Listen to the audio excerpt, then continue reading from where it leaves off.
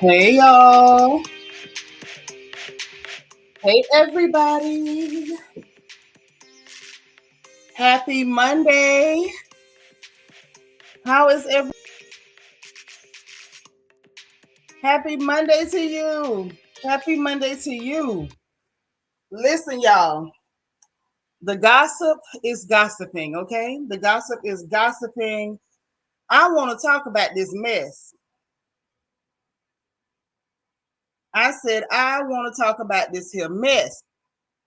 And so you mean to tell me y'all done ran me off Twitter? Y'all ran me off Twitter? Who did it? Just put your hand up. Let me greet everybody, and we finna get into this gossip, honey, because this gossip is gossiping. Not your twins, mama. What's up, sis? Miss Sparkle is here, y'all. This is our resident Mary Kay lady. She's not the regular Mary Kay lady. This is our resident personal Mary Kay lady. If you need Mary Kay, holler at Miss Sparkle. Bianca Edwards is up in here. She said, "Bye, Mia. Are you one of the ones ran her off? Because I caught you on Instagram dragging them heifers. Was it you?" Hey, Queen of Hearts KS, what's happening? All right, all right. Hey, you. How you doing? Mega Million is in the house. What's happening, Cheryl? You made it. I know that's right. What's happening, sis? Who else we got? Don D up in here. Hey, Don D. Lala, how you doing? Hey, Morgan's Musings. What's happening? Auntie Eva, you made it. Hey, Patricia Robinson. What's up, girl? Lita is in the house. We got my good sis Deandra O'Neill. I know that's right. Who else we got up in here? And again, how you doing? Hey, Pasiana, what's up, beautiful? Renee Six, what's up, sis? We got Star in the house. Hey, Star, how you doing? God's anointed daughter, good to see you. Okay. Who else we got? Ooh, did I get everybody? Did I? Happy to be happy to made it up in here. Mama's Peanut is in the house. Hey, Mama's Peanut. She say, like this video, please. Like this video. Hey, G, darling.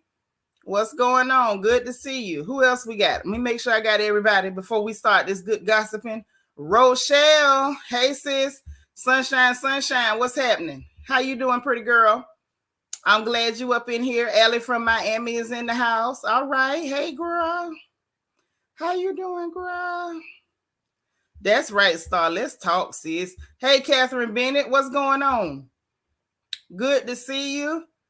All right. Okay. Now we got somebody admitting to some of this stuff. Ellie from Miami say, I did it. I know some of y'all did it. Some of y'all did it. This one here talking about Mia don't run now. Y'all done ran that lady up off of Twitter. Hey, Paige. That's what I'm talking about. You right at the beginning, honey. Chi Mommy. What's up? How you doing? Welcome. I want to know who did it. Hey, Jackie Gaines. What's up, sis? Hey, E. Davis. How you doing? Listen. Essence Mayhew. How you doing, gorgeous girl? My plum is here. Hey, listen. I think I got everybody. There go my Kai. So listen. So y'all wasn't happy till y'all ran that woman off Twitter. Is that right? Y'all wasn't happy till you did it? You didn't do it. It wasn't you? Okay. Was it really not you, or was it not you how Eva left you hanging with that RHO Beverly Hills? Did she tweet anything? No. That heifer. Hold on. Let me just show y'all. This is what people is seeing. Let me see if I can pull it up. Y'all know it take me a while to get this tech stuff done. But just give me a second. I'm going to pull it up so y'all can see what is going on. Is this it, y'all? Come on, thing. Y'all know it's got a load. I think that's what it's called. Here you go. Now let me share the screen. Well, see, this is what's being seen. Y'all done ran that woman off of Twitter, and we finna talk about this because I just can't believe that this is how y'all out here acting. I feel like some of y'all had something to do with it. Kai saying it wasn't her, but Kai, I don't know if I believe you because y'all was real mad with that girl Sunday night. Y'all was mad with her. Now this is the now. Anybody want to say who didn't do it? Kai said, no, it really wasn't me. I'm still not over being left to dry though. There you go. Eva left you out to dry. She said, I really wasn't watching it when they was doing that. Lord Essence say she's a runner, she's a track star, huh? She on Instagram now, so she's fine. Is she live on Instagram right now?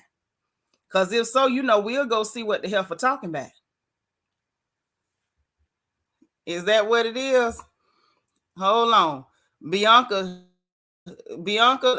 so you want to share with the rest of us?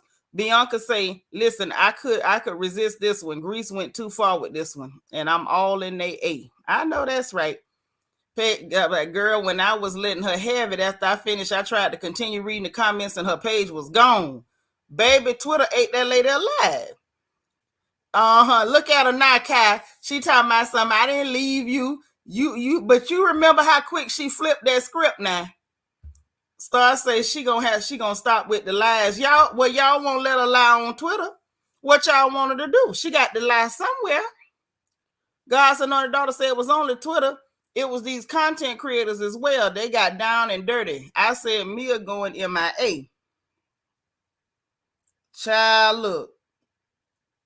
I don't know what to say. All I'm telling you is y'all done got that woman gone. Because, see, she didn't quit YouTube. She quit Twitter. Say, ma'am, sir, Fabergé, egg face, Mia ran herself off with the foolishness. Lala, how you going to get here and immediately try to get put in the corner? Hey, DS, what's happening?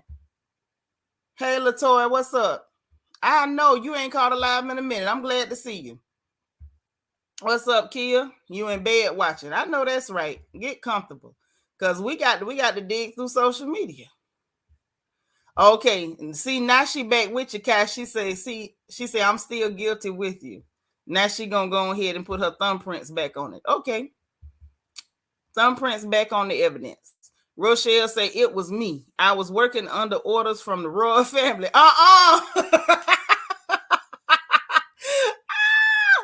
Oh my God. Kai say, I should have screen grabbed some stuff. You sure should have. I was minding my business, trying to do the work of the Lord, looked up, and they say the heifer done ran from Twitter. Say Team Light Skin thought this was the 90s. Ooh, she must have thought it was 80s. She must have thought the Rhythm of the Night had just got released. Y'all remember back during DeBarge, she could have won that. She kind of looked like El DeBarge in the face. Kai says she over on Instagram calling people addicts and deleting it. Oh, shoot. Let me get to her. Hold on. We got Instagram here. Let's go to Instagram and see what's going on. You say I did cuss that hair from sun up to sundown. Y'all ran that lady off of there. Now she over there on Instagram arguing with y'all. Let me get my Instagram pulled up. Y'all over here bothering these people. I say, and then didn't even tell me after y'all done ran the man off. Hold on. Let me see what y'all got going on. And see the poor lady, she ran from Twitter, and then y'all wasn't happy with that. Y'all followed her over to Instagram to give her the blues. Lord, this lady, I'm scared. Y'all think did she turn off the comments? Oh my God. Hold on.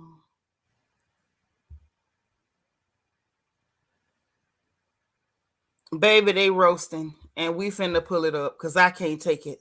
Yeah, she did go way too far. And y'all got the lady on the run. Now she trying to post regular stuff on Twitter, even her handsome pictures, and y'all is doing that.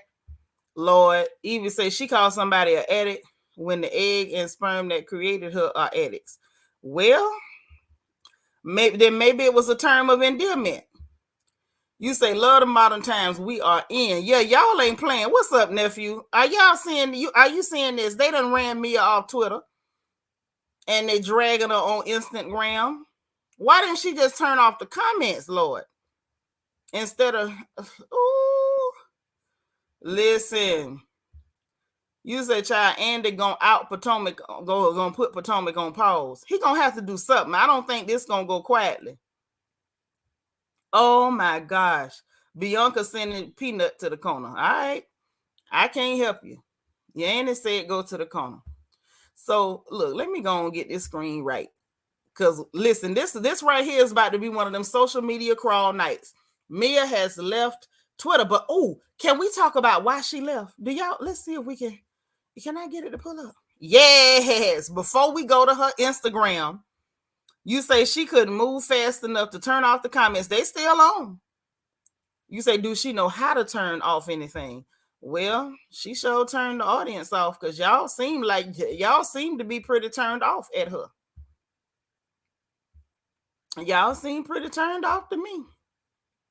So at least we know she know how to turn y'all off.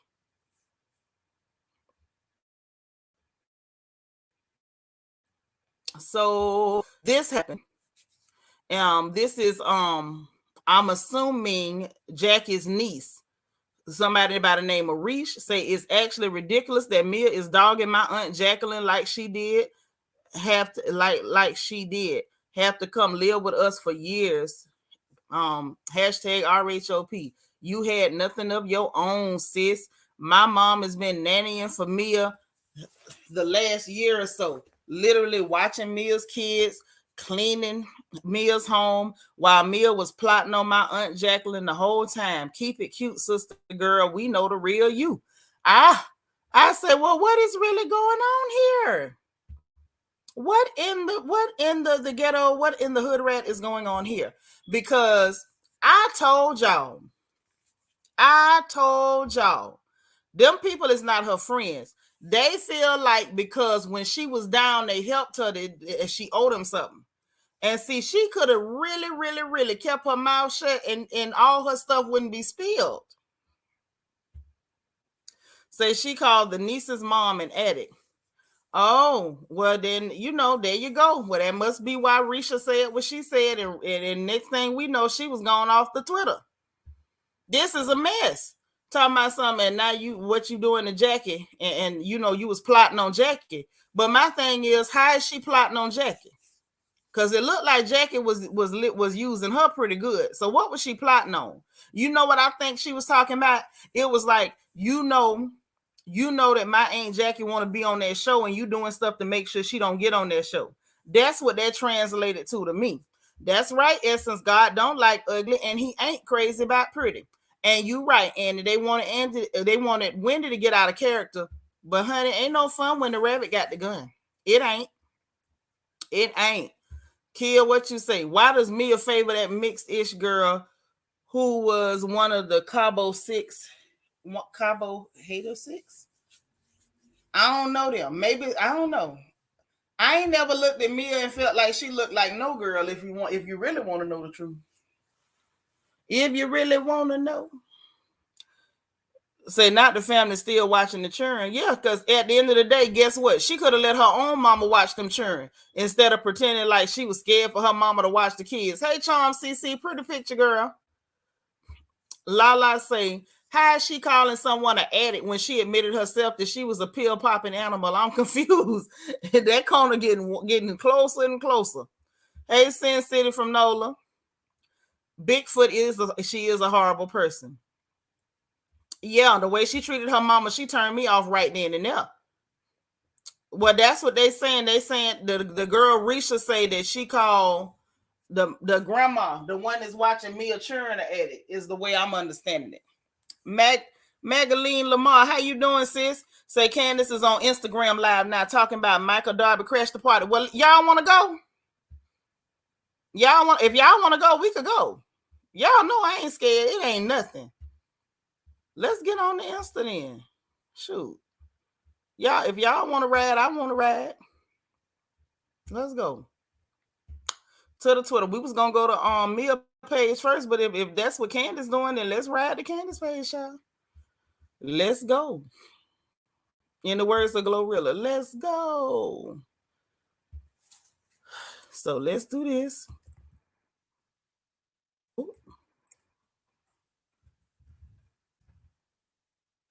Oh, she live, y'all.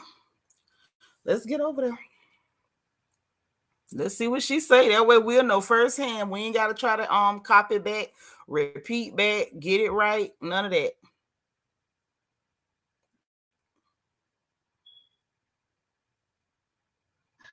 When is yes. When I have a love-hate relationship, I think because when is so spiritual and it speaks to such a vulnerable place in my life. It's hard to Oh, she find. my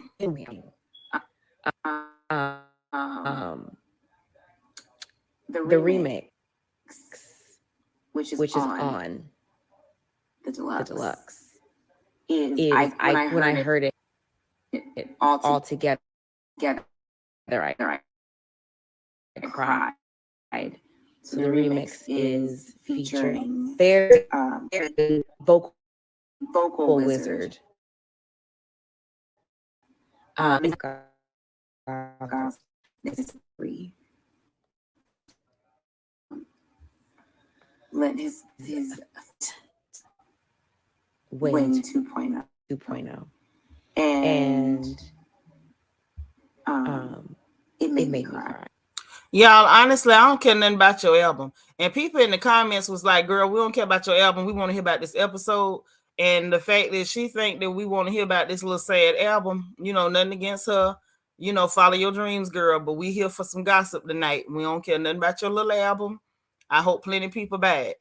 So while we up in here, let's take a look at the dragging that's going on of Handsome Squidward. So those was the comments like a day ago. People was giving her, hold on, up at the top. You had, dang, it was somebody giving her compliments now.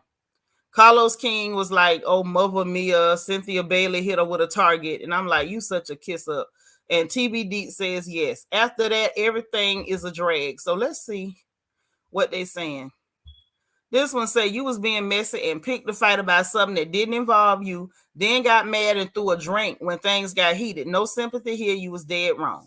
This with 1,697 likes. So y'all gonna run off Instagram too. Okay. This one say you did way too much over some business that wasn't even yours.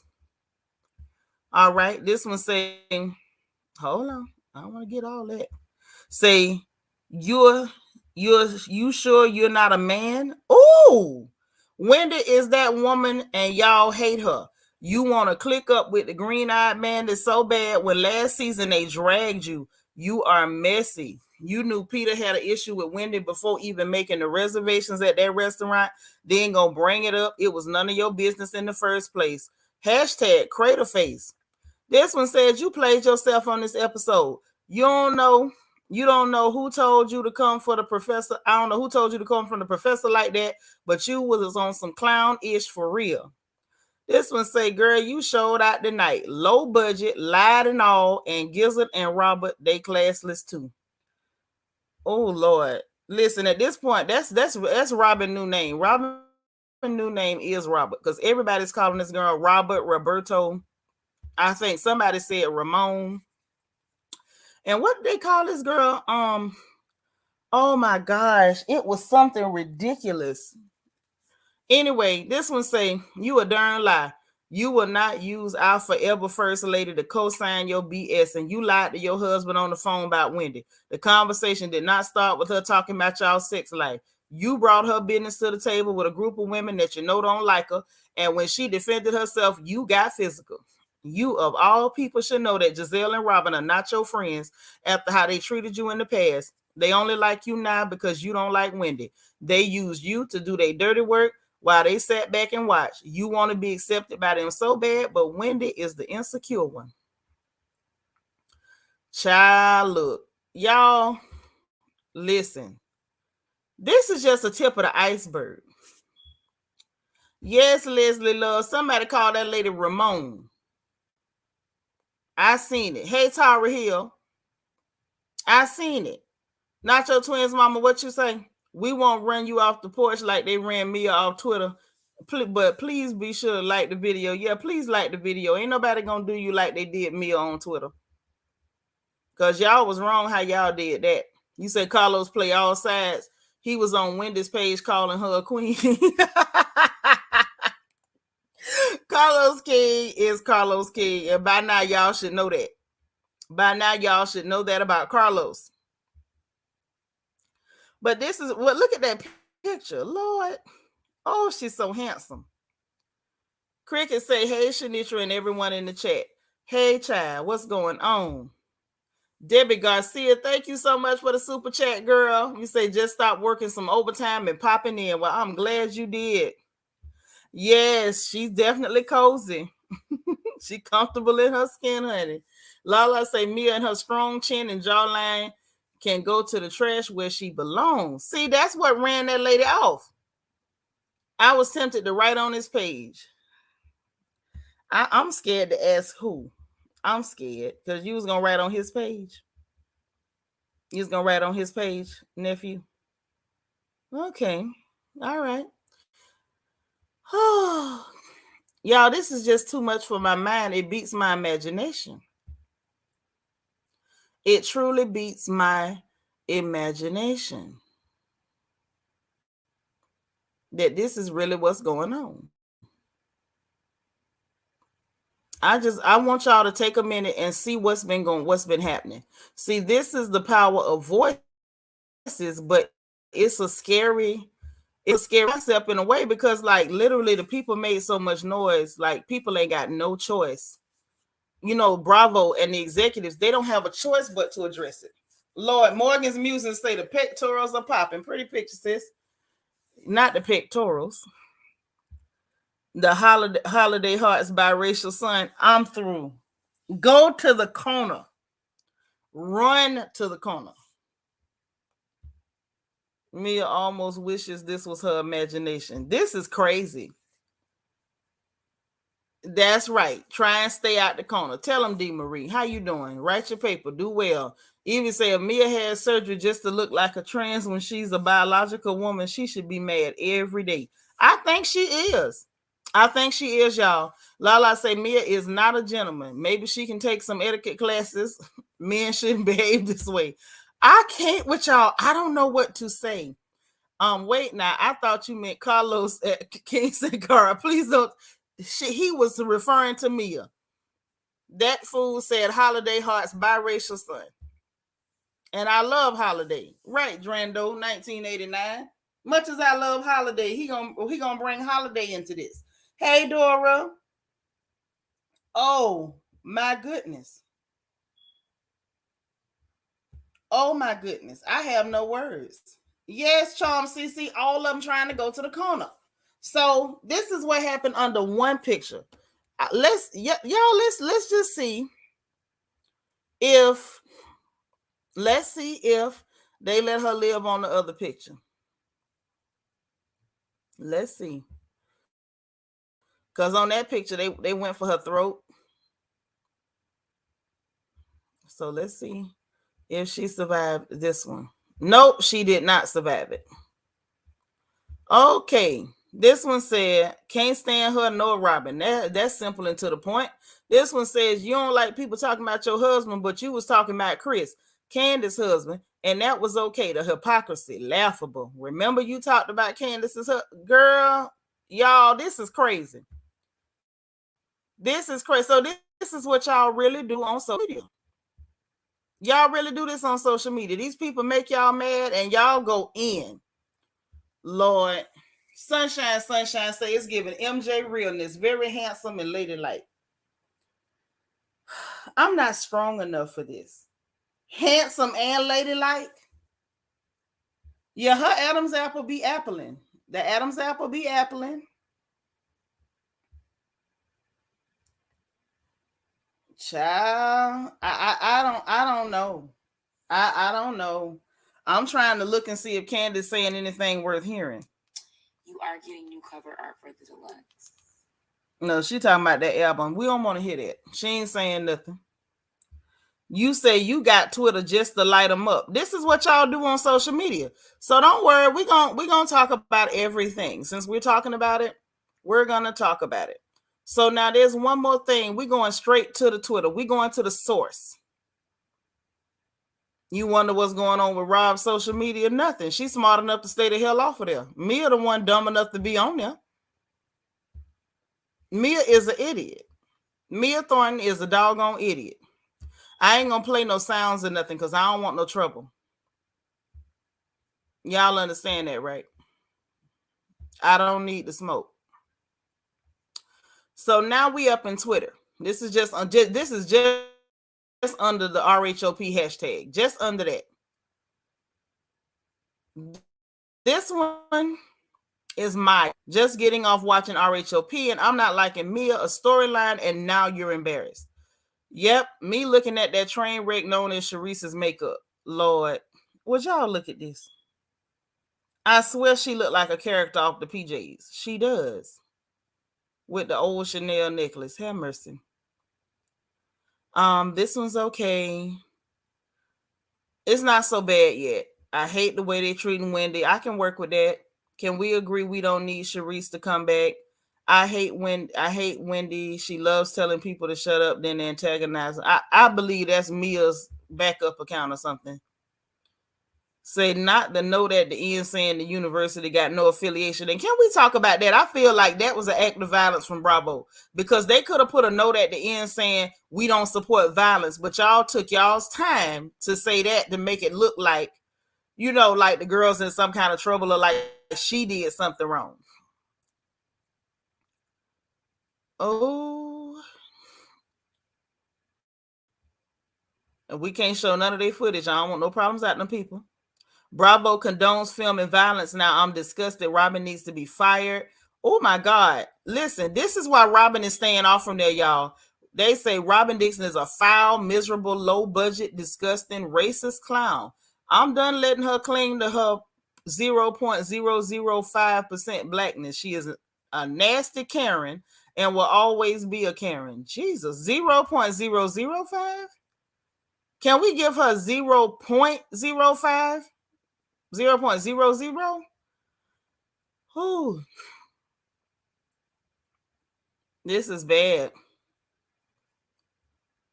Child, now they calling Peter Thomas a fraud.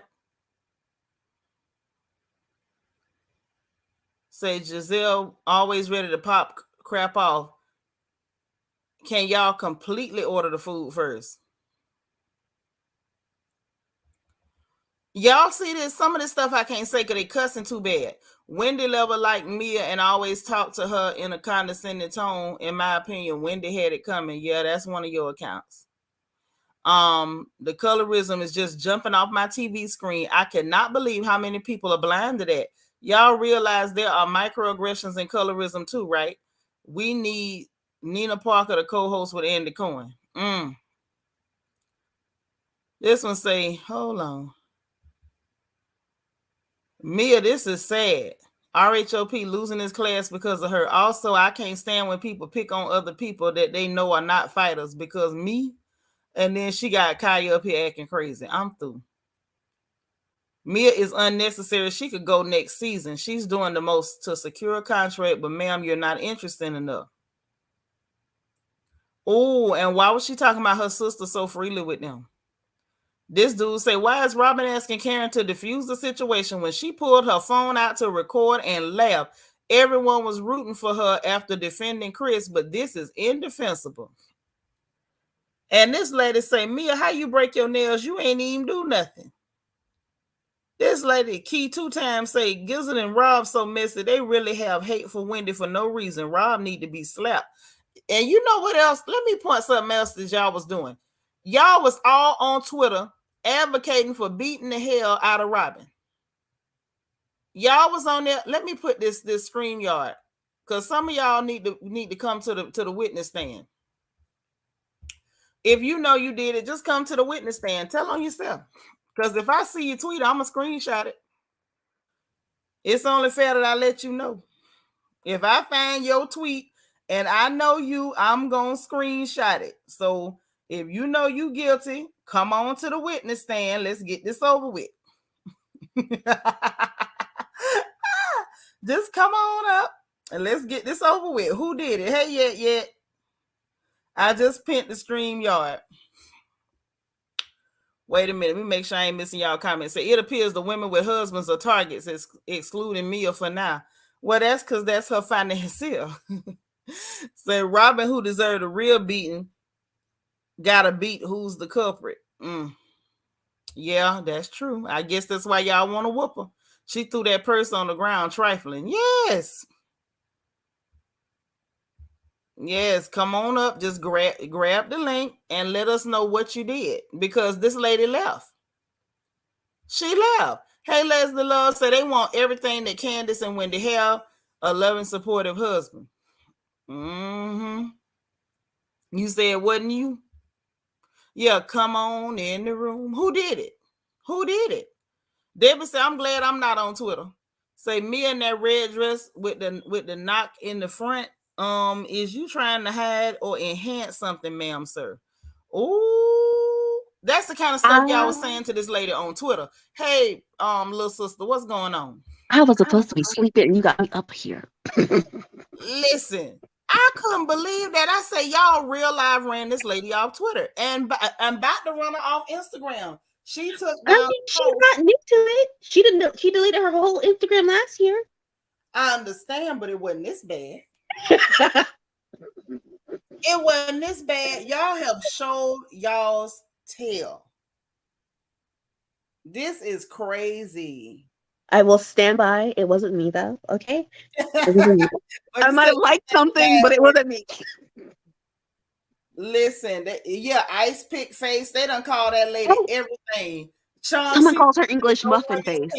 Don't nobody want to come clean and admit that you had something to do with this. Okay, I see. Hey, I heard everything. Say it's not bad enough. This is pretty bad, Essence. Essence, I don't know why you didn't hit the link, because I feel like you was in on this. Hey, Delisa.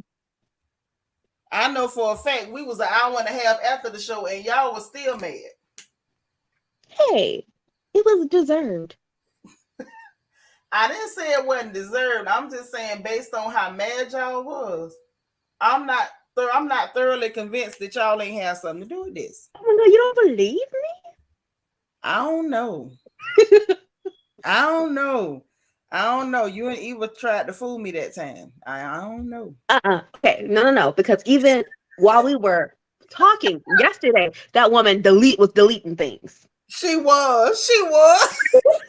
So Esther say she ain't got a Twitter, so you can't be placed at the scene of the crime. Lord, not Chisel Thornton. I'm through. Why did I just hear Chauncey and lost it? It wasn't me either. I may have liked a few comments. I liked a lot of comments, but I didn't run that thing out of there. Yes, par for the course. Oh my God. Lord, not calling out knots to the skies things. Yeah, everything is a knot now because she don't want to talk about, maybe she say she not going to talk about what she had removed. I don't know. I couldn't get over it. The pictures, like listen, just go to Twitter and put hashtag RHOP because it's a lot going on. Tearing them up. It's a lot. It's a lot going on. And my thing for Bravo is, with a crap storm this big, how on earth are they going to sweep this under the rug? You think it's going to be possible? I think that this would be the last strike for Andy. So I feel like I don't think they can risk it. I think they would try it, but I think this would be the last straw of if you risk this is it. Because when I tell you people are upset about Beverly Hills, and people are also even upset last year because the Beverly Hills reunion and the Potomac reunion were really close together because obviously the panorama. And basically a lot of people who watched both of them was already calling out Andy last year because basically Erica Jane, the one who had the fraudulent husband and who maybe she done some fraudulent things, she was telling everyone, see you next Tuesday, I'm coming for you, snarling at everyone, cursing everyone out, and he was laughing and saying you're just something else. It was chuckling about it. And then you go to the Potomac reunion that literally aired right after that one, and you see him saying, oh, well, I mean, you almost got hit last year. And, Ken saying almost, and now the math is an issue. We were literally on Beverly Hills chuckling and saying, oh my God, you're something else, when someone is running around screaming, cursing everyone out because her husband did the largest legal financial fraud in California. And speaking of financial fraud, you saw the Chrysler's from Chrysler No Best. I think they say he got 12 years and his wife got 7 years for $30 million worth of bank fraud and tax evasion. The IRS is not worth it, baby. Listen, you don't mess with them alphabet boys. I don't care which alphabet it is. If it's CIABIIRS, NSA, ICE, any of them. If they got 3 letters, leave them people alone. I saw that. That was interesting. Oof. I don't know why people. I know why people try it, but it is quite amazing that reality TV really does attract people who just do like this fraudulent stuff.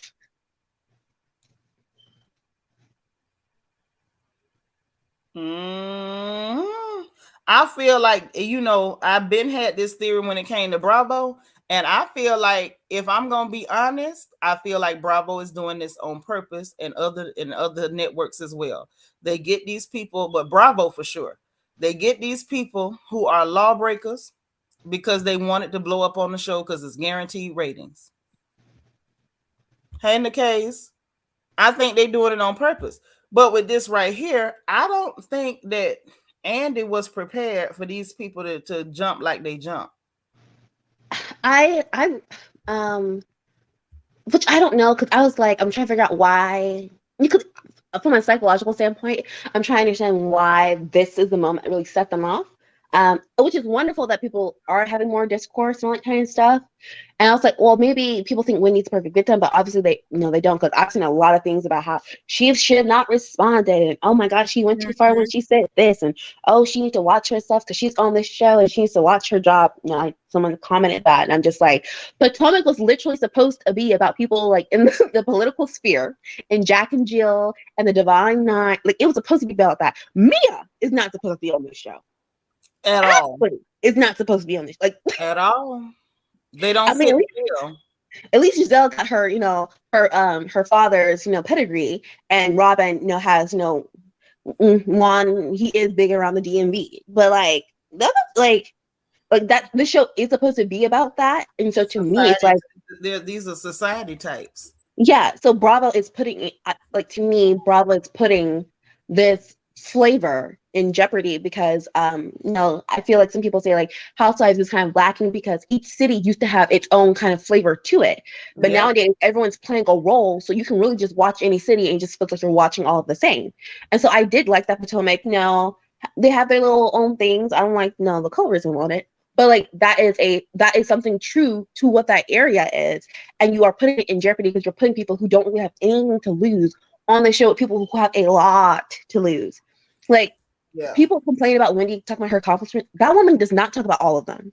Like, that woman does not talk about a lot of them, and even more so. I don't think anybody is complaining about it anymore. That first season, I'm just gonna keep it a buck. I renamed that girl Juvenile for them 400 degrees because I was tired of hearing about it. Every time I degree. Can you tell us something else about you? Can you explain anything about you other than them 400 degrees? When she came back, Wendy gave us a fresh take, and I wasn't mad at it. I like this now. Like, nobody's complaining. Like, at this point now, honestly, it looks like, the village has spoken, and we are solidly behind Miss Wendy. Well, not all of the village, because there's a lot of people who feel like, oh, you have to keep your profession and job security in the forefront of your mind and things like that. But what, in my opinion, but they still can't go after her. Like, no. You got to look at, when it comes to our community, you're going to always have your village idiots. Mm-hmm. But for the most part, it's clear the village has spoken. Yep. And even in my opinion too, like with John Hopkins, with like diversity and inclusion being not only basically mandatory, but also lucrative for like a lot of like white American jobs and stuff. Wendy stating that she is like a young Black woman in that space. The only. Right. It's not negative at all. And so for people to hear her say that and to say, oh my God, like you put your job in jeopardy, that's what diversity and inclusion is. And that is a mandatory department in almost every sector of, corporation and things like that. So for them to even try to even say like that will put her in danger, in my opinion, was a little ignorant, because it's like, I think that's why they put that caption up. That was to make black Mhm. people be like, see, you darkies better be afraid. You better Yes. bow down because you're gonna lose your job. You're gonna lose your bones and biscuits. It was so That's what that ignorant. was all about.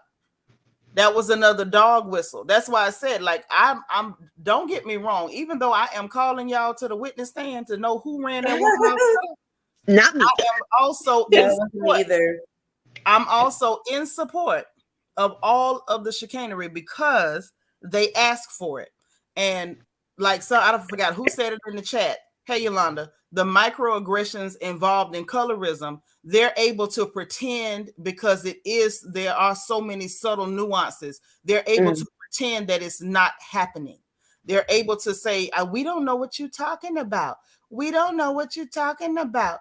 We don't know. Hey, man, listen. Let me tell you something.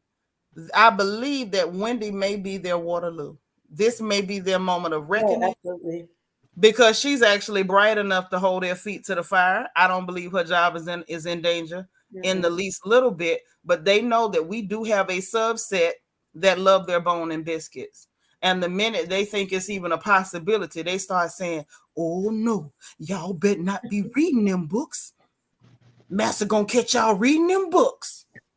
Because that's what you sound like when you say, she got to be careful because she got something to lose. Yeah.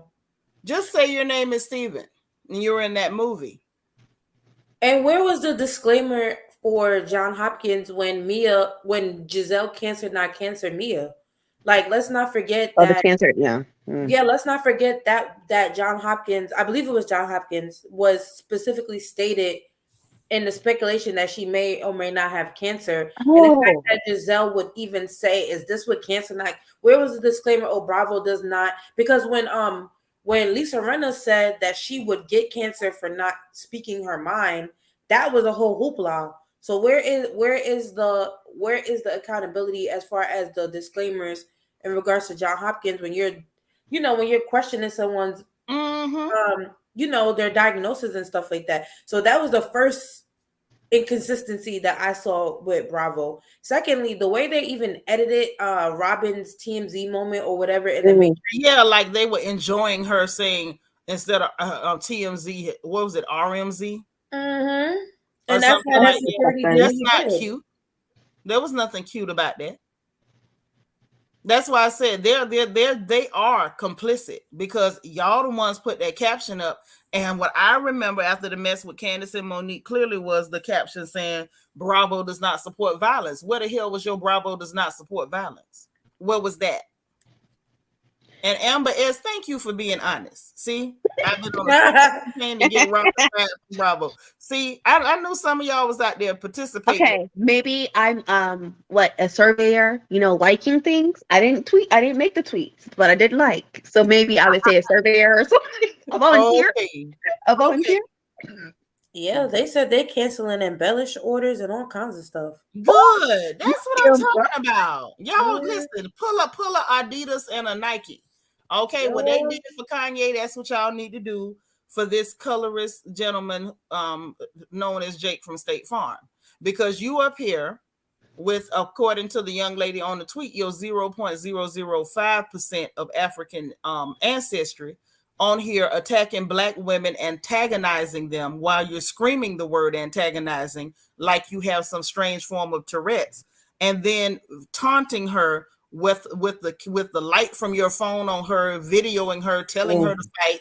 And I mean, it was too much. So I feel like the Black community, namely sisters, need to withdraw every dollar that they have ever spent in your favor. All 12 of them. Yes, that's what it sounds like to me. You better stop reading them books. I need Andy to get into Roberto, whatever you want to call her. I need someone to get into her behind, because when I tell you Like that was the thing that set me over the edge. Like that was absolutely disgusting. And people are like, this is a TV show. Like, I know it wasn't in the same period in time, but I'm like, we're literally having a conversation now about how people are doing bystanders, which is like a psychological thing.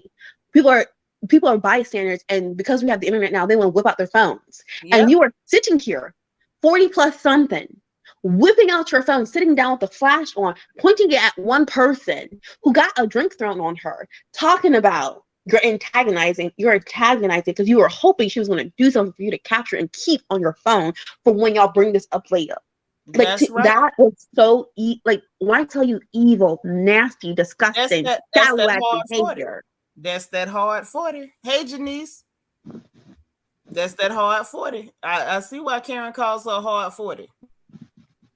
Oh, absolutely. And seriously though, like it's Robin literally trying to tap into her femininity and not being able to. For me, that dress, the ponytail,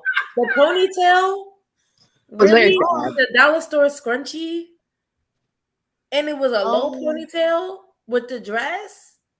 They really thought they finally did it. I could just tell. They thought, especially Giselle, when it was up by that water. Ashley, girl, oh my God, like you are just tacky. And Essence, you used to be a cheerleader, didn't you? I wasn't a cheerleader, but I'm telling you, I'm activated because it was just the way you said the low ponytail. I was like, well, shit, I'm telling you, you know the low ponytail when you got the sewing, and you know if you even lift it just a little bit, just a little lift, just a little elevation, just the low ponytail. It was the low ponytail, the terrible, terrible, terrible ruffle dress, Giselle's purse. Ruffles. Oh, Giselle's purse. Yeah, Giselle's purse was horrendous, but it still didn't send me like them ruffles.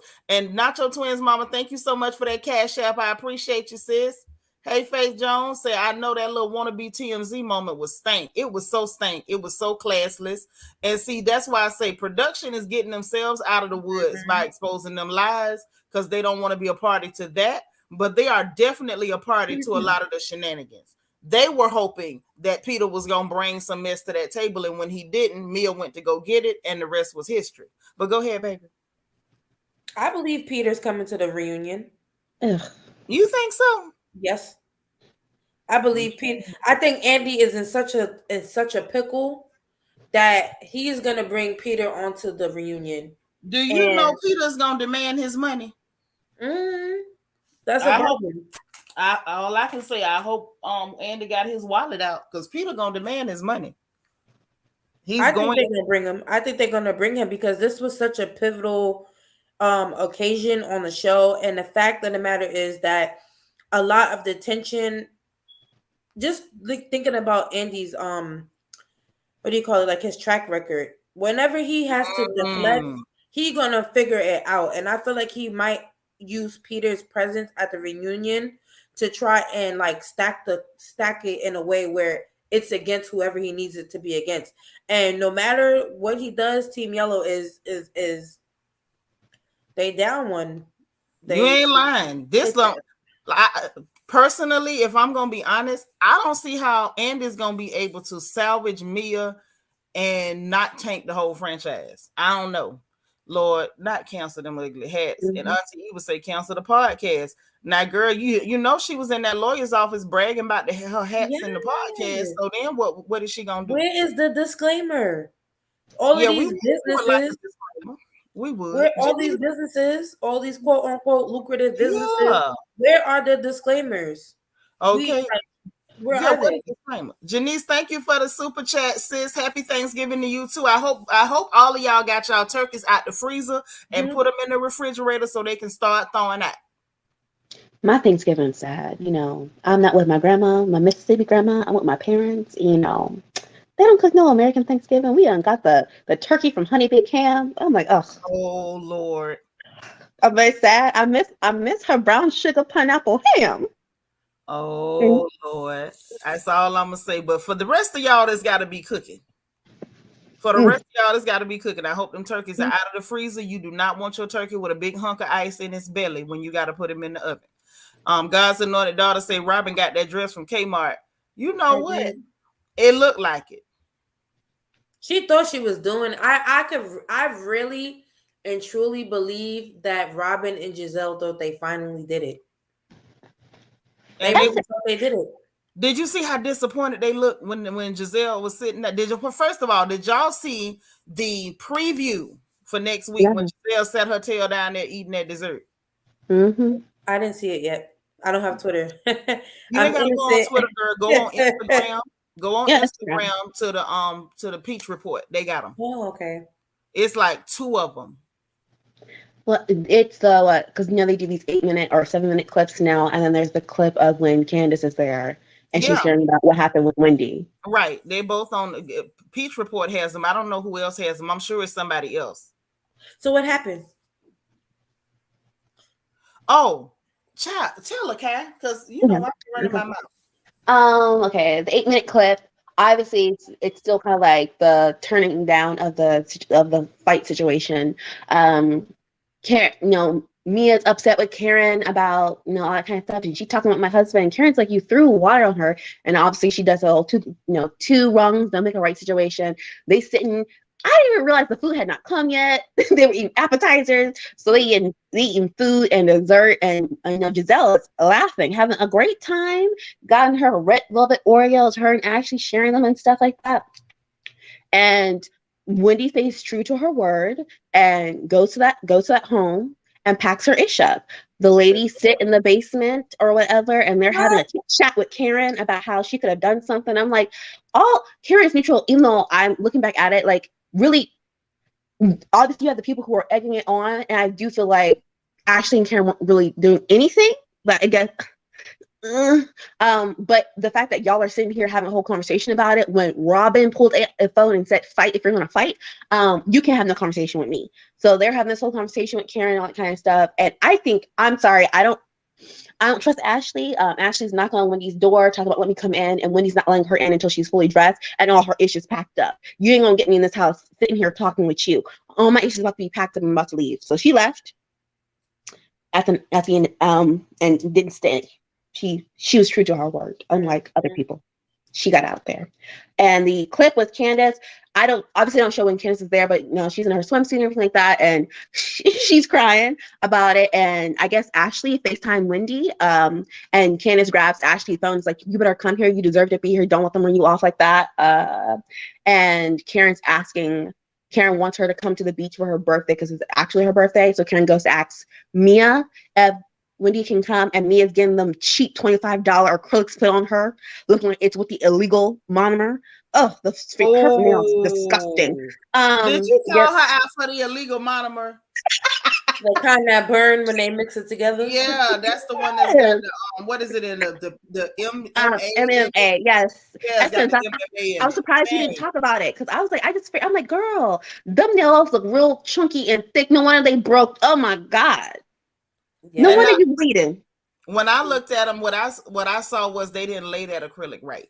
They didn't lay it right, because I do nails too. Like, they didn't lay that right. Hey, Scorpio Queen. I know Wendy better not come back. I know that much, because the sympathy for Wendy will leave me very quickly. If she go, well, the thing is that Candace was telling her to come over to the little beach party or whatever they were doing on the beach. I don't think she was trying to get her to come back in that house, but I think Wendy was like checking out on all of it. Right, as she should. I'm now that I don't want to say drag, because I feel like she didn't drag. She defended and did what she had to do. Now that I let you know that I am not the one, I'm going to act like a Karen, because you're going to be held accountable. Yeah, I don't have to hide from you. Right. So no, I just like Chris. If I were Chris and Candace, I would have had a whole entire shindig and invited everybody but Giselle, them lying heifers. I'm so sorry. I am just afraid that I may or may not make her feel uncomfortable, and we just think it's best that I would just drag it. Yep, don't want you here to the end of time. And I wouldn't invite Mia either, because I would be very afraid that I would accidentally look in her direction. So don't come, because I won't accidentally see you. Disgusting. because I brought up her, seeing the attic part, and I like had to dip out for a minute when I guess we were talking about it. It was basically like, the girl had did the tweet, and then obviously, she deleted her Twitter, but she screenshotted the tweet and then went to Instagram and reposted it on her story and saying, well, it's because her mom was fighting with addiction. Isn't your mom? And she's saying she quit, but then you said this woman quit, but then the next paragraph, well, we have to let her go because if you see the nanny cam and da-da-da. I thought you said she quit. Wow. Oh, Mia. She needs to go see somebody about that pathological lying. Yes. And then she deleted it. She's habitual. And her and Giselle is two birds of the same feather. And I know she's lying because this is oh, sorry. No, you're good. No, they're liars. I know this woman's lying about this because this is the same woman who posted that video of her friend, quote unquote, talking about domestic violence. So if she had a video from her nanny cam, she would have posted it. And I was sued for defamation because y'all got that's a heavy accusation. You can't just accuse somebody of doing stuff like that now. Yeah, nanny cam leaving my kid alone, sleeping. I'm like, girl, okay, then if you got her reputably, then do something about it. Don't be on Instagram screenshotting stuff after you deleted your Twitter, which is what the woman was where she was addressing you at. Because she has a wonderful habit of someone addressing her somewhere and then her deleting stuff and going somewhere else to address it, acting like she's winning the argument. Right. That's how you know she's a bully, because that's what bullies do. Yeah, that's true. Where are the disclaimers? We do not condone defamation. Ain't gonna be no, never be disclaimers for that, because Bravo supports lies. They support a lie.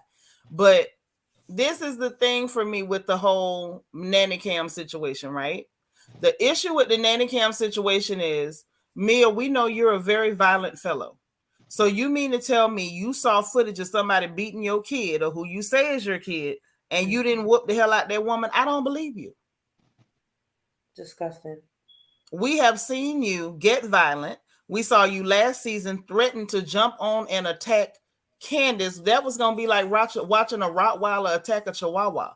And you don't have a problem with violence. You don't have a problem attacking women. So you mean to tell me that you saw video footage of somebody beating your kid on a nanny cam? Did she say that? No, she said you had enough control, enough self-control to not run and throw your phone in your purse and break a nail and throw a drink. Like, you didn't do none of that? There was no security at your house? She said she left her children unsupervised for cigarette breaks and all kinds. I didn't read the rest of it because I was just disgusted with her saying the addiction part, when I'm like, that hasn't been disclosed. I don't know why you're saying that, because you're the same woman who spent the entire rest of the season crying about your mama, even though you were dogging your mom out the entire time. So I want to hear that. And talking about a nanny cam, how are you saying this woman quit and now all of a sudden she was doing all these things? If she was doing all those things, that you would have said we fired her because of X, Y, and Z. You would have not said she quit. I think that's it. I think she just put the nail in her coffin. Because from time to time, Bravo will take like off air action into account when it comes to like penalizing people, and that might be the thing that crossed my mind, because we're not gonna have you on the show. It doesn't make sense. And there was no disclaimer about the domestic violence video. Where are the disclaimers? And that's it. I'm lost for words, because I'm just like, I don't know how this is supposed to go, because this woman has done this on the TV show, as on, had to delete the Twitter. Then you go to Instagram talking about people's addiction and all that kind of stuff. And then you also are uploading videos talking about domestic violence and da-da-da. And Wendy had to come out and say, weren't you the same one throwing water at me? Or no, I forgot what liquid. And did you swing a purse at me and broke 3 of your nails? Like, she gotta go. Okay, and real quick, Nakase, thank you so much for the cash app, y'all. Nakase bless me. Thank you, sis. Yes. She's a real blesser. I appreciate you, sis. I love you for it. That's what's up. But yeah, I don't know. I'm just, listen, I'm ready for the reunion. Because the clip that the part of that preview for next week that sent me over the edge was Mia sitting her big tail in that truck telling Karen, you didn't have my back. You didn't have my back. What do you mean have your back? And Karen was trying to explain to her, like, girl, both of y'all was wrong in my eyes, which, in my opinion, I didn't feel like Wendy was wrong. Once you throw a drink at me, however I respond to you, once you assault me or attempt to assault me, however I respond to you, I respond. And you better be happy. You should go, matter of fact, you should take a whole goat, a cow, a ram to your church as an offering, because you should be praising God that I did not get up and beat you pretty. So the fact that Wendy did not touch her and she merely ripped her apart verbally, and I still feel like even verbally, Wendy gave her a break. She called you out for trying to attack her, for attacking her for not checking in with a man that's not her husband. And then she asked you flat out, are you coming after me about this man because you screwing him? I think that's a fair question. I think it's a fair question in a way, because at the same time, let's tell the truth. Even if you sleeping with him, I'm not. Is he your pimp? Was y'all trying to recruit me to the stable? What is this really about? Yep. And the fact that she called you a crater face female dog, baby, you knew you had craters in your face before you ever went on RHOA. Potholes. And speed bumps. Okay. I'm just saying. She was sitting up there looking like the Grand Canyon is her great uncle. Like, it didn't make no sense. And you knew that when you came on that show. Yep. And there's no way you thought you were going to be on that show and nobody was going to clown you. There's no way you thought it. I'm just telling you, they really, that's what they get. I'm gonna put Ashley in it because she is like somebody who does, you know, she's somebody who allows it. She, you know what I'm saying? She puts the battery in their back. Who does it? Ashley, when she feels yeah. When she feels like it's appropriate, she's down for the cause. So I'm gonna just go ahead and put her in with the four of them. But that's what they get for being so, you know, ignorant. Like, girl, bye. You should have known that times are changing. That is not how we operate in this day and time. And when Wendy spoke up against when Wendy spoke up against Giselle and Robin last time, she should have took note. Like, oh, this girl, she ain't playing with us. Right. She ain't scared at all. I'm telling you, I can see Wendy is holding back, because the way she was looking and acting is the way my mom acts sometimes when she cursing me out in Patwa. I've seen that woman before. Okay. Wendy was upset. I could tell. She looked so angry. And when Sharice came for her, and they tried it. They tried to dogpile immediately. They tried to dogpile immediately. Soon as they got to dinner, they didn't even wait for the food to come out. Just immediately, Sharice went to lying on the girl. Oh, you said Karen said I wasn't coming from a good place. Like, that's not what that girl told you. And I love that production has really been trying to cover their butts, because with production covering their butts, they leaving these holes out. Okay? Because soon as they played it and you hear Wendy saying like, hey, you know, we was talking and I asked her, was she open to it? And I asked her, you know, how would you feel if that person was not coming from a good place? She's telling you, I asked her that. She didn't say Karen said that about you, and you know that. And the proof that she knew it was that Sharice then asked her, you don't think I'm coming from a good place? So the fact that you directed it to her, it says that you knew she was the one saying it. You knew she wasn't saying that Karen said that. You came there and decided to lie. And what was cute to me, that the beef was between Robert and Rings and Wendy, but they put a battery in Mia, they put a battery in Sharice, and they were supposed to link up and get the job done. That was the whole point of her going to the what was that, a nail shop or something with them or something? Yeah, that was to get them together on the same page so they could tag team and attack. And the gag is Sharice has the energy that Mia doesn't want her to have, because Sharice is not as insecure as she looks. So Sharice started Grand Dame, you know, she's Grand Dame Junior, but she started Grand Dame on Mia, and Mia was like, well, hold on.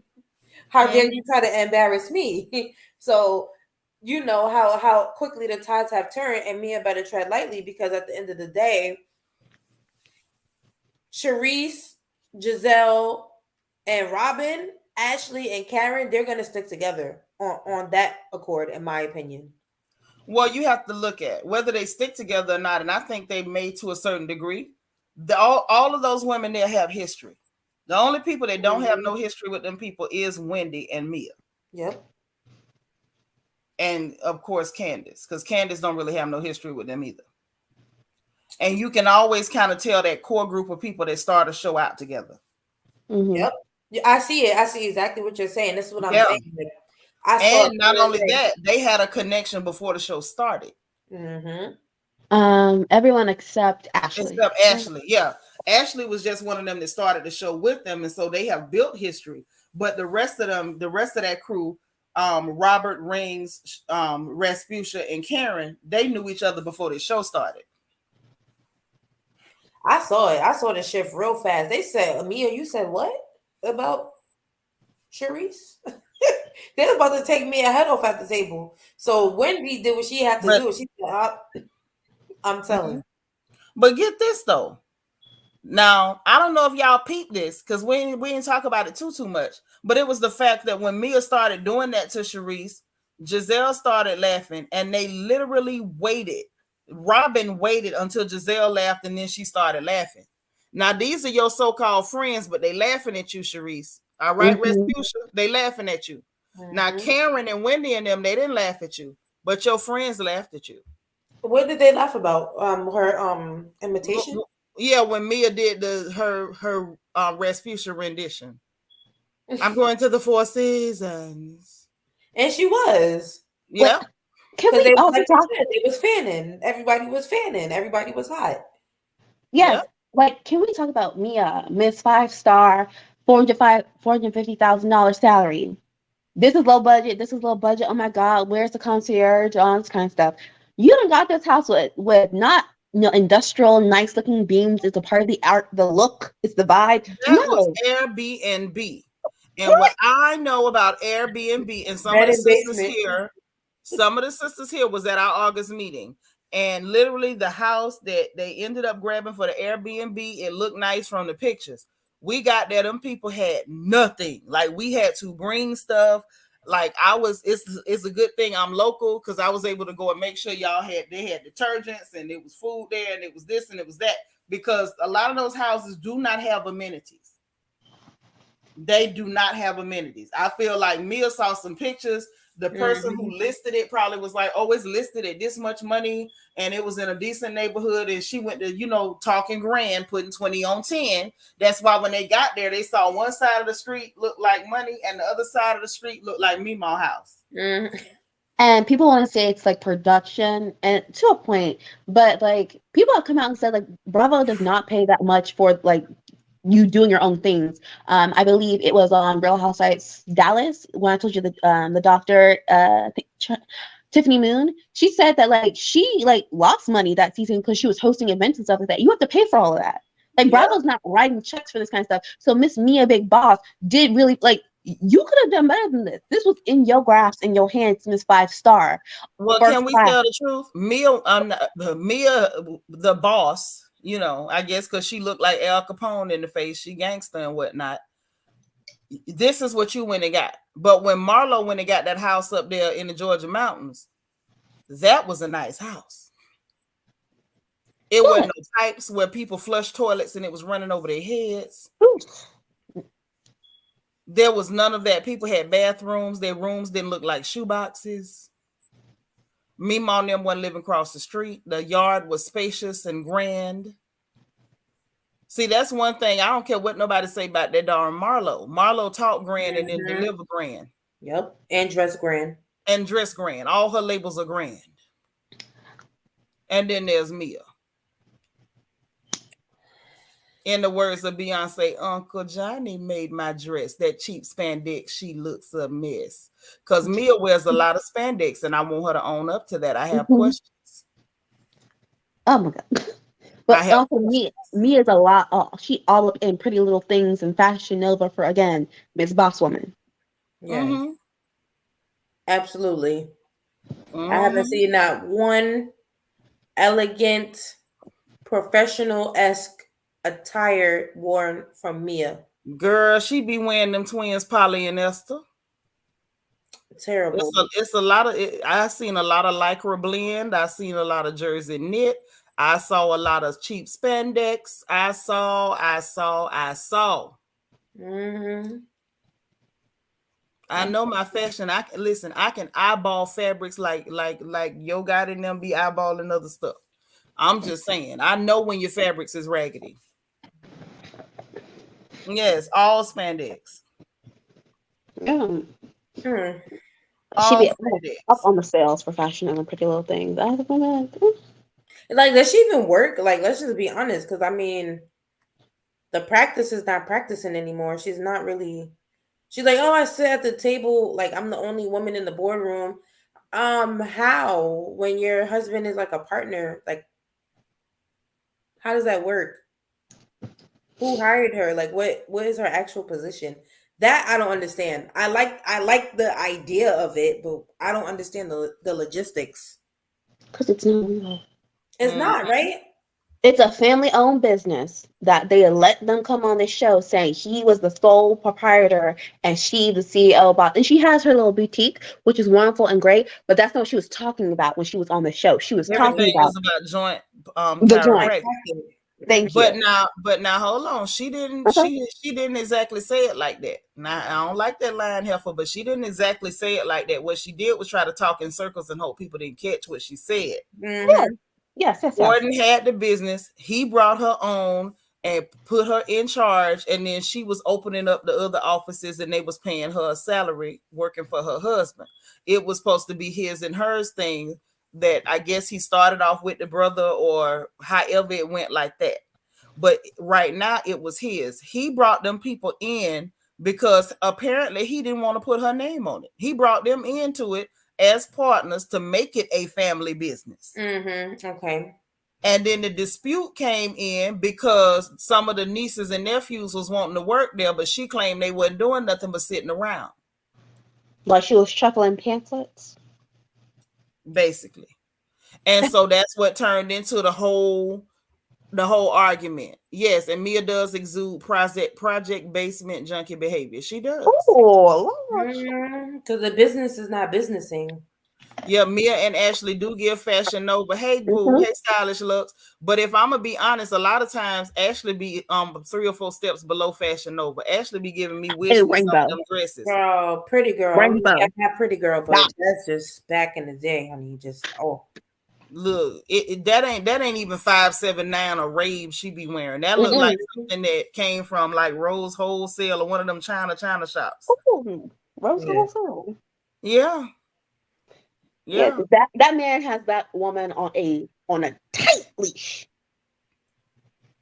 He real tight. Well, he know how he got her. I'm just saying, are we really gonna blame Uncle G? Oh, I was talking about what's her name? Talking about Ashley. I was talking about RoboCop, but no, Mia too. Yeah, Mia ain't. I don't think her leash is quite as tight as Ashley's, but hers kind of tight too. So Mia deactivated her Twitter officially, like it's gone. Okay, let me show. Do I need to show y'all again? Now I don't know what this stuff means, but this is what's showing. I'm gonna pull it up again, and y'all explain it to me. Y'all know, Auntie don't know. I just joined the Twitter, so I can. I don't know if I I don't, and I was not at the scene of the crime. Period. I was not there. Okay. Look at her. She want to make sure like we know it wasn't me. I wasn't there. Okay. Yep. All right, I wasn't there. I'm not gonna talk to nobody, but I wasn't there. Wow. So anybody in the chat, hey, Larga Curves. So now tell me this. Does this mean it's completely gone, or does this mean she deactivated it? What does this mean when they do this? Stylish Look say that Twitter is gone. She deleted it, checked it thrice today. No, she didn't go. You wax poetic. Okay. Thrice. That was good. Ooh, so there you go. I mean, it's not new to her. She started a whole new Instagram and deleted her old one. So I understand that, but this is a little different. This is Twitter. Did Jacqueline tweet? It's true. I want to know. What is her last name? Shoot, let me see. I don't know. I want to know. I want to look at all the pages. Boy, I wanna y'all see. messy.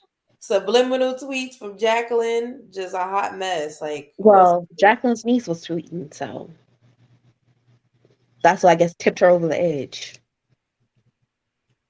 yeah, because her point of view was just different. Like, I don't understand that. I I'm think. trying to find Jacqueline.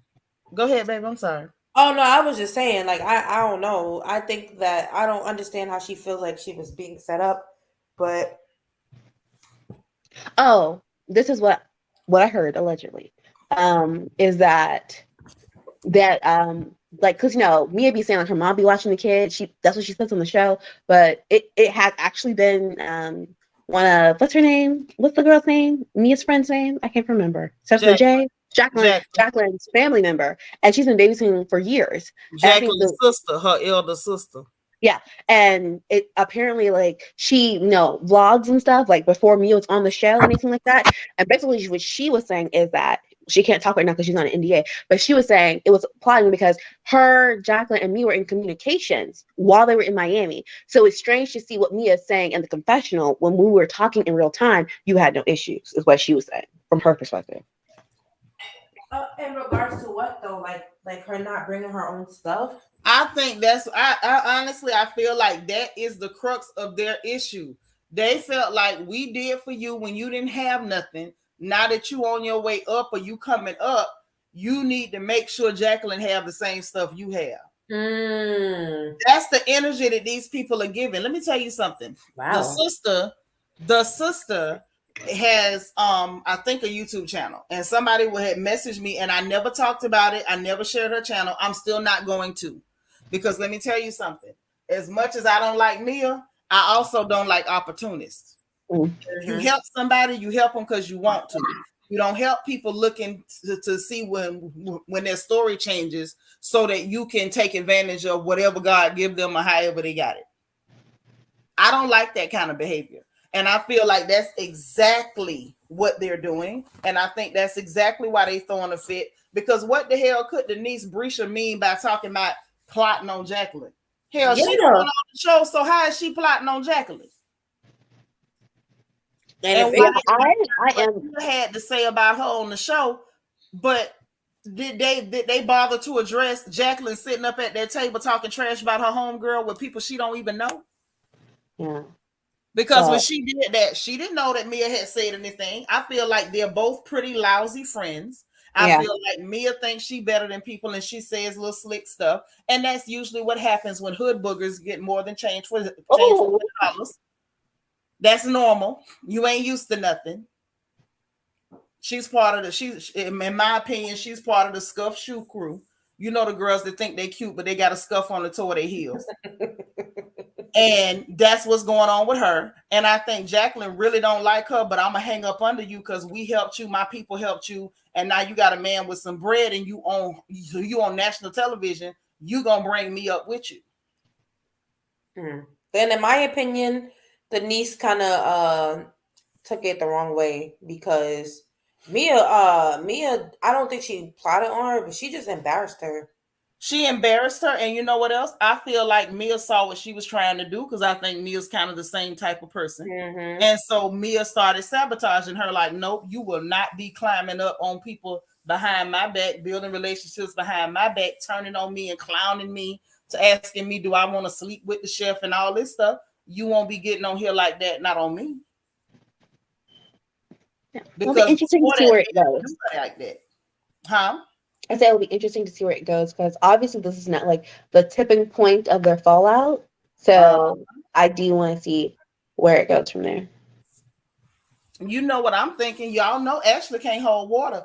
Ashley might be the one to burst the bubble and go back and say, girl, your friend was at the table talking about you. You think I done caught it right, Daphne? I agree. I think that's what's going on. I agree 100% because you know what?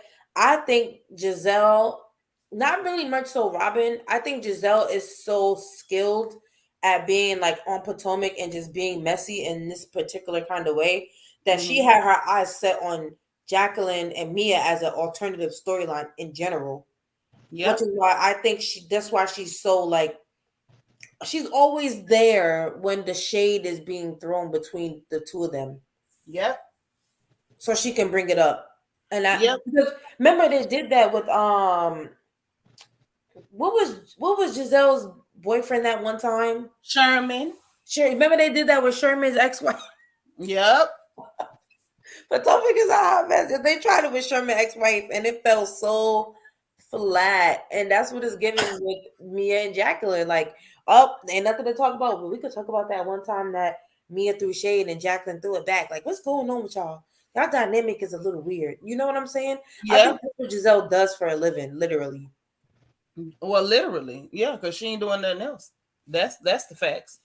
And here's the thing: all this bringing your personal friends on these shows is a bad idea. It's better you do a Fallon and Portia where you don't really know her and you just introduce her to the group than to bring your personal friends. Because listen, if y'all don't know, let me be the one to tell you. Some of the people that are your personal friends, they might see you getting blessed, but they not happy for you.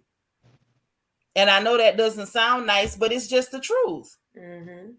They ain't happy for you. And if you put them in a space where you eating, they might decide to eat next to you, or they might try to decide to steal your whole plate. Or they might decide to fix their own plate and just push yours on the floor. You never be resentful of your blessings. Like, don't play yourself.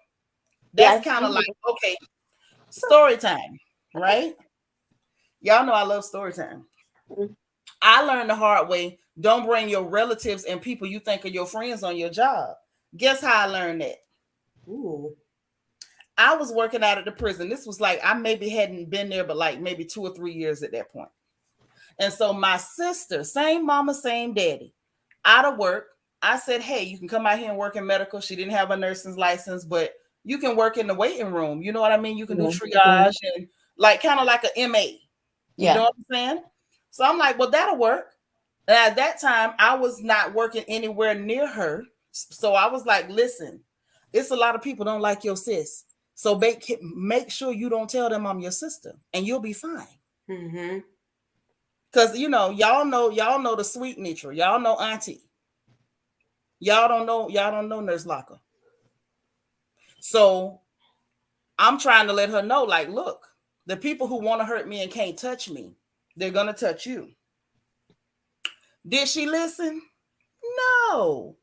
She came out there on that job, fraternizing with inmates, sitting up with other nurses on my staff that I made sure got paid, and talked about me, called me out my name and everything else, to the extent that a very extremely racist clear nurse that I hired, Debbie, I won't say her last name, she came to my office and she sat down and I was, you know, filling out her timesheet because at that time she was still working through the agency until we could get her paperwork done.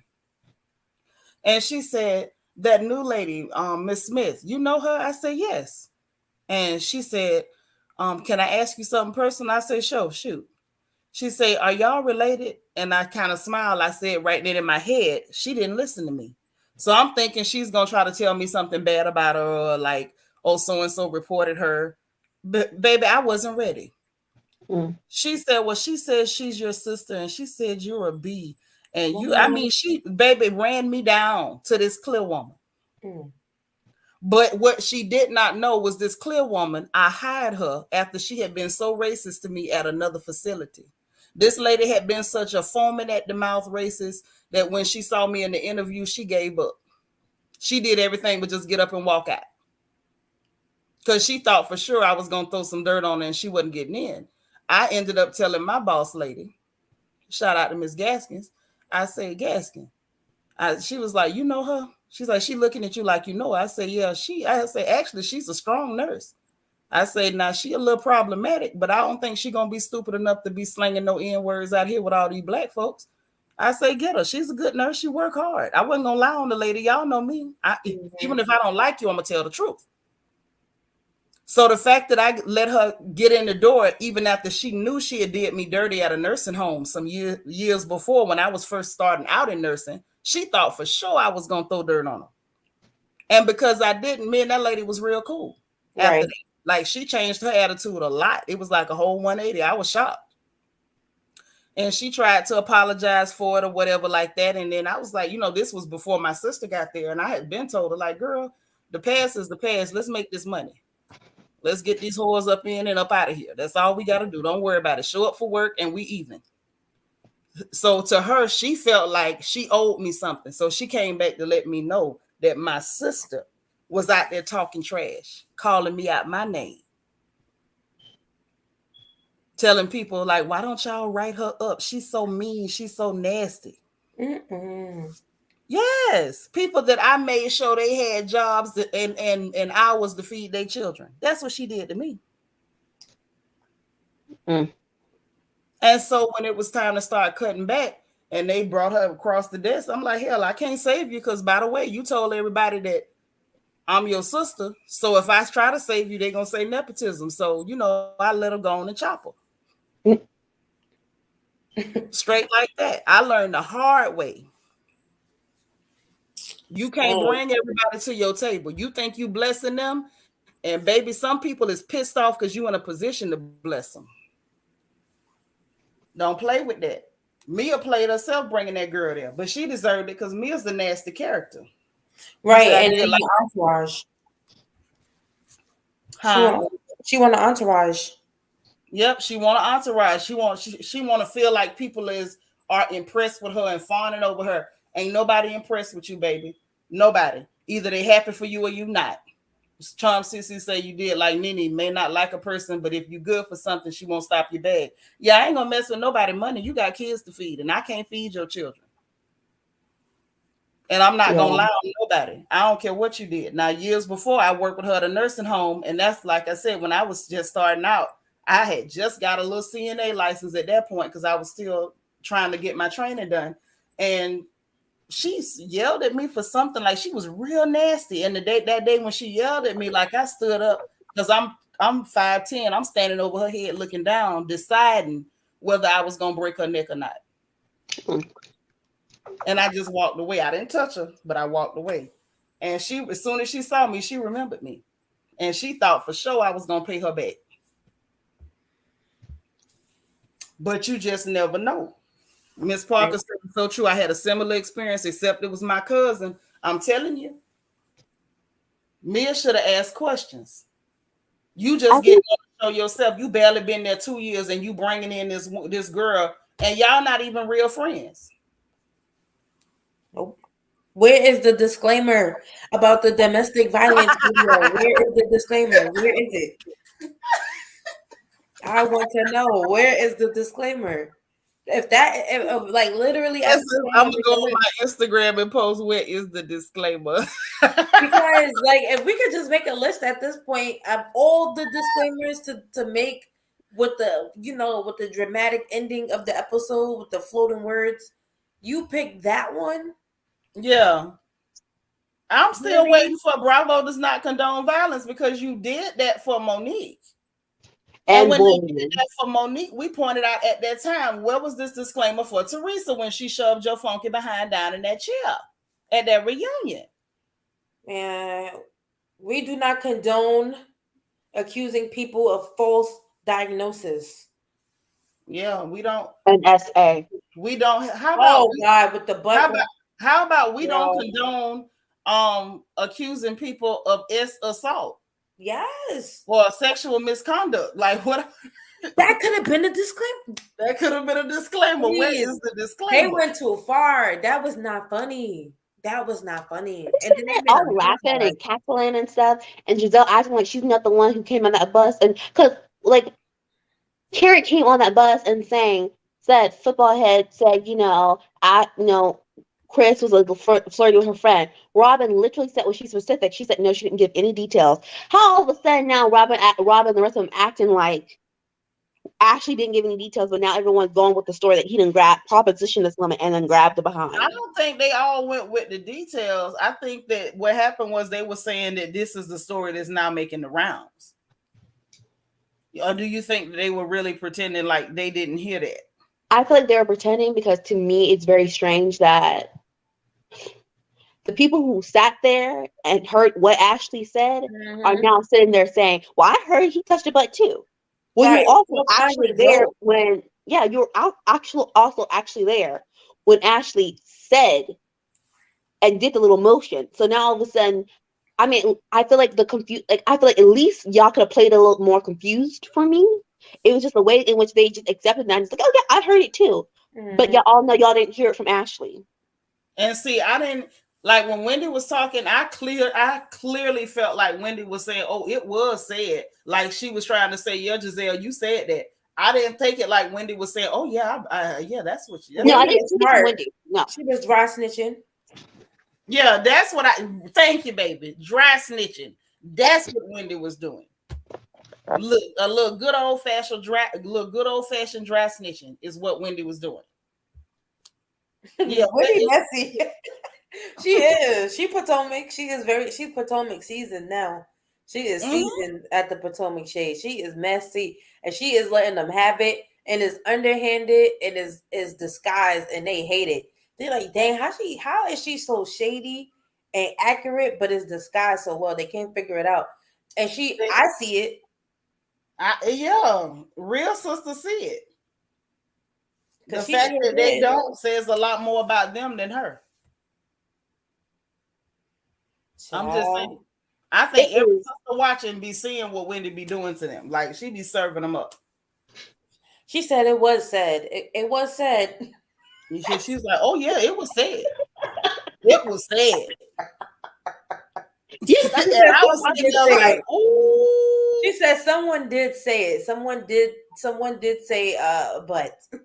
Yeah, someone did say that. And what Wendy does is she mentions the details that they want to brush under the rug, and she keeps mentioning it in like a disguised way. So like she did that with going back to the what Mia did with Charisse. Yeah. Because when she brought that up, they had to drag Mia for a hot second, and they really didn't want to do that. Gigi, thank you so much for being a new subby. She said it's time for Bravo to let Mia and Robin go. You want both of them out of there, huh? Oh, I want more. You want a clean sweep, huh? Because more of them needs to be going, because the fact of the matter is, I guess I'm like, you're thinking about, again, it's a TV show, but people are doing some madness on the episode. Giselle had this whole conversation with Candace. Candace is like, you're like, she didn't say you're the reason, but like, it is a part of the issue that there was a history, especially of white women, saying that someone did something to them and it came out to not be true. And obviously the patriarchy is what it is, and that's not the sole reason. But Giselle, you are playing into that, and you're on TV. Just for her the next episode turn around and laugh and kiki about him proposition and filling on someone's butt. I would be laughing kiki if I think someone did something to me that made me uncomfortable and he doesn't know his boundaries. I wouldn't be laughing about it. Yeah. Listen, I'm with you when you're right. Like, I'm with you when you're right. You ain't said nothing wrong. To me, that cheapens her claim, because I'm just like, you can't find this funny if you this was so heavy on your heart, and Ashley, had her issue and it really sparked it up. You just had to tell Candace on camera, and she's taking it like, I would not be laughing about anything. I'll be sitting silent, sitting back, keeping myself out of this. Yep. Where are the disclaimers? What are disclaimers at? Because how you are so right, Kai. Like, how on one hand you are just clutching your pearls. You were you just clutching them, honey. You was in a room with a man that was not yours. And then when you hear about the same monster potentially groping somebody, it's a montage of jokes. Yes. Nothing but jokes. Nothing but jokes. I'm not prepared. Hold on. You say Mia looks like a RuPaul Drag Race contestant, not the winner. She don't look like the winner. Not your twin say because it's a farce, Kai. It is a farce. No, it's can't wait for Gabor to see the Hot Topics tonight. August came out. Alsina came out. Wait a minute. For real? Wait a minute. Hold on. Whoa, long. Get back on the Twitter. No, this is on the Instagram. Hold on. God dog it. Wait a minute. Let Auntie catch up. Hold on. What's going on with August Alsina? Child. Well, let's see what he said. Talking about something, he gonna show who been teaching him about love. Oh, baby. Uh-oh. Well, let's pull it up. Hell, y'all know I like to see what people say it from the horse's mouth. Yeah, and I want to see what he fully like said. Is he like You ain't lying. is he fully into men, or is he into men and I women? wanna, if he is, I want to know what the shock is. That boy look like he's sweeter than a whole box full of 9-liters. Like I have never doubted. I've never doubted that he was possibly diabetical.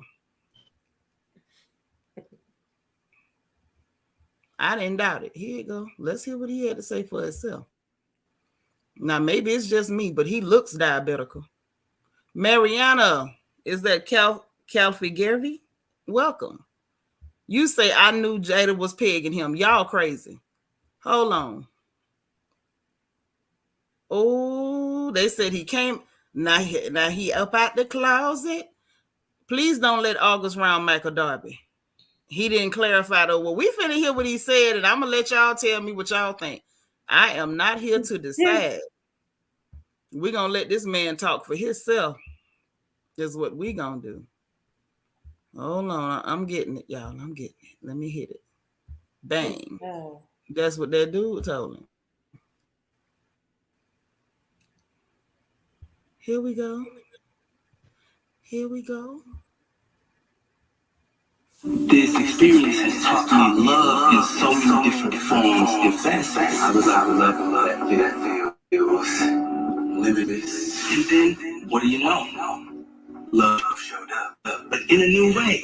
I want to share that the person that I love and that love you back and teaching me so much about love and healing. I want to do that in front of the world, because it defies all the constructs that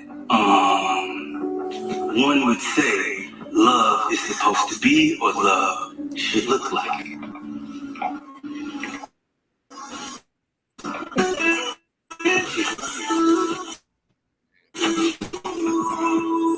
This experience has taught me love in so many different forms.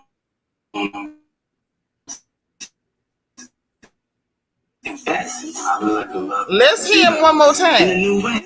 I want to share that and really honor the person that I love and that love me back and that love me and to me in front of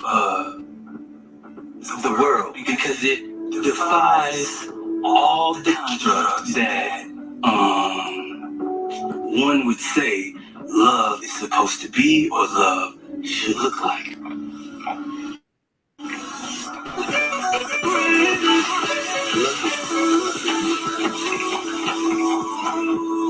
Oh, wow. This experience has taught me love in so many different. Well, y'all heard him in so many different forms.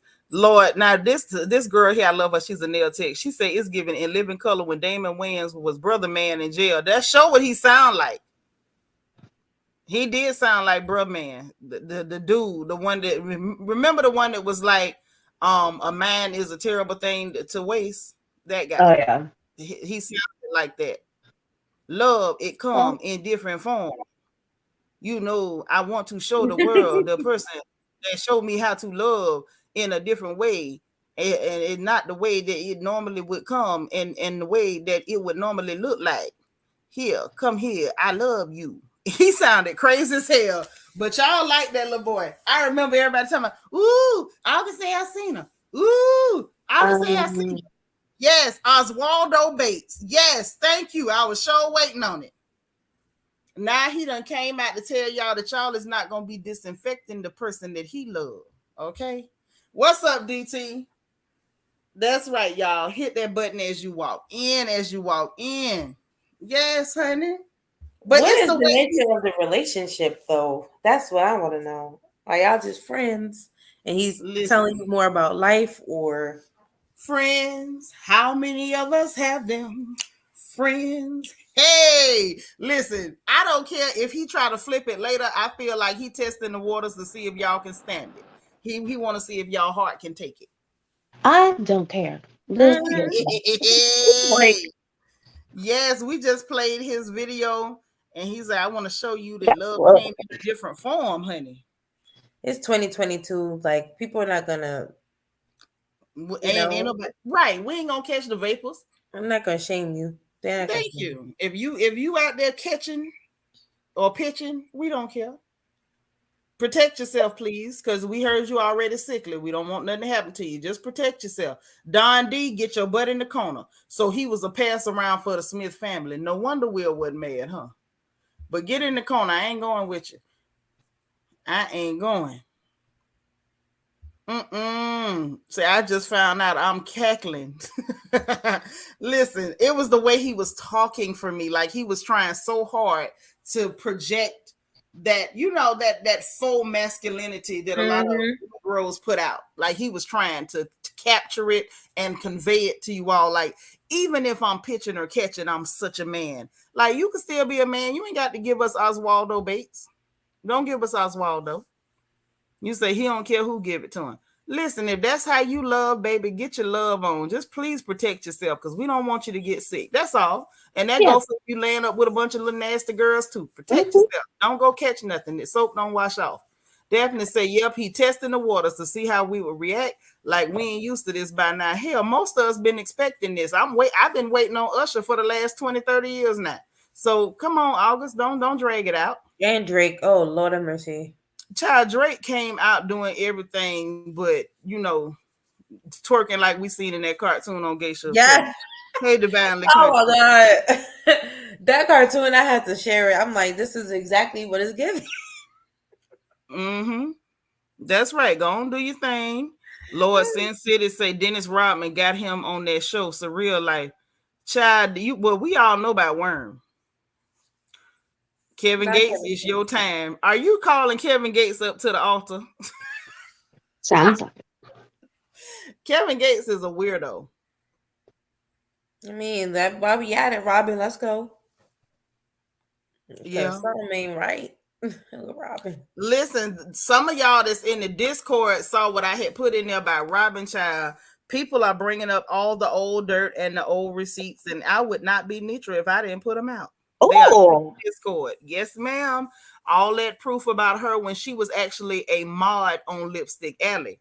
They said when it was more geared toward athletics than gossip. Interesting. She was calling herself Leela. Yep. Lord Mariana, you just got in here heading to the corner talking about I'm waiting for Robert to come out as Giselle's boyfriend. I'm through.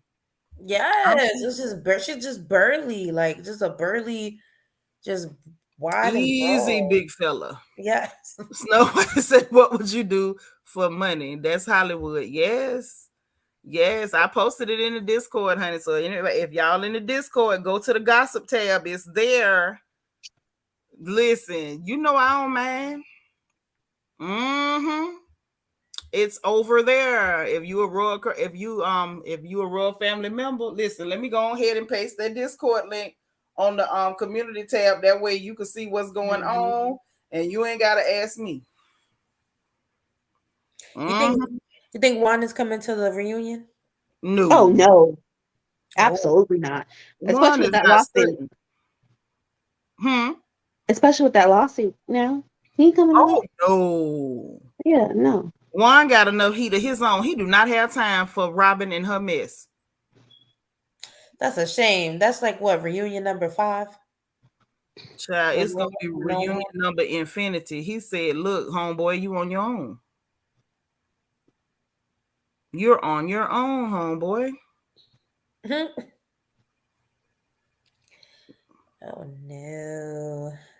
That's a mess. This is like a little messy tidbit because you got me scrolling on Twitter when you brought the August thing. It is just so funny that really you can tell how fragile Mia's ego is. She went from last night, posting and deleting posts because people were lighting her up in the comments. And then she went on this round of blocking people, which you have the right to block people, but she was blocking the girls. And I guess because she couldn't block fast enough and she couldn't delete enough posts, that's when she went to go ahead and delete that Twitter account. Like it escalated. she was trying to hold on, but she couldn't. All she had to do was just ignore. Mm-hmm. Don't engage. Lala said, would it be wrong for us to attack rob him with soap and water hose? No, you would be doing the work of the Lord. I don't think God would be displeased with that at all. Ralph need to come out the closet too. Don't leave him out. Y'all think Ralph is hiding in? I mean, people been saying that since before he got on the show, but do y'all really think Ralph is in the closet? No, I feel like like men express themselves in all kinds of different ways, and that doesn't really tie into their sexuality. Gender and sexuality are separate things. I just feel like, to me, Ralph just gives me real slimy. He reminds me of like the villain from one of the Monster Inc. movies, like the chameleon or whatever he was. He looks real greasy. He looked like he just ruined a girl's life. That's what he looked like to me. Lord, DT say he's one of the boys I've been waiting on. Oh God. Ooh, Juan be lucky not to be in jail. Why would Juan go to jail? He don't have no criminal charges. They're not even accusing him of nothing criminal. They're saying that the boy told him and he didn't report it or something like that. And I don't even know if that's true, because that sounds crazy. I need more details. And they still not coming out with more details on that. I mean, Giselle used to this by now. She don't even log on to Twitter unless Andy tag her. Yeah, Giselle know better. Giselle has been dirty so long. She knows how to combat, that just ignore. Don't engage. And you don't put nothing past Atlanta. Oh, he treats Drew very poorly sometimes. He does. Y'all think she like it? I think she caught the first man who would accept her with the kids. Oh. I don't know, because men will take you with a baby. It's one calling me right now. This man of mine. Hold on one second. Y'all keep talking. What do you think, Essence? I don't know who Ralph is. Oh my God, Atlanta girl. Atlanta. Drew's husband. Oh, you think so? Well, because I don't feel like I get how they connect with one another. And I feel that I get people accept with people with kids, but like her and coming from a Christian background, and then the baby daddies and jail and all that kind of stuff, I feel like she was rushing for the first person who would stay and also marry her. I mean, he did do all of that when she got when she had broke her ankle in Jamaica. I feel like men who are really not that into you don't do romantic things like that. So what was romantic? Remember, she broke her ankle in Jamaica, and she went home, and he had made sure when Sonya sent that. He didn't like that. No, Sonya felt bad that she wasn't able to stay, come to the last dinner. Oh, so I guess he just put the plates out. Yeah. Oh, go for well, not him just putting the plates out. And I'm not saying he doesn't do anything nice, because I'm also bad people do nice things every once in a while. That don't mean nothing. I don't know. He doesn't give me zest. I don't know. You don't see no zest on Ralph. I don't see the men's thing. I just see him just being a sliming character. I don't see the zest. I think I could see it both ways. I could see how he could not be and just be a slime bucket and just swarthy. And then I can also see why people would see him as zesty too. Okay. I can see both ways, because he's real feminine. To me, I don't know, because he's extra feminine. Like if a man had that type of a demeanor and came anywhere near me in my youth, I would have robbed him. Like there's no way I would have went anywhere with him. Like no. He looks like his hands are softer than mine. I'm just saying. He looks like he sits down in bubble baths. What's wrong with sitting down in a bubble bath? That's a grown man, dog. Right, not by himself now. Come on. He looks like he'll sit there by himself and be saying, Calgon, take me away. See, Daphne know what I'm talking about. He real feminine sometimes. DT say he may not be full gay, but I see him as bisexual. I could see that. I could see some of that, because he does look like he'll sit down with them chocolate covered cordial cherries that our mamas used to eat. he a little soft. Yeah, yes, I would have robbed him. If he'd have ran up on me about 23, 24, I'd have robbed him. I would have. I wouldn't even use the pistol. Like, it would have just been like off the strength of the hands, just straight to the jaw. Snatch your wallet. Mm-mm. And threaten him. Like, you better not tell nobody. So I just know that if I wrote him, he'd be into it. Oh my God.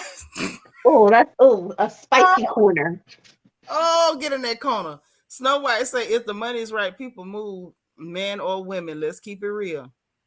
Hey, I don't know. I won't say everybody because I don't move like that for no money. Like, getting X-ray. Okay, well, put it in the thing. Like let us know in Discord. Don't put your personal business out here. I keep telling y'all that. Everybody that see your business don't wish you well. Put it in the Discord. Thank you, Auntie Eva. She said, I'm so glad you saved me too. One time for Jesus. Thank God for Jesus. Daphne Leguer say, we never know, y'all. Drew might know and accept it. She let him ride at night. You know what? Drew seems like the kind of lady that would be perfectly okay and accepting. Like, she might not like it, but it seemed like she would probably go along to get along. I could see that for her. And guess what? A lot of women don't have a problem with men being bisexual. I think Jamal is a little bit suspicious while we're on the topic. When would he have time? I mean, you mean to tell me little old soft as hospital cotton Ralph didn't throw up your radar, but J Maul, King Dangalang of Atlanta, Georgia, it was suspicious. He did. The way he wears his scarf. Kevin Samuel is giving Kevin Samuel, it's like, wait a minute. So an ascot like Fred from Scooby-Doo threw up your radar, but this man that talk with his wrist broke and licks his lips when he's speaking didn't throw up no radar. I have to pay more attention to it. Okay. I have not seen the wrist breakage essence either, so that one confuses me. The lip licking, I'm gonna give that one a pass because that's like some thirst trap and stuff. I got a cousin, he likes skin, he loves licking them lips. It's a thirst trap, okay? I be looking at Ralph, like, watch Ralph. Ralph be talking with his hands. He real delicate and whatnot with his hands. I'm like, all right, what up, DM Rocks? And when it comes to J Maul, what I see is somebody who very easily would have been a convict if your daddy hadn't pushed you in a pulpit. He looks like, when I see Jamal in them suits, everything in me says, will the defendant please rise? That's the only flag goes up for me. I'm like, boy, you better be glad your daddy had you in church. Because they would have been calling you Bryant, inmate VO5612. I don't know. I see it in Jamal. I see it. I don't see nothing. I'm confused. Just the way he dressed, it's not my style of dressing for a man, but I don't get that just because the way he dressed. Okay, Charm CCC know what I'm talking about. He looks like a defendant. He looks predatory and he looks like a defendant. Not your twin mama. She was straight criminal. Is that what it is? I'm getting criminal. He looked like somebody that got seven baby mamas, and he does look up to it. He does look that. He looks like every bit of that. And he look like he got 7 baby mamas. Don't pay for none of his kids. Okay. Yep. That's what he's giving. Kingpin. I don't see it for him. I don't see it. I see him. He ain't fooling me. Listen, I came up around criminals. Can't fool me. Can't fool me. Giving me very much something. He giving me something, all right. He giving me I ain't putting my purse down around him. That's what he give me. I'm not putting my purse down around you, Reverend. Because I know you say you saved now, but I don't know all your business. Ooh, DT, you got to take that out of there, baby, because everybody ain't family up in here. Delete that. Ooh, don't put that there. She got to go to the community tab. Do not do that. Ooh, darling. I'm telling you, because the first time I saw Jamal, I just was like, Giselle. Mm-hmm. I said, Giselle, that man. Girl, this the same lady who, but this is the same lady who was rumored to have been messing with drug dealers and the like. So he was right up her alley because he fit the description. You're not gonna convince me that J Mall ain't ran around with a couple of rocks in his pocket. You're not gonna convince me of that. I know what it looked like. And that's what he looked like. He ain't fooling me. I'm sorry. King Dingalang is not fooling me. Reverend Pimp Daddy is not fooling me. Now he can fool y'all with an ascot. You ain't gonna get past me with no ascot. I don't care how many ascots you put on. That is not gonna give me the impression that you are a gentleman, that you are distinguished. It says, "Will the defendant please rise?" Well, maybe that's what it is. Like the suits are too tight. They're ill-fitted. It's just I don't know. I'm not somebody who's like a stereotypical or anything like that, but I just see it slightly in his like mannerism. Not his mannerism, but his I want you to be careful out there, baby. There's some predatory men, and I don't want you to ever fall for it because they put on an ass. That man is a predator. Because the men like the tight things nowadays, so that don't mean a thing. No, ma'am. I know what I'm saying. That's a predator. That's a chicken hawk. He ain't fooling me. Everything about that man screams Pimp Daddy. Don D say from one gutter snipe to another. J Mall and Rings both got trifling ways. They was made for each other a time ago. Oh yeah. She knew that man wasn't no good when she got ready to marry him. He already had another woman pregnant. She found that out, I think they said on the wedding day, and still went down the aisle. Oh wow, Giselle. I need Monique to just that's what I'm saying. That man is a vapid whore. Where would he find the time? Where would he find the time when the women steady cocking it up, hitching up their skirt, and throwing their cooter pop at him? Well, how? When? Meanwhile, he steady pimping God's folks, filling up his pockets, buying restaurants, talking about this is for my children. That man is a predator. And he preying on the women in the church. And he clearly got a type. And I don't know if Giselle. And it ain't Giselle. You better tell the truth. Say, why did Mia, who looked like the Loch Ness Monster on steroids, leave Twitter for she was on there trying to talk about Girl Boss again? Yeah, but they ran Girl Boss up off of there. Thank you for the super chat, baby. Nacho Twins mama say Jizzy wanted to be kept. She saw that hot boy swag, and he just so happened to be a preacher. Right. I don't even know how they met. Did he go to the same school as her? Or something? I don't know. They say she was doing her thing, and the way the story was put out there that her people didn't want him to marry her, or at least her mama didn't approve, and looked like mama was right. Maybe that's why Karen said she had a hot box from Jamal. Burnt her right on up. That's not the rumor though. The rumor was that she was out there popping it for some real niggas. Okay, now that was the story. What? She was out there. She was a bopper. She was chasing them dope boys. And I'm not surprised she ended up with J Mall. He looked like them. Oh my God. Well, I say they put on them suits and talk real smooth. Sometimes they don't even need the suit. Yeah, sometimes they'll put on one of them one of the Huxtable sweaters and be standing up there in a sweater with a gold chain on, be talking slick. Man, some of them preachers. Huh? Huxtable sweater.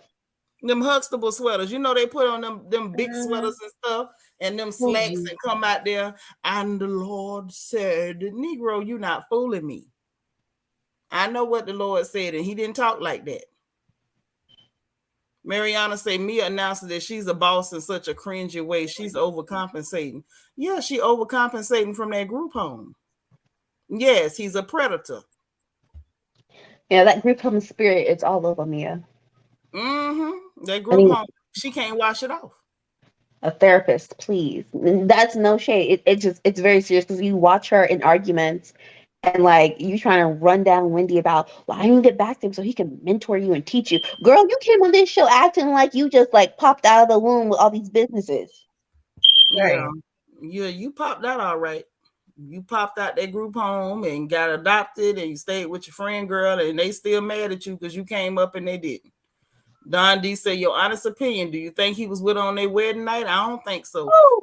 Probably wasn't. When I married my second husband, I didn't hang with him on my wedding night. Oops. But I'm just saying. Yep, somewhere over the rainbow is where they met, huh? Okay. Down to the barbershop. What was Giselle doing at the barbershop? Wait a minute. Stylish Luxy allegedly he had gotten a teenager pregnant. It leaked into the news, and she stayed. Sure did. J Mall got a lot of tea. How they not dragging her? How, Sway? I would. Oh no, we've already dragged her. We have drugged Giselle. We have drugged Giselle till we tired. We running out of steam. I mean, on Bravo. Good. Well, because she hasn't really told her story. She says he's cheated, but she don't really tell that man cheated on me, and I found out my wedding day. He had all these kids before we decided to get married. She don't really tell the full story. She was trying to hide it. That's why she was mad when her daddy had that hot mic night, that hot mic moment, and was talking about what he got sick. Is this the sixth kid or the seventh kid? Oh yes. J Mall got a gang of kids. That's what I'm telling you. That man is. How does Kaya say it? He's a horror. Ooh. So who we think gonna drag her? Like who we think gonna really like slay her? Like finally snatch that wig off that scalp? Because that is a lot of tea. People don't like it when Candace do it. They don't like she didn't came for the house. She didn't talk about. She only got the kids to talk about on the show. So I don't know. Well, Candace is never gonna. Well, Candace might go there with her now. But I know all up before Candace wasn't going to go for her. She kept letting her live. Well, she kept letting people talk her into apologizing after she did go in, which was very irritating. Like, and then too, if you gonna tell the truth, okay, Lala say he remind me of Samuel L. Jackson character in Eve's Bayou. That's exactly who J Mall remind me of. That type of creepy, predatory criminal. That's what he gives me. I wouldn't leave him with none of my nieces, my daughter. Hell, I wouldn't turn my back on him. My booty too big. David say heard a sermon. Creeps and silly women believe it was about him and Gizzard. Ooh, I'm through. I'm curious that there could be a Pastor Bucci Pop. I don't know. It's a lot of preachers doing dirty things with young boys. Did you not hear what happened with the Catholic Church? 150 priests, 600 children. It's a bunch of. If you're looking for one out there. Mariana said, listen, Peter needed Wendy's money more than Wendy needed him. I don't know about that either. Because clearly he's saying he finna go forward with it, whether she jump in or not. That just proved that Giselle was lying again. Right. And the cheating never stopped with J Mall. He married that woman and kept right on making children all through the church. Which is nasty. Hey, Tondra. Hi. What's up, girl? Well, I was getting trying to get old girl from Housewives. Not Housewives, from Atlanta. Her husband did. He gave me. He like men. He be tasting behind it. He talk. When you watch Ralph can talk without tasting himself. If he don't lick his lips, he's smacking it. I'm like, Yeah, he gaslight her a lot. Tondra, when he go to talking, don't he be squinting at the camera? He go to smile at himself. I'm like, this is uncomfortable. Like he advertising. Yes. Yeah. That's what he gives me. Like he's sitting up there striking poses like, if you want me, come get me. Like, Yeah. I don't like it. Not while you pretending to be married. You know what I'm saying? Don't do that. Yeah, when I heard it, I believed it. Because they've been saying that about him. They've been saying that about August Alsina. I agree with you. I agree with you. I thought he was sweet. All the time. The whole time. I will I said, she was messing with him. He don't look like he like women. He sure don't. And When it ain't Jada came nothing wrong out, with that. But but people been now there's saying this. nothing wrong with it. People been saying this before the season started. When they said Drew was coming, that was the first thing that came out, that they were saying he was hanging over there swinging Richards. Yeah. And I didn't understand. You was a married hetero man, or so you pretend to be. What are you doing down to the swinging Richards? I mean, And she not gonna ask questions. I mean, that's why he with her. She ain't. She better ask something before she end up with a UTI. Bravo need to get it together. It is not. Do you think Dubai? How do you think Dubai is gonna like follow up after this, or do you think they're gonna get canceled? Because it's just. I couldn't get interested in Dubai. I couldn't either. I saw my clips sister love it though. I saw the clips of the Chanel Ion girl, and I didn't like her in the first 10 seconds. And after that, I was like, I'm over it. I like Dubai, but I feel like Dubai is like the third franchise of color, and I feel like, you know, I was just thinking with Beverly Hills and all this drama, and then Potomac just, in my opinion, just icing the cake. I just don't see it for Dubai. I don't see how they could.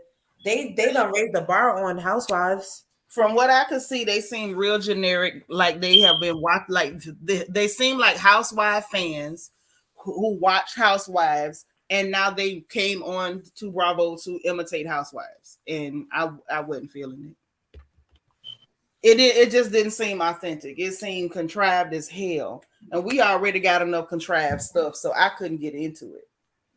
Yeah, I think they might be in danger just because like it's so dynamic right now. Like the Housewife franchise as a whole is so dynamic. I don't know how like Dubai can come up behind it. Atlanta should be Council scared.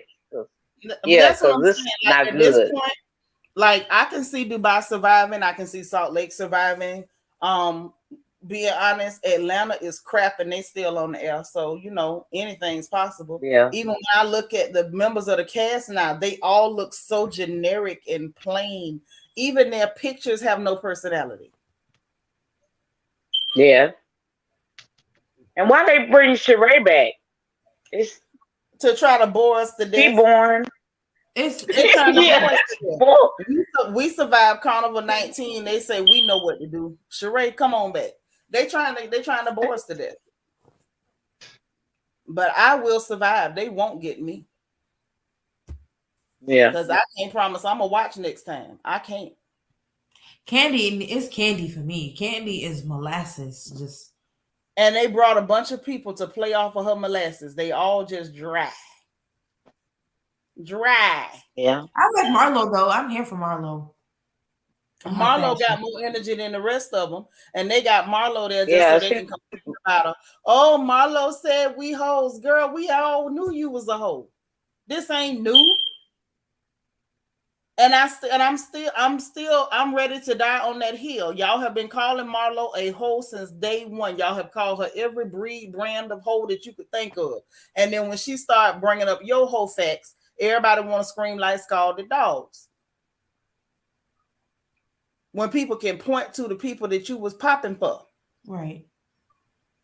And like Marlo said, we can't point to one person. And I mean one person that she popped it for. Now, we know she did some stuff because she said she did some stuff. But we can't point to one person. And when it comes to Candy and Kenya, we can point to a few. Married and all. Yeah, it's not for Candy. I think they should shake up the cast, definitely. Candy should get axed out. Sonia, I never really saw for Sonia. No, I didn't either. When they first said she was going to be on the show, I'm like, who picked her? Candy? Because she's boring. The idea of her is boring. Who the hell want to see a track star on a housewife show? What's interesting about you? And they were like, oh, ain't you impressed because she's got gold medals? No, because this ain't a track and field event. If we was in a relay race, call Sonya. We on Housewives. We want entertainment. Why the hell are you calling her? Mm-hmm. Now, if I want somebody that's in What good happened? shape, What that's happened to got good her cardio, reality? What if I happened want to her somebody that's in own good shape reality that show? has good cardio because we got some type of athletic event, then it makes sense to call Sonya. Television, no. You had your own show and it flopped. Everything about you is a flop. Why are you here? Her outfits flop. Her hair flops. Her makeup flops. Yes. Why are you here? She just shouldn't, and she's a pick me too. On top of that, so it's not like Yes. you're bringing any dynamics to the cast, and that's No, how I feel. no value.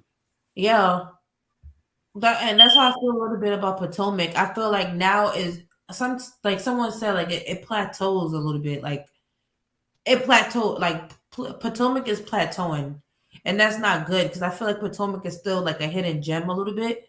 So, oh, they've been exposed this time. They ain't hid no more. yeah. They out in the open.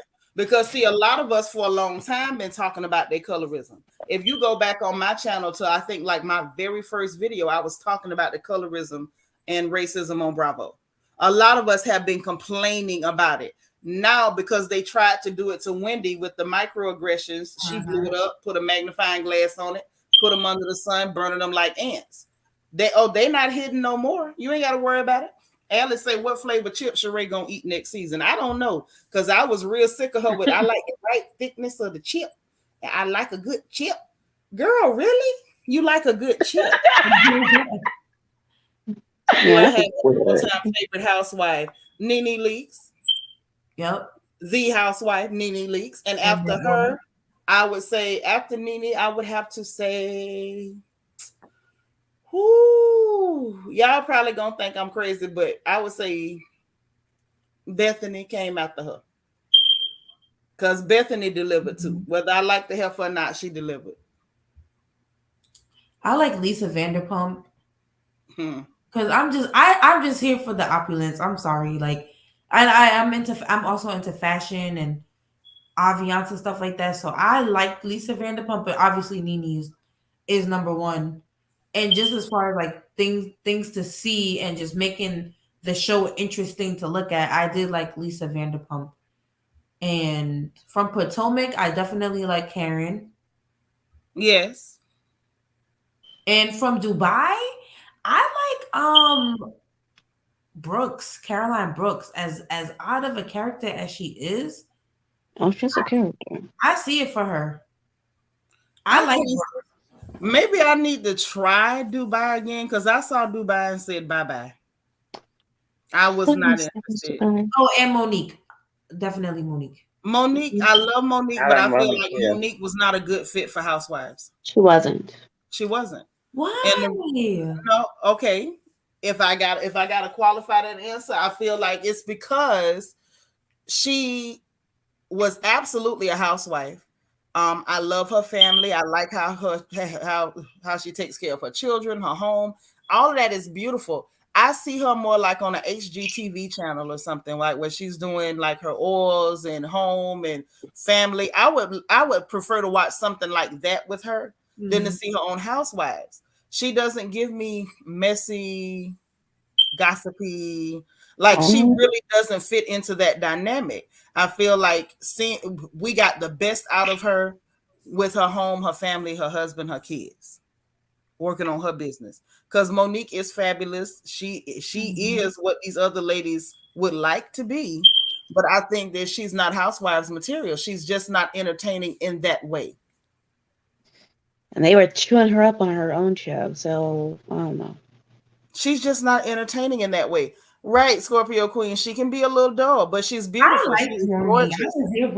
Okay. I like her. She's gorgeous. She's beautiful. I love her. I love her family. And babies is so cute.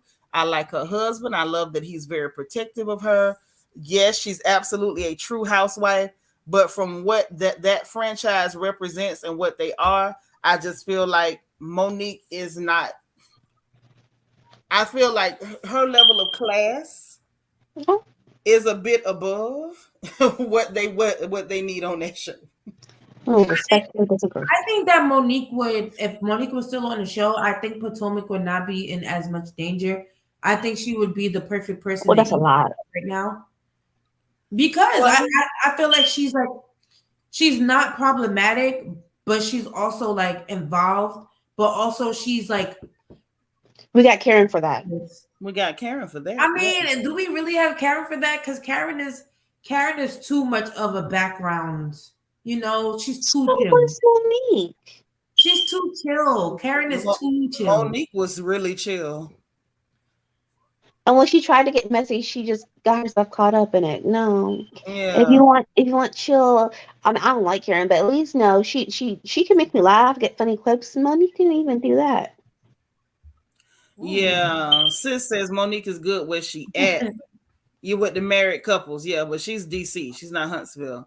You nailed it, Seanitra, about Monique. Yeah, Monique she's a class act. That show ain't so classy. I like Miss Karen because Miss Karen can be classy, but she can deal it to them chicks in the gutter.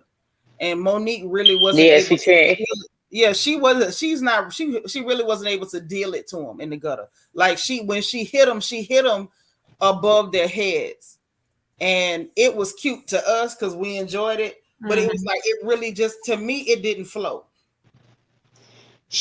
I'm sorry, I don't like that woman. She's very awkward to me. She's not a star. Very, as they said, dull. She's dull on her own show. So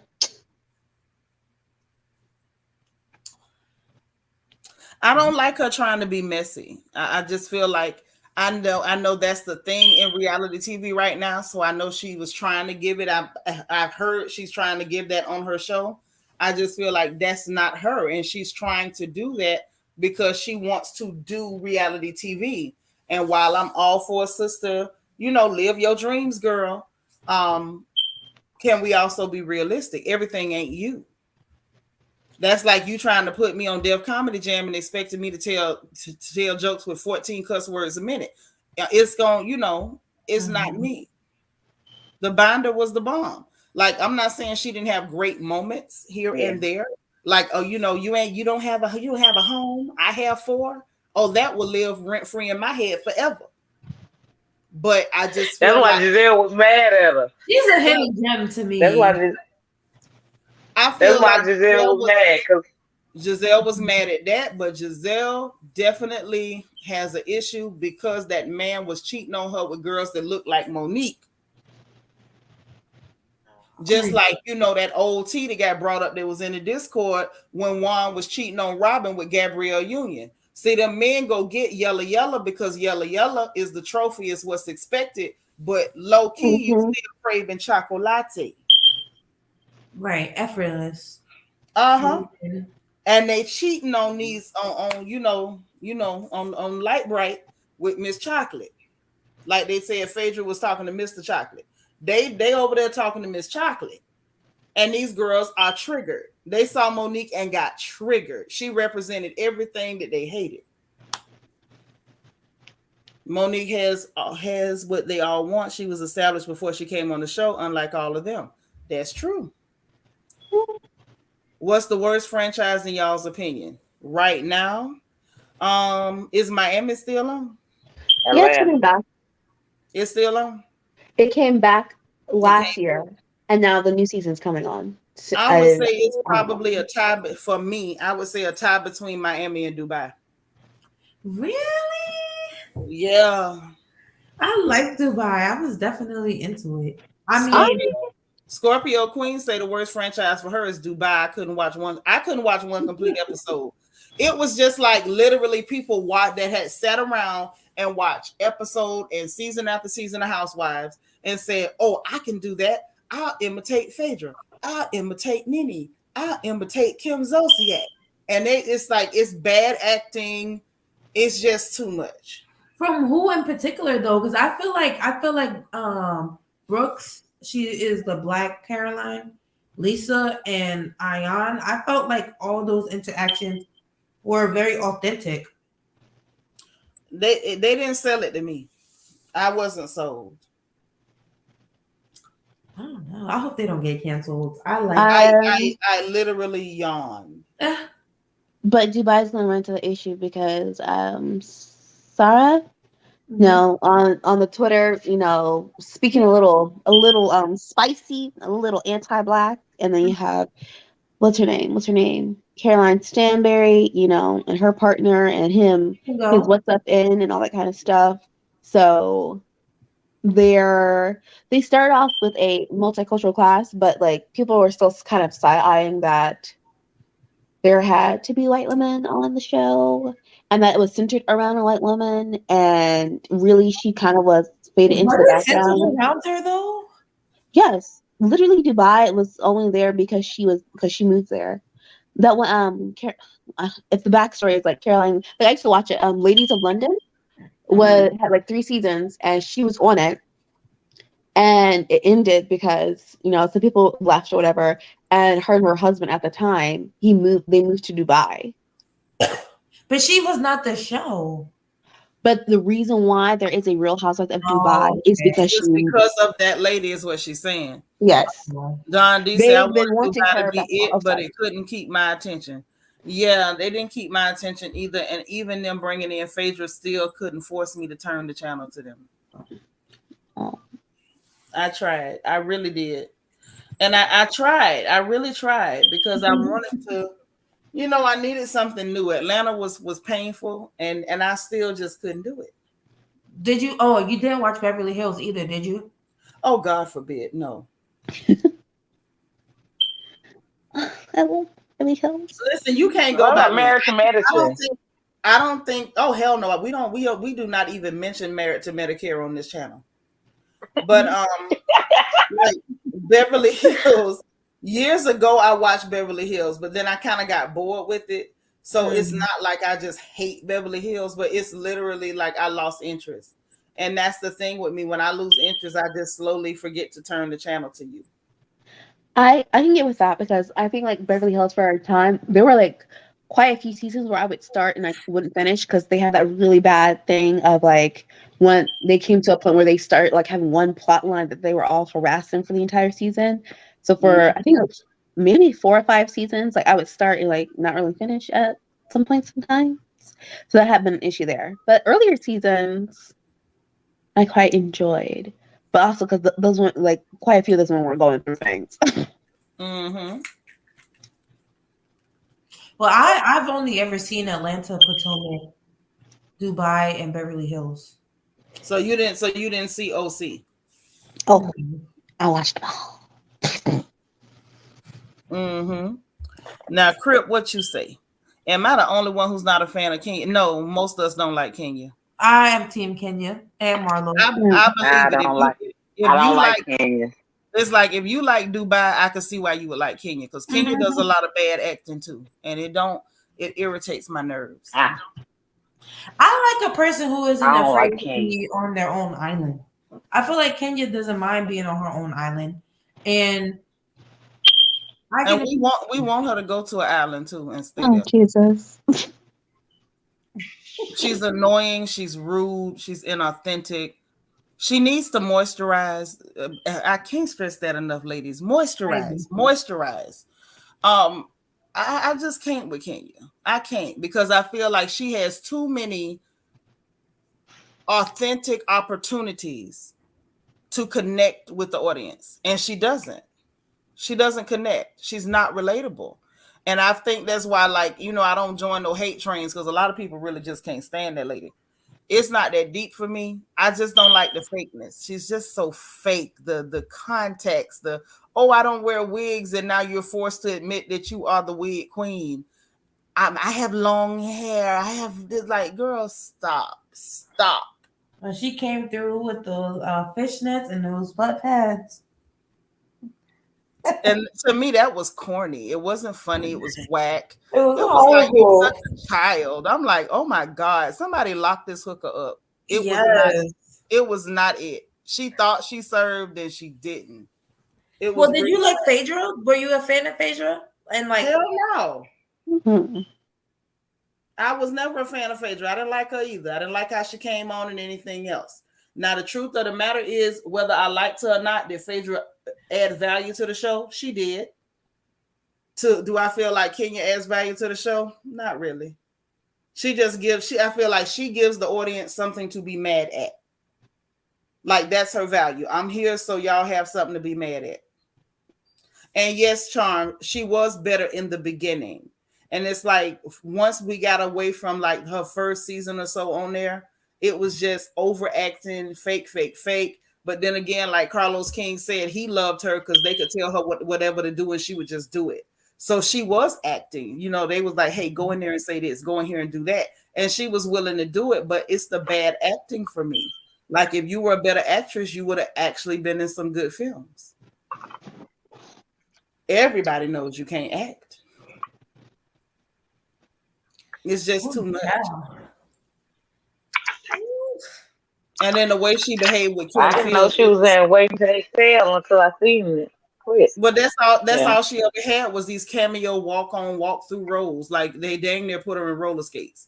So a lot of the stuff she was in, we don't remember until they play back the clip. And it's like, oh dang, that was her. And we never even knew her name back then. Yeah. We knew, oh, that's that. We were like, oh, that's that pretty black girl that won that pageant that time. Like that was her name. We didn't know her. Right. We never knew her. Oh, that's that girl from the pageant that was going with Mike Tyson. Oh, that's that girl. We didn't know who she was. I also like Cynthia too. I would put her on my list. Oh my God, that dry old twig. You know what? I don't like that. She's boring. She is so boring. She's boring. Cynthia is so boring, it's criminal. I liked Cynthia. Cynthia is so boring, she should be arrested. Oh, wow. Like throw rocks at her. Peter literally had to keep her on that show. Peter kept her on the show. That's why they had a whole. That's why he was trying to be one of the housewives. Hold on. That's why they had a whole arrangement where she was giving him 15% of her pay because he was keeping her on the show. Peter with the good skin. I liked Cynthia. Maybe it was her dynamic duo with Nene. It wasn't no dynamic duo. She rode on Nene's coattails and then turned on the first chance she got. And then went on Instagram selling dry coochie cream. Dry coochie cream? What? That's what she was selling. I didn't tell her to sell it, but that's what she was selling. I missed that notification. I didn't. She was selling the dry coochie cream on Instagram. I know we do. I didn't know. All right, well, I'm gonna trade Kenya out for Marlo then. I don't have a problem with that. I do like Marlo though. I like Marlo sometime. I'm not a Marlo. She also got that group home spirit on her a little bit. It's the foster home on Marlo. But Marlo got to come up out of there. If she kept it real with herself, just like yeah, I don't watch Dubai, but just like I watch Dubai. I'm with you there. Yeah, just like Brooks. Like if Brooks kept it real too, she would be just a lot more interesting and relatable. So I feel like that with Marlo. Like Marlo has such an interesting backstory. But all they gonna do is beat her over her head with her backstory. She done told her backstory. She never hid that she was in foster homes. How far can you really go with that? Yeah, I mean, we have a story. I was in a foster home. I got into trouble. I got arrested. I got out. I got in a couple of fights. Then I got straight. Like, then what? My issue with Marlo is not about the keeping it real. Because to be honest, I feel like Marlo keep it realer than a lot of them on there. My issue with Marlo is Marlo wants to be a full-time housewife without really letting these people into what's going on in her life right this minute. Marlo is not going to convince me that she's not dating. Marlo, you're dating, darling. You got way too much flavor. You dating, but we don't know who you dating. You think so? Yeah, you don't. Marlo got way too much swag, too much flavor, too much sauce. That heifer's dating. She's I love dating. that for her. I'm pretty sure she got a boyfriend or 2 or 3 or 4. Where did money come from? From her. That lady she has real estate. This woman had a whole boutique of her own.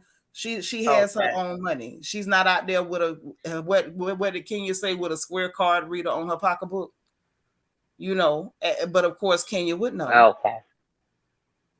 However, she's not letting us into her life. You know what I'm saying? let us in. I don't feel like she's being inauthentic. The Marlo we see is the Marlo she is. But I feel like she's not really letting us in. If you want to be a full-time cast member, you want that peach, we're supposed to be able to see your lifestyle, like what you're doing, not just your nice clothes, honey. Not just, a cute event here and there. We need to see. Thank you, Snow White. She's not giving us enough information. We need more info. Right, that's what I'm saying. And I said if we got more of like her backstory and stuff, whether and it doesn't have to be her childhood, but just more of what is I would love to just watch Marlo scenes of what she does, Yeah, with her actual friends and stuff like that. Well, actually, no charm, CC. If you recall, let's go back. Andy didn't want her on there because she said the FAG word, and that's why he said she wasn't never going to be a housewife.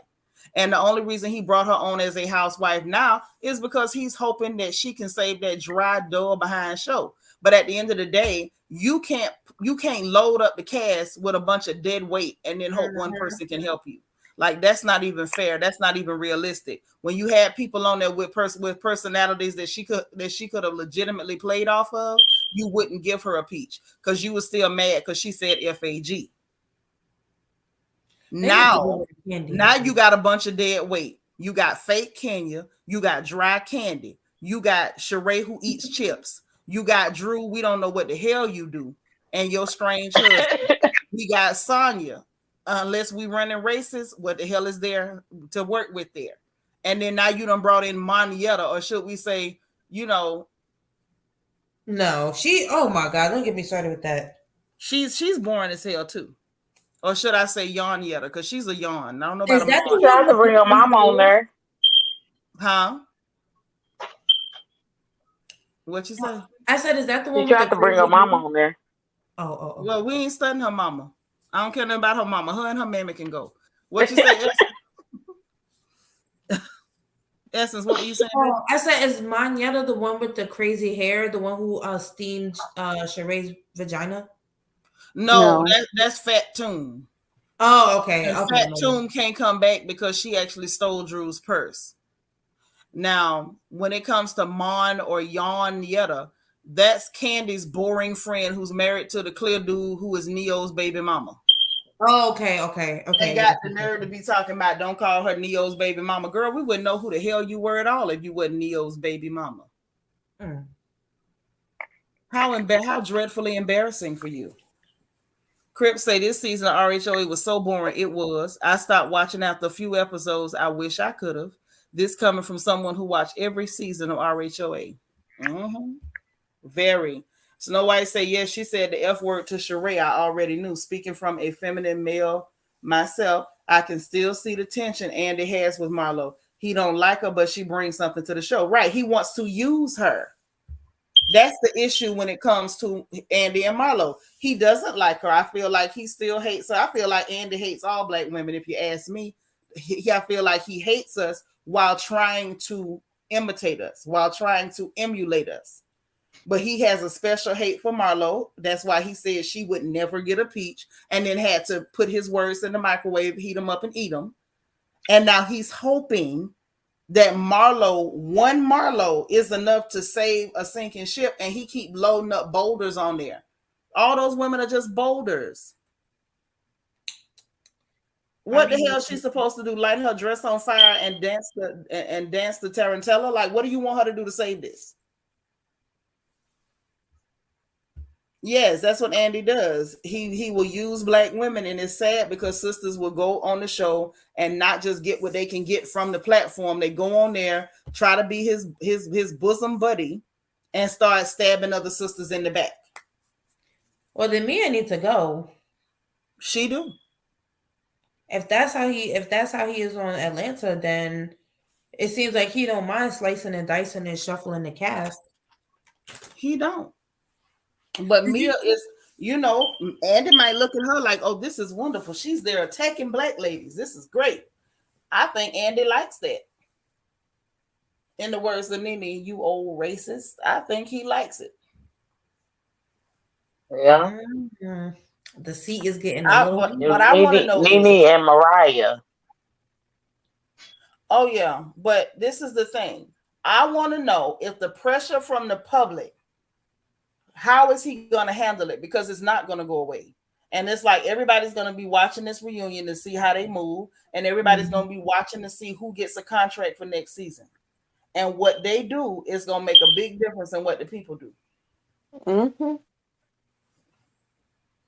Yeah, because I'll boycott. I'm at my wit's end because it's a little bit stale. It's not even a little stale. It's very stale. It's stale. It is stale, overdone. Giselle needs to be dragged for filth. If the least he could do is drag Giselle for filth. If he's not gonna fire Mia, then Giselle needs to be held accountable. That's it. Those Yeah, are the because options. we got someone lobbying some and spreading some S misconduct. Mm-hmm. We got Mia putting hands, and then you talking about Candace, her Twitter fingers, and this one over here, domestic violence, and every time you turn around, she got to delete a whole profile and make a new one. And remember, she came on there and lied, talking about, oh, I have a person in charge of my social media. What happened to the person? Yeah, she sure did. Yes. And talking about, well, they've known me for a very long time, and like they just speak for me, and I was there, so either you weren't there, you were that hell anyway.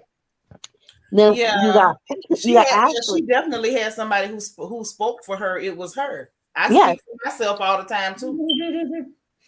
Hell, I'm speaking for myself right now. Still with this weird thing with that predator that has ran people off, has ran crew members off of this show.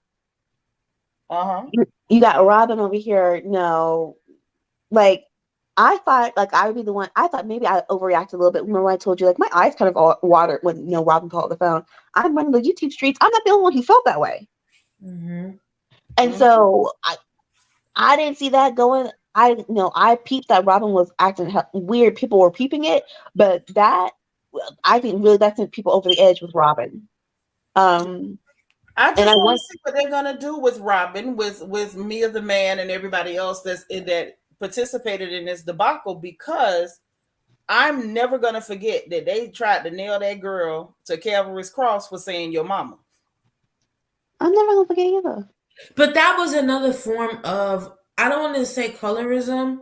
Well, that's what it was. It just falls under the spectrum of bullying and colorism, because they need, and this is what I'm saying, because going back to Nene in Atlanta, they basically like asked her out on the back end for certain opinions that she had. So my thing is like, where is the line with Potomac? Where is the line? Like, where is the line, Andy? Whatever he can get away with, that's the line. And Charm, first off, I don't see it happening again, but Nicki Minaj is the last person we need having a colorism conversation, because we know she colorist as hell. So that's not it's so right. So right. Baby, she down here high-fiving and backing up clear people, blackfishing and all. So that's not going to have that conversation. Yeah. I'm not gonna say that, bring in Vicky Dillard, which that would make me very happy. But I'm gonna need you to bring in somebody that can actually hold the conversation and talk about it. I don't know. Try India Ari. Try somebody that's responsible. Yeah, that is so true. Because I remember I said this before of I listen to everything when I'm working and doing other kind of stuff. So I listen to also podcasts. And when I tell you that people don't realize the way in which these women have behaved and have treated brown women on the show has clear people, as you like to say, talk like the way in which I hear people talk about Candace for saying your mama. When your behind came to my thing, I have been nothing but nice to you to that moment, and my mom was being messy too. But you were engaged. You were looking for something, as she was this episode. You were looking for something to have over me. You were looking to have a conversation with my mom to get some tea to weaponize against me. And when I'm trying to have not only that, the fact that she went to the mama, I heard that Chris is her manager. Why would you go to her mama questioning her mama about anything? Why the hell would you do that? That was where the drink should have been thrown. Let's keep it 100. That was drink throw worthy. I'd have been throwing dummies at her for real. And not only that, for her to say, when the conversation was cool or whatever, out of nowhere, there was no food out there. Nobody was waiting for me. It was low budget. Why would you just insult that girl out the blue? You weirdo. And I but noticed people that love Mia's lives. when it was time for Mia, mind you, her inaugural season, to just start randomly insulting people, I find it interesting that it was both of the Brown girls. That's all. Because she randomly came at Wendy for no reason. Well, what else did you get done? Girl, she had a whole party talking about she had plastic surgery. So why would you sit there and try to interrogate her again about plastic surgery? Other than you were looking for a moment with this sister. Putting your hand in her face at another situation, another time putting your hand on her and she's telling you don't touch her. Like you were literally running around bothering, picking and poking with this sister who was paying you dust. And then this all for you to come back this season and say she's dismissive. She was supposed to dismiss you. You booger. Because had she touched me, I'm telling you, I would have dialed 911. There is a large Hispanic looking male who is behaving in a threatening fashion. I would have done it to her. Right. And Andy has to read at least 3 or 4 of the tweets that made her delete her Twitter. He ain't gonna do it. At I least don't think he's gonna do it. I don't think he got the nerve. You think he got the nerve, Essence? I think when yes. Ah. I think when so you saying if push come to shove, Andy is gonna save himself by sacrificing Mia. But let's be honest, that's how, in my opinion, that's how Andy operates. He is like a I ain't saying you wrong. I'm just asking straight up. Is that what you saying? He's a deflector and he's a just like when he with Garcelle, when he wanted to get off, when he didn't want to touch on the topic of Garcelle and how uncomfortable she was, he decided to hone in on the recycling and the lack thereof in the trash can. That's what Andy does. He is a deflector. And I think now that he's backed in the corner, he has to pick the he has to pick his poison. And so what I think he might do is kind of like try to pacify us, and he might read some of those tweets. Because he told Candace she was a disaster on Twitter. And he wasn't shy about talking about some of the dirty stuff going on Twitter. So I think Andy might have to pull a rabbit out his hat, and the rabbit is going to be what made me delete that Twitter. So basically, like if he doesn't go at Mia, he's going to be forced to have to address Robin and Giselle. Yep, that's his only option. Ooh, so you think it's going to be either or? And Mia's going to be the one offered up for sacrifice.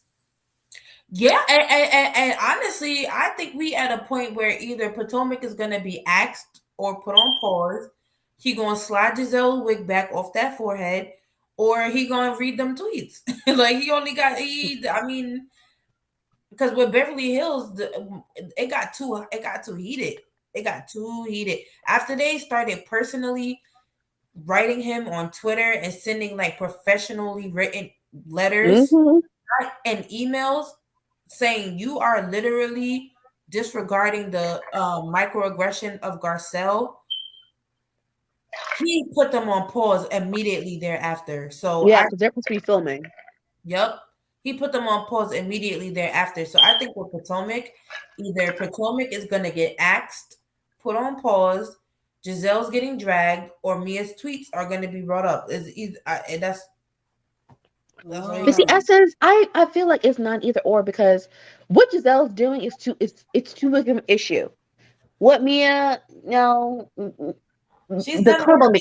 the combination of like what Mia does is an issue, and then Robin is an issue, and so I don't know if he can duck and weave from this one because they're too big of an issue. Each one of them separately. So let me stir the pot. I got a question. Oh, never Jamel Hill. No. Oh my God. No. That thing, don't start me. But listen, okay, so then tell me this. If Mia gets off the show, what happens to Jacqueline? Because Jacqueline was hoping to ride her coattails by hook or by crook to get on there. Mia is not about to lose her husband. Let's be very honest. They managed to wrestle those shops back from his family. They got control of those again. So either way, she's all right. So what do you think gonna happen to Jackie if she can't ride coattails and now the girl is mad with you, so she not gonna be looking out for you no more, and she not gonna be paying your sister to watch her kids. So that's another check that's leaving y'all family. What's gonna happen to them? What happened Disappear. Huh? What happened to a scholar? Well, a scholar has a great husband and he makes plenty of money, and a scholar's still gorgeous and popping up here and there. But what's gonna happen to Jacqueline? Because Jacqueline ain't got no connection nowhere. Back to the bushes. Bye. Disappear.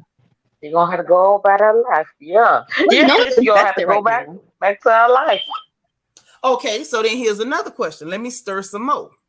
If he decides to say, let me try to use Mia as the sacrificial lamb to save Giselle and Robin, if I can use her as a big enough distraction, right? What happens if Mia gets pissed off and then snitch that Robin and Giselle the one told her to try to pick it with Wendy? Ooh. Oh, this one is real messy. Well, then she's gonna get fired, just like what happened with Phaedra, Candy, and Portia. Well, I don't know that because, okay, think about it. Portia asked the question, production played it when they could have cut it. So then when Portia was like, hell, Phaedra, you the one told me, the person who put the battery in her back or told her about it is the one that got fired. So if Mia snitches on them, are they going to get fired for being the ones to put the battery in her back? Yes. You think Giselle going to get fired? Really? Yes, I sure enough do. Oh, fired. Oh. Well, now, okay, now let's look at the dynamics. Let's be fair. Do you think that Phaedra was the equivalent to Atlanta that Giselle is to Potomac? No. Let's be honest. No, absolutely not. I don't think she's going to be fired. That would have been like saying, oh, we're going to fire Nene because we think Nene pushed something up. But the thing about it is this. You have to remember that Bravo, in conjunction with Andy, pick and chose what would be like a big deal. They took that as a big deal. You know what I'm saying? Because I didn't even think the storyline was that big of a deal. Okay, she said something wicked. She said something weird. She said something odd. They took that and ran with it like the wind to the point where Phaedra got fired. So in my opinion, with the backlash online, with the receipts, and now listen, they went from, you know, in a room making me uncomfortable to saying this man touched somebody physically. Yep. Yes. This is the thing with the whole thing with Portia and them. They was trying it. I think they was trying to shoot at Portia. I think that Candy wanted to shoot at Portia. And I think, hey Mika, I think it blew up in their face because P.S. it was Phaedra. And I was like, at that moment, they were setting it up like somebody got to go over this. And when it popped out that Phaedra the one put that in the wind, it was like they didn't have no choice. I don't think their intention was to get rid of Phaedra. I just think Phaedra just caught the blowback because they was trying to get Portia and they just blew up in their faces. I think this is equivalent and even worse, actually. I mean, it's definitely worse behavior because what happened there, nothing happened. Like literally the girl told you what she heard. And while you and her were having a face-to-face, production has final cut. They could have cut it out. They cut out everything else they want to. Production played it. If you had beef with anybody, it should have been production. If you ask me. But I think if they pressure Wendy, not Wendy. I feel like if they pressure Mia gonna snitch. Hey, Mr. James say if Wendy owes Monique an apology for siding with the Green-Eyed Bandits, does Monique owe Wendy an apology for denying there was colorism on the show? I feel like I wouldn't say that Monique would owe Wendy an apology, but I think Monique should owe herself an apology. I feel like she should look in the mirror and she got some issues. I feel like she should look in the mirror, put a red nose on and a nice foofy wig and call herself a clown. Because the reality is everybody else could see what they were doing to you. And if you didn't see it, I'm not surprised. There's a lot of Black women who are victims who don't even have the good sense to know they're victims. And I think that for her, it's either she doesn't know she's a victim or it was a matter of, let me say this because this will keep me working. If I start talking about what's happening, I'm going to get backlash. I might get blacklisted. So I feel like if Monique owes an apology to anybody, it's herself. Good question, though. Mm-hmm. I wanted to ask about I feel like she played herself. Go ahead, Kai. I'm sorry. No. The prompt that Essence was talking about with, you know, obviously Giselle is like, you know, more synonymous with Potomac than a Phaedra with Atlanta. But I do think that one issue may be that Giselle has been on since season 1, and there has all I thought people forget that when Potomac came out, people were literally like, "This is supposed to be black cast? Where these are white women?" Like there's always been this thing of like, "What is this?" Like yes, but like y'all, Katie was like, "Y'all biracial," and then they had an issue with Katie saying she's biracial, and all like there's always been this issue here, and so to me, it feels like Giselle, there's too much footage now for them to go back and for people to be like, there's colors on here and here are all the ways. Y'all have now 7 seasons. And then add on this Chris situation, and then she's gonna ride hard for what Robin is doing.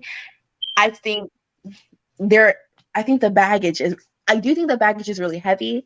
It does make me question if she'll ever be fired, but I do question that like if he talks about it but doesn't really go in, I think it will be a bloodbath on the social media. Oh, absolutely. And he's not ready. He's not here for it because at the end of the day, his pockets are in danger already.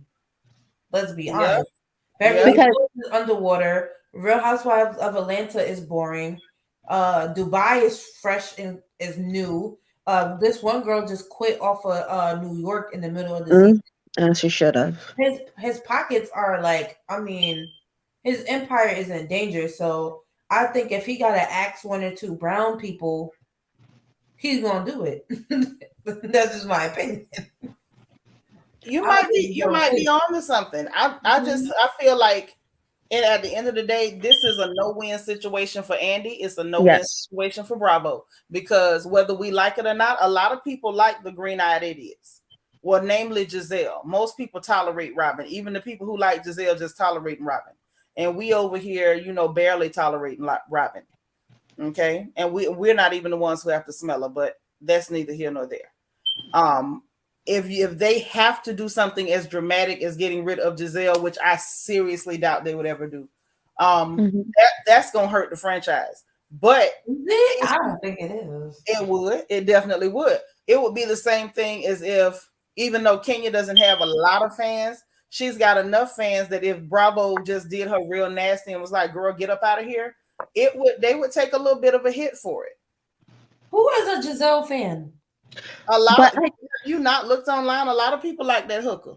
Yeah, no, a lot of people love her, love that she's so messy and all that kind of stuff, which raises my eyebrows.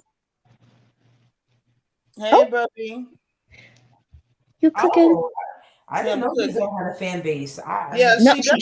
She has a very solid fan base. Now, for instance, when Kenya got fired for basically doing the marriage behind closed doors, all that bull crap, right? They took a little hit, but it wasn't that bad because you still had heavy hitters on the screen, right? So it was like whatever. The people who disliked her was still there. The people who liked other girls were still there. They carried, right? Look at Atlanta now. If Atlanta was to pull that now, Atlanta would be in deep bull honky, because the truth of the matter is you ain't really got no heavy hitters. Candy's fans are as mundane as she is. So they would feel it. Now, when you look at Potomac, Karen has a good fan base. Right. I can see it for Karen. Karen has a big fan base. Yeah. It's not about who we like. We got to look at the numbers. Giselle has a big fan base. Those two right there, it's almost like looking like you playing chess. Certain pieces on the board you don't move. It's like it's a kamikaze mission at that point. I don't think Giselle has that much. In my opinion, but look, you got to look at the numbers because they do fan favorite polls. It's not hard to look up the numbers. If they move either one of those pieces off that board, they're going to feel that. I'm not saying it's going to sink their battleship, but they're going to feel it, and they're not going to win that. They can move Mia. Nobody's going to give a flip. It's a few people that like her. You ain't been around long enough to have that type of loyal fan base. It's like when they pissed Nene off and she didn't sign that contract, a lot of us said, bump y'all, we ain't watching. Mm-hmm. We following the queen. See you later. But Mia ain't been there long enough to have that kind of fan base. If they get rid of her, good riddance to bad garbage. They're not going to touch Ashley. They're not, because Ashley is another production pet. If they get rid of Robin, I think Robin, if they bump Robin off, I think they could win that one. I don't think they'll lose nothing. I think Robin got about 25 fans. But see, I feel like Robin has more going for her as far as like storyline than Giselle has. But Storyline nobody going on wants for to her? hear it. What does she have going? The never ending No, engagement do that's never she? going to be a marriage. She got gas station hats that ain't nobody ever been able to buy. She got a podcast that don't nobody want to hear because her and Giselle on there being extra anti-black, talking about the man got malt liquor, chicken, and Black and Miles and watermelon in his beard. Like, what does she have that we want to hear about? Well, listen. I think. All right, imagine imagine a Potomac without Giselle, because I can see it clear as day. I think Robin will switch the storyline to her and her putting that prenup on Juan, or Juan potentially like wanting his money back. I think she will go in that area. Like, okay, well, Juan is starting to mention the money that we lost all these years ago, and since I asked for a prenup, he's wanting. We've been talking about him getting his money back. I can see that being a storyline for Robin, and I can see her being I could desperate see enough. that if Juan was gonna go along with it. Juan literally laughed at this girl when she mentioned the prenup and gave her the church pat on her shoulder and say, "Do whatever you need to do." See, in order for a prenup to be executed, there has to be an ensuing marriage. Yeah. Juan ain't finna marry her. And also, how long is that supposed to last for? Yeah, Like, I how don't know long we about you gonna talk arguing about over the a never prenup for ending years. engagement, How the long she marriage that been? never was? How They've long been she been engaged since pretending season to be married? 5. It's been year after year after year after. He ain't marrying her. How many more years, Essence, do we have to watch him not marry her? But that's what I'm saying. That's why I think you see what Ashley does. She tells half truths. Yeah, Yeah, but but Michael has been the fool for Ashley. right. But here's the thing: Ashley tells half truths, but at least her half truths change every season. Robin been telling us the same lie. I mean the same lie. This heifer recycle that lie. She won't add nothing to it. She won't put no hot sauce on it. This heifer ain't got no Zatarains, no Lowry's, the same lie. Hey, Daphne, thank you for the super chat. I appreciate y'all staying up with me because I always be up. Okay. The boy said at this point, we don't care nothing about Robin and Juan. Literally anything about them at this point is tiresome. Yes. Yeah, but I'm just saying, I definitely think that Giselle could be in a Phaedra type situation and could, with enough backlash, especially with this Chris stuff, with that whole groping, because remember, she is the one who specifically said that. Who said that? Oh, yeah, talking about Giselle with the lie. Giselle specifically said the groping, and that is not light work. That is not light work. That outside of the drink thrown in the face, that in particular is very heavy. And I think it's enough for Andy to be like, this is a Phaedra 2.0. She got to go. And I think in that time, Robin, even if Juan never shows his face like Michael, Robin could be like, oh, Lord, Juan want his money back. I think Robin is desperate enough to start bringing. But this is the problem, sis. The crowd don't care. We don't care no more. We didn't. And also, she's doing it right now. We barely cared in the beginning. We really don't care now. We but don't believe you, now. It's been too many years. At this point, it's too little, too late. She would literally have to be the gunman on the grassy knoll, and he would have to be JFK for us to give a good goddamn. We don't care. We don't care no more. Robin has told us the same lie repeatedly for years. We're tired.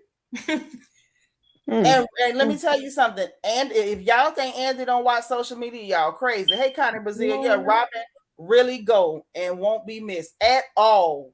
The fans might throw a party. Crip, thank you so much for the super chat, boo. Say you the first person I ever sent a super chat. I'm so glad I found your account. Thank you, Crip. I'm glad you're here, baby. Ooh, love your definitely channel. Say love the family. I love you too, baby. But this is what I'm saying. Andy watched social media. Andy knows people have been begging him to fire Robin even before her ghastly behavior this season. She didn't give us none of this stuff like what she gave us this season. Like she's always been a thug, but this season it has been extra odious. I'm sorry. Huh? Is Robin and Juan even real? Hold on. What you say, Kat? Because even I think I remember listening to, and even I believe Giselle has said previously in the past, like she's always advocating for Robin to be on the show. So like Yep. I feel like every year Giselle literally has to fight in contract for Robin to be on the show. And I'm telling you, if it comes down to it, I feel like Giselle will sacrifice Robin to save herself. I don't think Giselle will be like, if y'all don't bring Robin back, I'm leaving. Giselle will turn on Robin in a minute. But what were you saying, Tandra? I just was trying to get y'all to take turns real quick. What you say, Tandra? I said, is Robin and Juan, are they even real? Is that it? They I don't don't think seem so. real to me. It don't seem real to her either. Don't feel bad. They don't seem real to me. And Nano, is this Nano or no? Nano says 3 a.m. over there. I know that's right, baby. It's 1 over here. Robin gonna come out for the storyline. What storyline? Where If they is kick off Giselle, she gonna come out as bisexual. Oh Lord. Oh, Well, Jesus. I mean, at this point, people already suspect her. Like, we're gonna be looking at her like we looking at August Alsina, like, okay, Yes. Yeah. I'm telling you. that way. We Something's gonna gonna go start, down. listen, if Robin come out with that, I will officially stop calling her Jake from State Farm, and I'm gonna start calling her Captain Obvious. Girl, bye. I think she would do it for a check. But nobody wants to think about her offering her unwashed cooch to anybody. This is the same woman, the exact same woman that Juan was angry with for laying in that bed all day and not bathing, and then went on a whole trip to Miami and wasn't even upset about that one wash rag. And yes, I do think Giselle will turn on Robin. Giselle don't care about nobody but herself. Agreed. I think Giselle would, because I know Giselle dug herself a hole. Whether or not we will be seeing the whole at the funeral, this reunion, we don't know, but she definitely dug a hole. Yeah, well, that's for sure. She'll turn on that girl in a minute. Hold on, Nano saying, Robin already has her storyline for next season developing with that Juan scandal. How? Like, literally, how? Juan is barely a part of that show. Juan shows up like once every 5 episodes just to say, hey, I'm still here. Juan ain't finna let her put his business on that show. Hey, cool gamer, what you doing up? So especially for somebody like, it's just coming up with compliments you can give to awesome people like this one. hey, You're more Google, valuable and shiny. shut up. Huh? Child, Google talking about I'm coming up with compliments you can give to awesome people. I don't know. I mean, there's a lot of awesome people in here, Google, but I didn't ask you for that. That's how I know they listening in. See, Google knows that y'all are awesome. See? Thank you. Yeah. But yeah, no one wants Robin. No one cares. No one will be shocked. Like we already in the prenup thing right now, and people don't care because they don't even think that they're going to get married. Yeah, we don't believe you. We don't believe you. And they're gross. Her and Giselle both are garbage pail kids. Did y'all not hear the funkiest, stinkiest, sweatiest, raunchiest, rancidest conversation? I ain't got no drawers. It's sweaty coochies. Who's pooping and passing gas and walking around naked? And it was like, oh my God, y'all are gross. And she thought she finally having that outfit, child. She swore she thought she was finally doing it. Oh my God. Ruffles. She gave y'all them ruffles, baby. This was the one outfit social media was not going to drag. I look cute. I am in it, and it just was not it. Mm-hmm. She came out there with them ruffles, and it was double layer ruffles too, like them old jeans skirts. It was the flounce tail ruffles, and with the big ruffle sleeve, and the wind blew it up in the air. She looked like a deranged moth. Because that was not a butterfly. She was a moth. And she came back there, Mia, you are not going anywhere. She was baiting you and antagonizing you. I was like, oh my God. Robin walked out there looking like the nature boy Ric Flair. Woo! The nature boy. Too much. Hey, Tammy, say no Juan Dixon or Michael Darby. Yeah, basically. Talking about she don't watch no ma'am. Y'all so silly. Y'all silly. But Juan the one outed her with that. Crip said it was what clear woman be talking about. Truth be heard. It was what Cliff when we talking about. Let me go back to your previous The comment. funky conversation in the car. Oh, the funky. Oh, that's what clear ladies be talking about. Not bathing and being stank and walking around naked and no drawers and sweaty cooches. That's ugh. For real? Because I don't have Yes. in the friends. That's what they be saying. They are peculiar people. Oh, blood of Jesus. Oh, this is wait a minute. Hold on. So y'all friends with clear women? I've had an experience, and I'm not gonna lie. All the memes, all the internet jokes about the food are true. Okay, but I want to go back to this nasty, stank, rancid. They got wash days. No. I want. They got wash days. Wait a minute. Hold on. Wait. I'm trying to get to the bottom of something. Now, these young girls say they friends with some clear women. I need to know, do they really sit around and talk about sweaty cooches and passing gas and pooping? I know of in college freshman year, someone walked in on their roommate just in the room, just with their leg propped up, shaving the vag. Just yeah. And so, their boundaries are not. Their boundaries are nowhere near Black boundaries, like privacy, being intimate with like college, like you said. Like I had a friend, she had a roommate, and she walked in on her man, let's just say being nasty. Yeah. And then she had the nerve to like try to discuss it with her in a light manner. So yeah. Oh my God, y'all just killed me. Hey, bro. Oh, yeah. Bubby. What's good? Can you hear me? I can hear you now, baby. What's up? Nothing much. Listen, they just educated me and made me gag a little bit. And I'm not even joking. Like I literally just retched. Oh. Are you hearing this? Because they say that's the kind of stuff clear ladies be talking about: sweaty cooches and pooping and passing gas and being naked and nasty and stank. And why they invented the messy bun? Not really invented, but they, if you look at their like fashion, everything is about looking unkept and unclean. Yes. But the first ones to walk outside with wet hair. Oh. But I really think that Giselle, I know that Andy probably won't do it, but I do really think that she needs to be held accountable for the stuff that she done this season. Especially, it went a whole nother level when she said that Chris was groping that girl, right? Yeah. Because to say that someone was trying to talk to you and you feel uncomfortable is subjective. Yeah, but to say that somebody was touching somebody inappropriately, you know what I'm saying? And I knew that if Ashley was going to take it, I knew that Ashley wasn't going to lie like that, right? Deborah had to have, for us to believe that, Deborah would have to have said it out her own mouth. And we would still need proof. Yeah. For and real. So all of a sudden now it was said, and Robin saying that everybody on the bus came back and said that. No, they didn't, baby. Everybody on the bus came back, and when Giselle said it, everybody was looking like, girl, what you doing? But now this is what's funny. Remember, that's what they did to try to do when they was running around talking about cancer, not cancer. They was doing that then because, hey, we got caught saying something jacked up, so we're going to say everybody's doing it.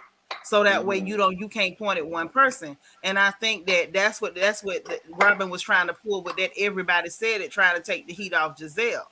Giselle said that. And I was looking at them like, don't y'all know that Ashley is Miss Self-Preservation 2020. She was going to come back and say, I heard there's something going around, y'all saying that I said that he grabbed that girl, but I never said that. Let's be clear. I said he leaned on the bar and I demonstrated it. I ain't said nothing about grabbing no butt. And Bravo wrote that beautiful bean footage. Yes, they did. That's what I'm saying. Is giving very much Phaedra, Portia, and Candy. It's giving, is getting there, is towing the line.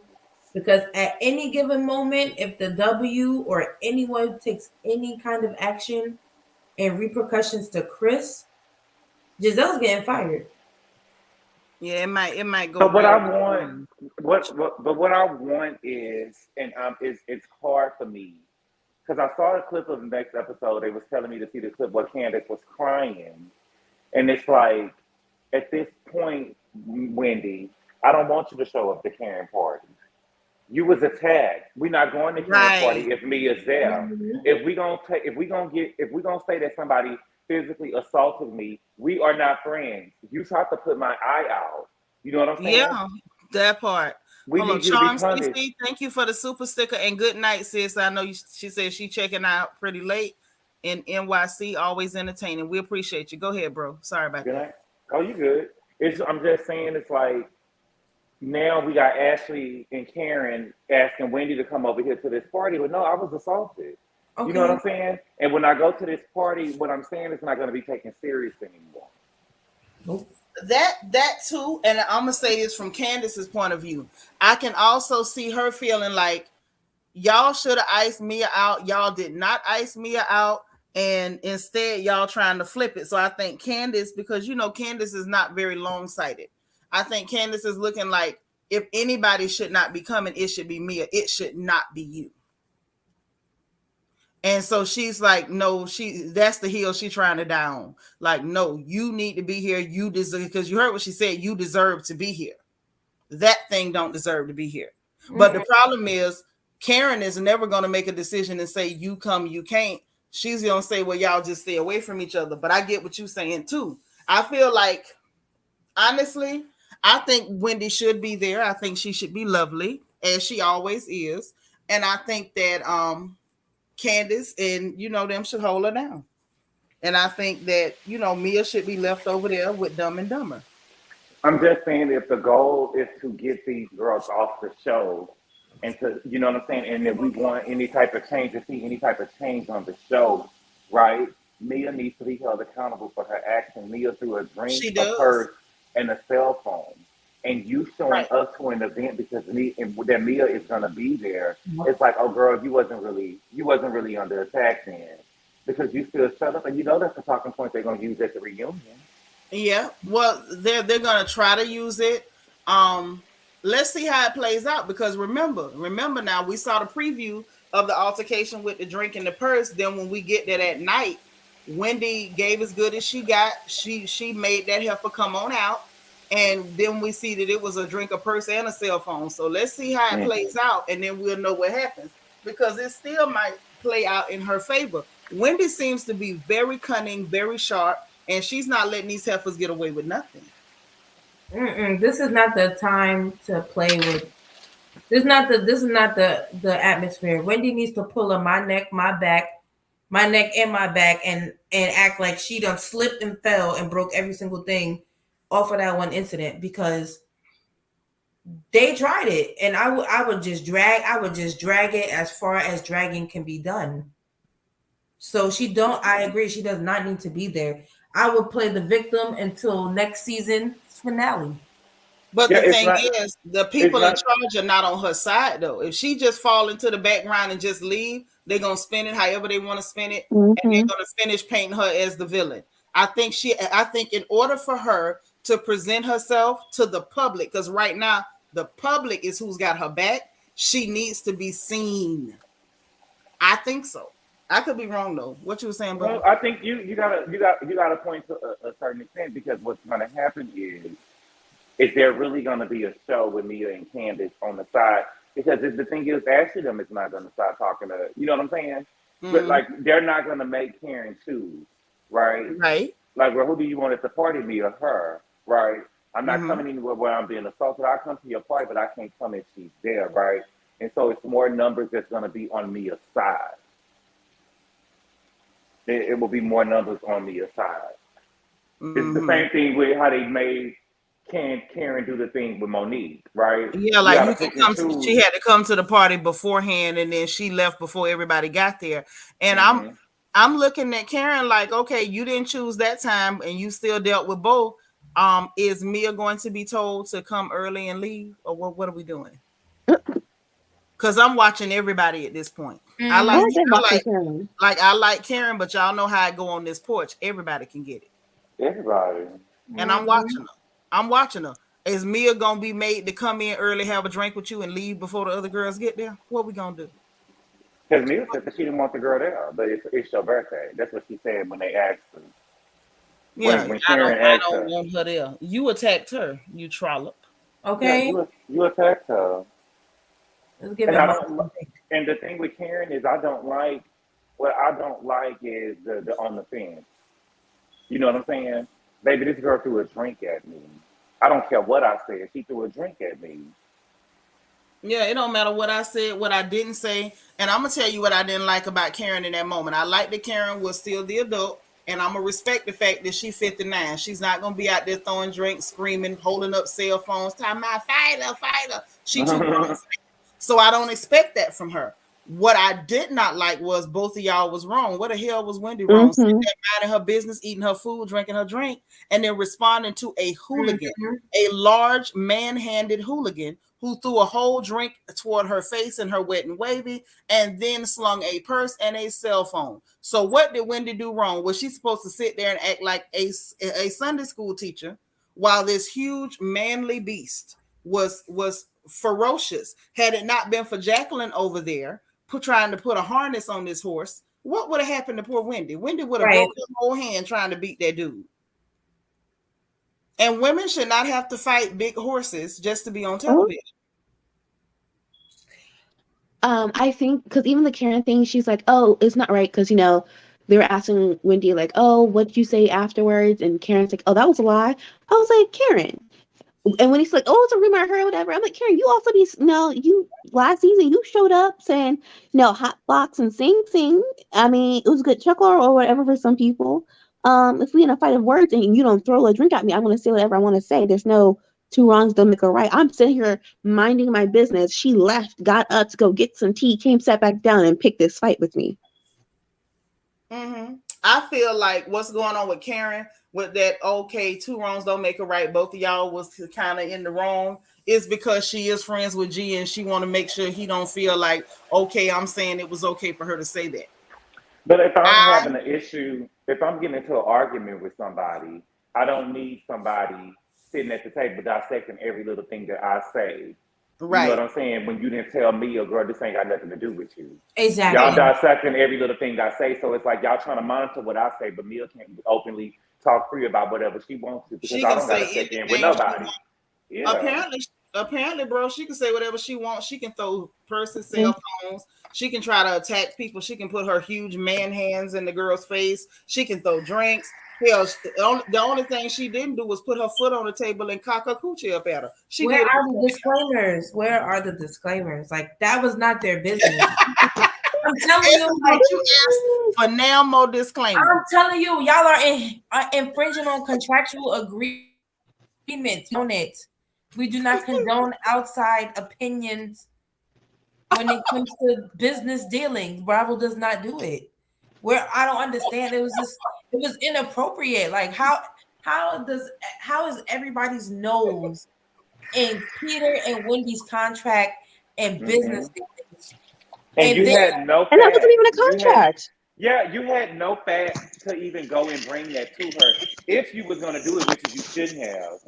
You know what I'm saying? If you didn't have no facts to back it up. At all. You were just being nosy. In the middle of a potential business deal, we do not condone it. We don't condone it. We don't condone meddling. Where are the disclaimers? I don't understand. And I don't like how every time somebody on the show wants to do something for themselves or try to better themselves, whether she has her, if she wanted to pick Peter's brain about a business deal and she wanted to fall out the business deals, that is her right.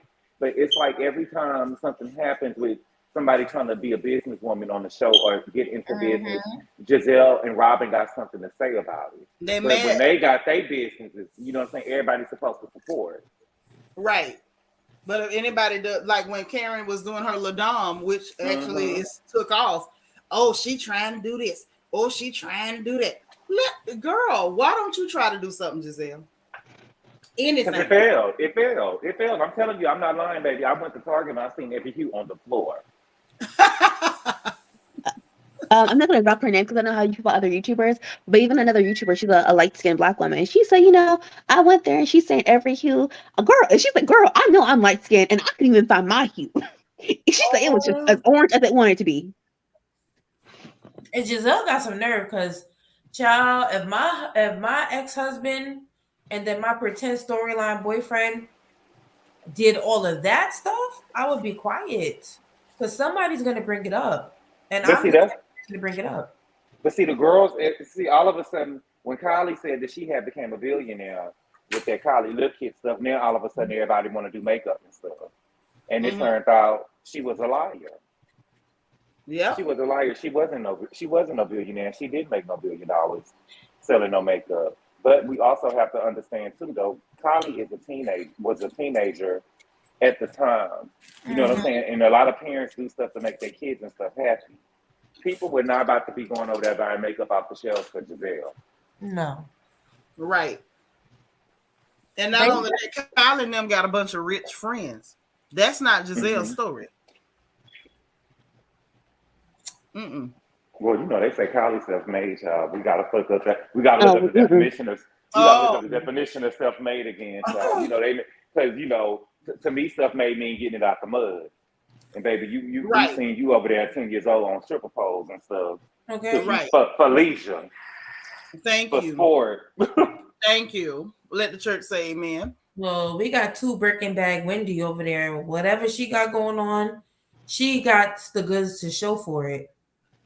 Robin got the same purse I got, and she had it for 2 episodes. I'm not saying material, but Robin is on the same level with the rest of us during there. Okay, we carrying the lower. Oh, you said lower. Queen, thank you for the super chat, sis. Say honestly, how Wendy was treated remind me of when I migrated to the U.S. The constant hate and bullying was way beyond. I'm Nigerian, and I want to say I was very proud of how Wendy gathered all of them. Girl, I was proud of her too, sis. I love you. I'm so glad you stopped by. Go ahead, y'all. Because as someone said, almost about everyone deserved to be doused in a liquid at that table. Doused, drowning in it. Well, I'm gonna give Ashley her credit. Ashley did not participate in any of the evening shenanigans. Sharice, almost everyone. I didn't say Sharice low key too, because Sharice was like, "All right, this is beyond." Sharice was like, Sharice kicked it off with lying on Wendy. I know Sharice did kick it off, but by the end of it, Sharice was she kicked it off with lying. So put the fact that you put your hand in your pocket after it got out of control. No, douse her. Wash the bad wig away. Douse her. Sharice was like, "Oh no, ma'am. Is this what you do for your check?"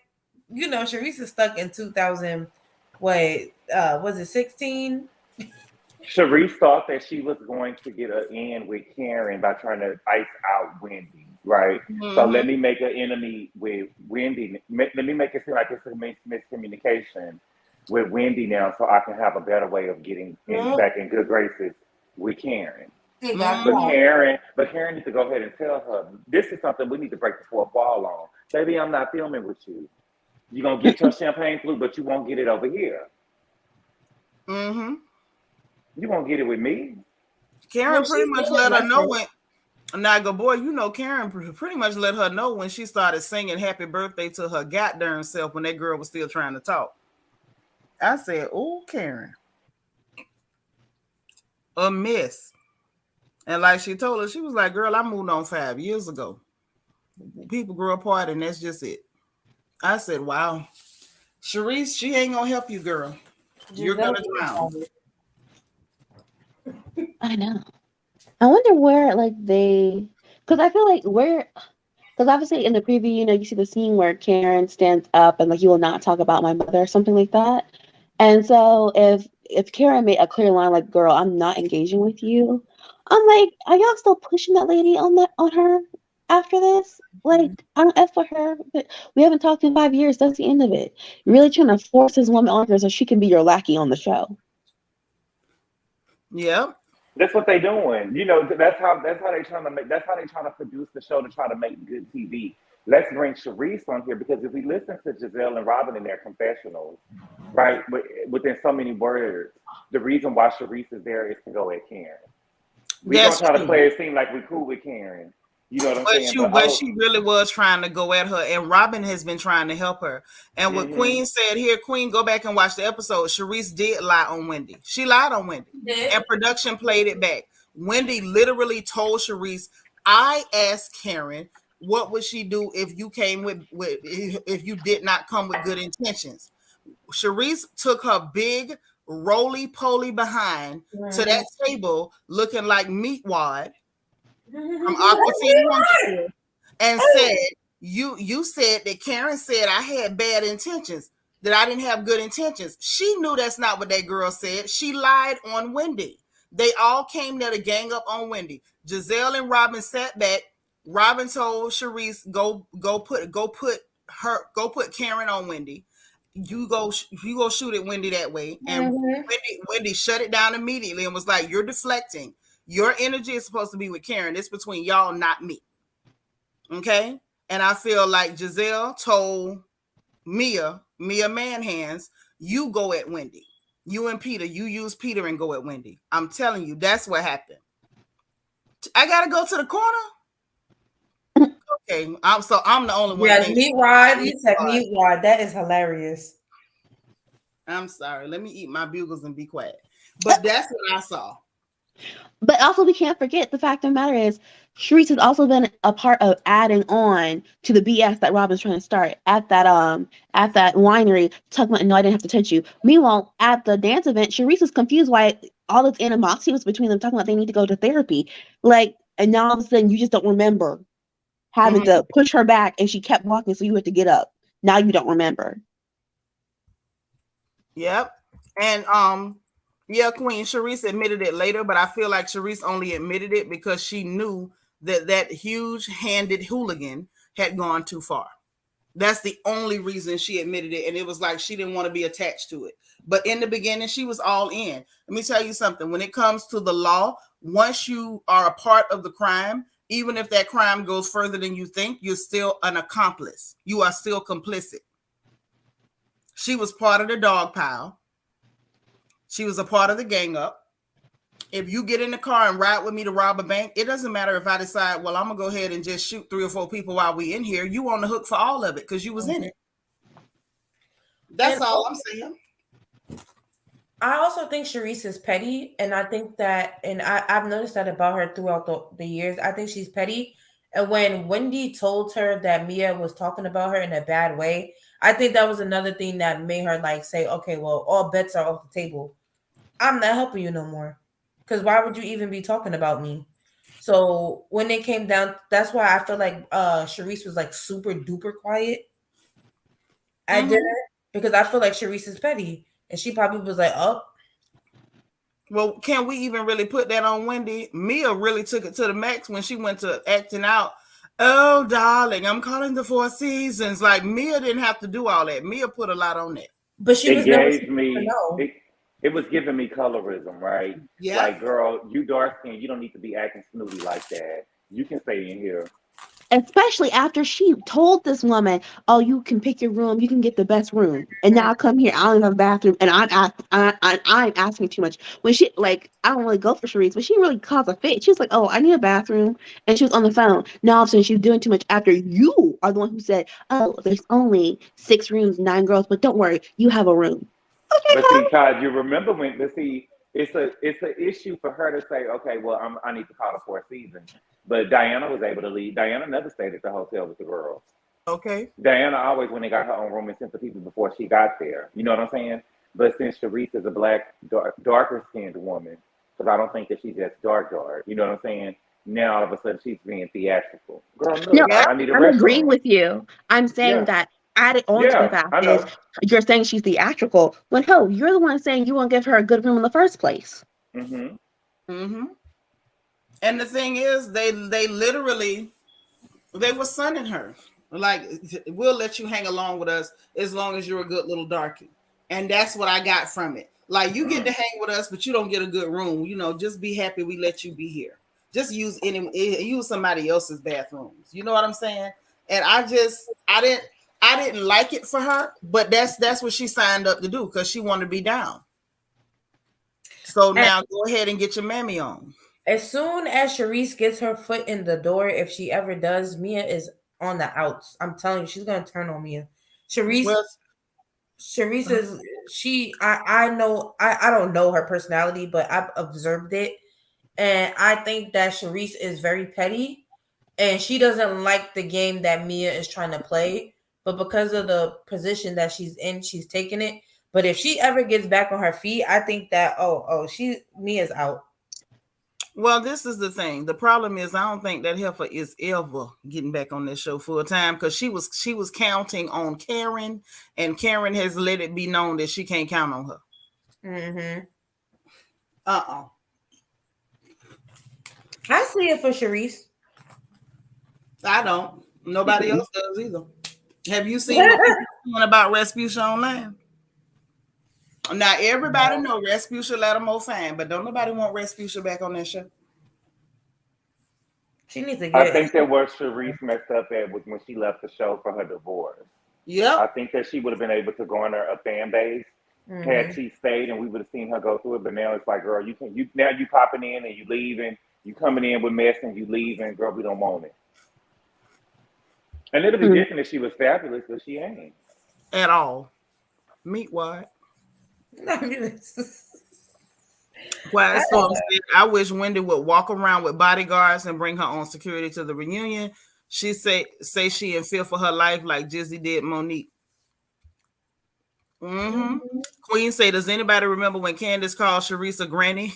When Sharice called her a kid? Best moments on RHOP. Oh my God. That was true. I feel like that was when the show was good. And yes, they were trying to get, that was when her and Ashley was cool. And her and Ashley went against Giselle and Sharice at that dinner table. They was in Nema Colon, I believe that's what it's called. Nema Colon. Yes. And they told Candace she needs to apologize. And she said, y'all always do this bullshit, starting with people and want people to apologize to y'all. We ain't doing that. Yeah. And the thing is, Sharice, I think, gave a little more back then because she was actually on the show. Right now, it's just giving, please pick me, please pick me. I'll say anything, please pick me. What's our strategy? Please pick me.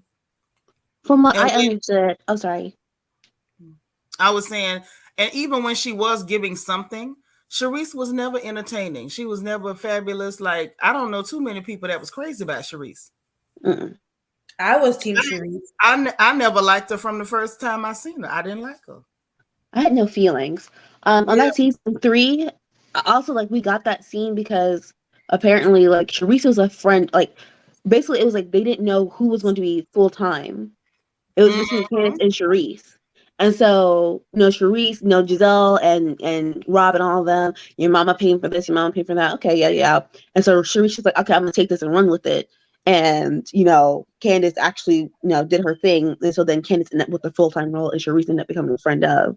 So, no, Sharice has never really recovered from when she stepped back, as Gobor said. Because she, that scene was literally because she was fighting for her position. Yep. And see, now it's like she's not even fighting for a position. She's just giving desperation plays. Lying on Wendy like she did, that was a desperation play. This whole constantly walking up to Karen, trying to get Karen to talk to her. Well, I mean, we should just talk. I want to see what I did to upset you. Why are you begging? Yeah. Pick another route. Yeah, like, have a colonic. Stop it. Yeah, have fun. You have these so-called friends. Have fun with them. Like, you don't need to be chased that way for them. And people, I think she would have eased her way back in had she not taken that desperation route with Karen. Because I did like Sharice. I don't know. But as we know, I have bad Real Housewives taste. Oh, don't say that now. Everybody connect with who they connect with. Like maybe it's something about her you connect with now. Don't say that. I like Sharice, but I thought when there was one point in time, I think it was like season 3, like her last season. When I watched the next season and she wasn't there, I immediately Googled like why is Sharice not on Potomac? Like I was like looking for her. Like I like Sharice. And Sharice, was definitely contending for Grand Dame. I'm not saying that she was. She was on her. She was on Karen's heels. Oh, she was the Grand Dame. She was the Grand Dame. She What are you was a talking grand. Okay, about? thank you, Gabor. Thank you. I didn't want to say it now. I was She just bought trying the to keep it $90,000. Remember when she took them to the Bahamas and Yeah, sure. well Yep. she had the girls trying to make her the Grand Dame, And right? came through. I think that the people on the show liked Karen more because Karen gave off the aura, but the girls on the show was trying to get us to believe that Sharice was the Grand Dame, and she bought in. Remember when they went to the Bahamas and she had upgraded her room, Sure and they did. all went in her room, and I was like, now this is Grand Dame status. This is Grand Dame They status. were trying to make it happen then, just like Robin was trying to make it happen this time. And it was like, girl, you are never gonna get the battle of the Grand Dames because there's only one Grand Dame. But that was Grand Dame status, was it not? No, it was just a tacky chick spending money. It's all about your swag, and she don't have none. I was Team Sharice. That is meat wad. My name is Sheikh Zula, the mic ruler. Dog. Oh my bad. That's Aqua Teen Hunger Force all day. Hey Kiki. Hey Mon Ami. And I thought it was crazy for Sharice to be trying to go at Karen's marriage when you don't even want to talk about your divorce on the show. Okay. Hell, the man, she came on the show with that man in a whole nother city. Did she? Yeah. Oh yeah. Okay, I see what you mean. We couldn't even see no husband. Yes, it was embarrassing. And she's been a tryhard since she first came on there. Like the money you were spending, it looked like you were trying to buy favor. And that's never attractive. It's just so desperate. I don't think she was trying to buy favor. I think she was just spending her money because she was used to having it. It gave me like she was trying to. That's how you say, Gabor? Gabor, what you said now? We only saw her husband one time on the show at her daughter's party that time. And she was about to go attack Ashley because Ashley wanted to go introduce herself. Yes. That was she told literally Ashley she was going to fuck Ashley up. Mm-hmm. Right. And here's the killer part. Your husband didn't even think you were grand. No one thinks you're grand but Robin. And that's not a glowing reference. Nope. No. The same lady that don't mind one washcloth. That's who thinks you're grand. So I don't care if she does be, or like when she called Ashley forehead, is that body shaming? Because if your forehead big, your forehead big. Why you shaming your big forehead? Be proud of your big forehead. Because we gonna talk about it. Yeah, time for that one. Oh, I'm talking about your forehead. When you sitting up there looking like you got a lot on your mind every day, I'm talking about it. Queen said, and why did Mia take down her Twitter? Is she scared? Y'all ran that lady off Twitter, Queen. People was on there, and they look at them giggling. They was on there talking so bad about that lady, she couldn't respond to everybody. She was trying to block people. If she couldn't block everybody, she ended up having to take that whole Twitter down because these people would not leave that lady alone. Tammy said she was spending money. I want to see what Veronica Twitter. I want to go talk about Veronica. Tammy said she was spending money because she was depressed and on the verge of divorce, right? And trying to sell us this bull crap about, my marriage is happy. He just work over there. Girl, right. I mean, they want you. You sad cow. I just saw a sad cow. And she made Andy pissed Andy off too because that whole season she was trying to make it seem like they was fine. And at the end of the reunion, she was like, I got something to say. I haven't spoke to my husband since I told him since I started filming the show. We haven't spoken. He already got another girlfriend, baby. He already got another girlfriend. And you were sleeping with the fireman. See, you didn't like when Giselle put that out there. And Giselle didn't really back down from saying that she was sleeping with the fireman. Baby, you told Giselle that she was sleeping with that fireman. And Giselle bought that shit on the show. And even when they went to the reunion, she was trying to get Giselle to say that it wasn't true. And Giselle said, it's not true. And she was like, yeah. She was like, okay. But Giselle never apologized for it because the girl told her that. And if you're going to be around here calling me a hoe and insinuating that I'm a hoe and you fucking the fireman as a married, I believe that these girls really do got tea on each other. But you know how you felt when you said that woman, when that girl said that she was sleeping with the fireman. Now Karen's supposed to be happy that she said that she was sleeping with blue eyes.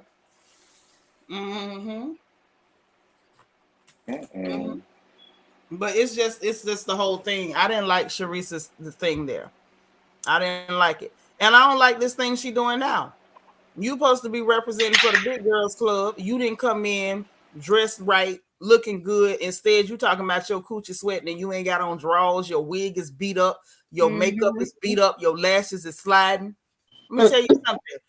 If you're going to be in the big girls club, you need to represent, honey. You need to come in there, waist snatched, dressed to the nines, smelling good, looking like you smell like coconut oil all over and cocoa butter and stuff.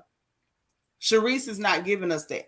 Now, if she was going to be the first plus size housewife, then you come in there and serve them girls. You don't roll up in there looking like a meat wad. That's not what you do. I don't like nothing she's giving. I agree. I feel like she lost her. She never really had it per se, like style wise. But yeah, I 100% agree. Her pizzazz is gone, and it's really sad. Mm-hmm. The old Sharice would never. Child, the old Sharice, the one we met, she came in like a flat soda. You know how you open up a soda and it ain't really sat there all day, but it sat there long enough that it ain't hardly got no bubbles. That's how she came on the show. I didn't feel like that about Sharice. I looked forward to her moments, and when she the way she treated Giselle in her house, that's the energy I need for somebody to give Giselle. And she's not getting it.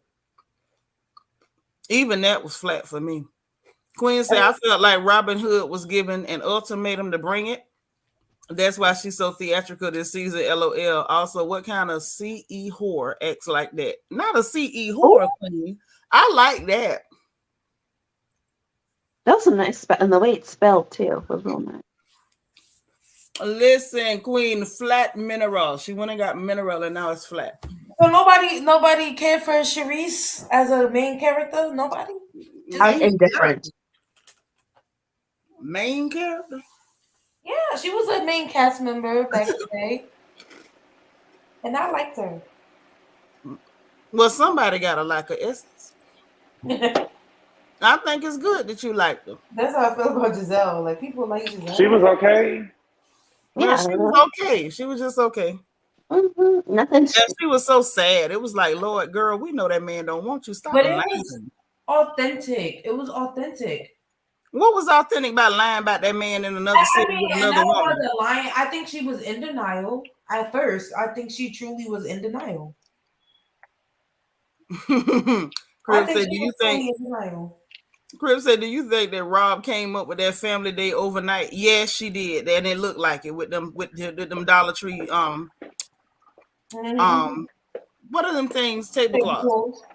Quinn said it's called mineral bacteria. I know, sis. I know. Crib said she didn't have a bouncy house cotton candy machine or a pet, maybe a petting zoo, nothing. With the aluminum shit, the aluminum shit that she bought over there, the foil paper and shit, girl, Robin, stop. Yep, yes, them disposable aluminum pans, the Dollar Tree tablecloths, and they were blowing everywhere. She had to use the pans with that cold food to hold her tablecloths down. And I don't know if anybody ate any of that nasty food. I know. I didn't eat it past anyone's lips. But you know what I did see being eaten? The food that was at that table while everybody was fighting. I went back and looked. Sharice did keep eating. You know what? She was over it. She was over it. Giselle too. Yeah, Giselle actually put her fork down. I was watching her. Giselle came back and started back eating, but Giselle had actually dropped her fork when them girls went to acting like Clash of the Titans. Sharice never put that freaking fork down. The fork never left her hand. I was watching. I went back to look. Daphne saw it. Daphne say she sure did. That heifer kept chewing. Queen said, at this point, I'm so ready for the reunion. This franchise has gone into the toilet and I'm ready to flush it down. I agree. Yeah, I don't know if there's any. I don't know how you save it. This is a dumpster fire. Because they're inherently nasty for real. You know what I'm saying? Like they're not producing the show. This is how Giselle them really is. This is how they really behave. You know Yeah, what I'm saying? hood boogers. I just find it crazy that you sitting up here being friends with these girls that question that if you had cancer or not. I just find that crazy. That this Mm-hmm. is if this is what cancer, no cancer looks like. It wasn't no drinks thrown in, and you bitches was standing at the bar when that went down. And she Mm-hmm. was in your face, flat-footed, and said, "Is this what cancer, no cancer looks like?" Right. That's what she said. Yep, Bianca say, "Tow that free food up." I cannot. You you ain't go back and look now. Yeah, I did. I went. I had to go back and look. Queen, thank you for the super chat. Says 12:02 a.m. Good night, royal family, and please act like royals at all times, sis. Got you for sister. We'll talk to you later. Don D say, now to think of it, I believe they did put Mia to set Wendy up. Told you, because you notice they didn't complain to Mia about the rags or sleeping under the toilet. They usually extra petty. They didn't because she was on Team Yellow that day. Say it's only 7 episodes in and this already happened. Yes, they didn't even wait for the end of the season. Remember the whole thing with Candace and Monique? They kept acting like, oh, it's coming, this next episode is coming. And they waited all the way to the end almost to show us that thing. The wig shift. This time it was right off the bat. That's how you know something is brewing in the back end. Somebody's in trouble. This Chris stuff is not gonna be swept under the rug. And the fact that they're showing so much details about it, that I think Bravo is covering their backs for a lawsuit, is what I think. I don't think that Candace is gonna let up. Uh-uh. Me neither. I Nope. don't think that she gonna let up. Even like when she I don't think that she gonna let up. She's not gonna let up. We know that Candace it don't play. She had did the stuff with Monique. She told Andy, "You don't give a damn about us." You know, Yep. remember what was in that book? What she had told Andy. You don't really care about what happens to us. You just worry about getting money from us so you can go and feed that baby. Mm-hmm. In so many words, she said that, and I don't think that she is. I don't think that she appreciates what Giselle them is doing, and I don't think that she gonna play with it. I don't. I I hope don't she think don't. so either. Me neither. Not the way it's looking. And did y'all see how Eddie Osefo is clowning on Twitter? No. Yes, No. What do you I say? did. Child. Let me see if I can pull it up here so we can look. You back on the Eddie Twitter? Eddie is freaking hilarious. Mm. Eddie is freaking hilarious. I didn't know this man was this funny. Let's see if I can find this man. They so hateful. That's sad. Anybody with a marriage is just an automatic target, and that's so unhealthy and it's not right. And I hope that Candace and Chris drag Bravo to filth. And I understand that they're trying to cover their back for liability, which is why they're showing the actual truth. Mm-hmm. But the fact that this is an ongoing thing is what's going to get Bravo caught up. Y'all allowed this woman to do that continuously. So, And the fact that Giselle's like she's blowing out this proportion. Candace was not even on this episode when we're bringing up this Chris situation. Mm-hmm. You talk about it, and she's not even there. And yes. Yeah. Giselle has also brought it up in confessionals when Candace is not even studying her. And I think that Giselle didn't think about the fact, and I keep saying this, like Potomac already has an issue with sexual misconduct with Yep. Michael Darby. So for you to think that you get to lobby that against people who had to, like, Princess had to walk into HR because a production crew member said he was standing next to me and we made eye contact when Michael touched me. Like, you are playing with people who you have actually and just like have involved in this mess, and now you want to try to toss this on my husband, and now you want to talk about the whole season. Oh, you messed up. Mm-hmm. So can y'all see the screen? Yes, Yeah. ma'am. Oh, okay, cool. So this was the light work. He was just like, somebody was like, oh, I love her. He was like, I love her too. Happy Monday. That was cute. And so it started here for me. This was the first one I saw. Somebody named Chadwick said Mia started all this through a drink and tried to hit Wendy with her purse, and somehow Giselle and Robin are treating her like the victim. And there's Robin with the ruffles. Mhm. Then Eddie was like, this is the one in a nutshell. So I'm thinking, okay, that's cool. Hold on. I don't want to do that. How do I make this go away? What's I happening? don't want to log in. They're trying to make me log in. I don't want to log in. I don't like them. How do I close this? Or does it not close? I was not at the scene of the crime, so I don't know. I don't know how to do it. I don't like these people with this. I don't like to be, I have a thing about being told what to do. No, man. Understandable. I do. I have a real thing. I do. I'm a real Aquarius. Like, that's the quickest way to make me like almost You're an want to rip your Aquarius? face off and roll you in salt. I hate for people to tell me what to do. Yes, I am. January 31st. Oh, I'm a February Aquarius. Oh, really? What's your birthday? February 12th.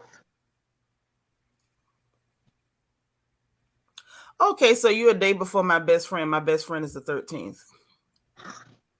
And then my god baby is the 15th. Why is it up here now? These scumbags. I've already logged in. Do y'all see that thing? Yes. I don't like it. Is So it let me working try out? to do it again. Can y'all see me? Yeah. Okay. Let me just refresh because I logged in just so we could see it. Because I'm like, they getting on my nerves. And they're steady telling me to log in. Like, I didn't want to log in. And now you butt munches are like still putting the thing up there telling me to log in. Okay, now I'm into his account. Hello? Oh yeah, Hello? we can see it. Yeah, we can see it. Sorry.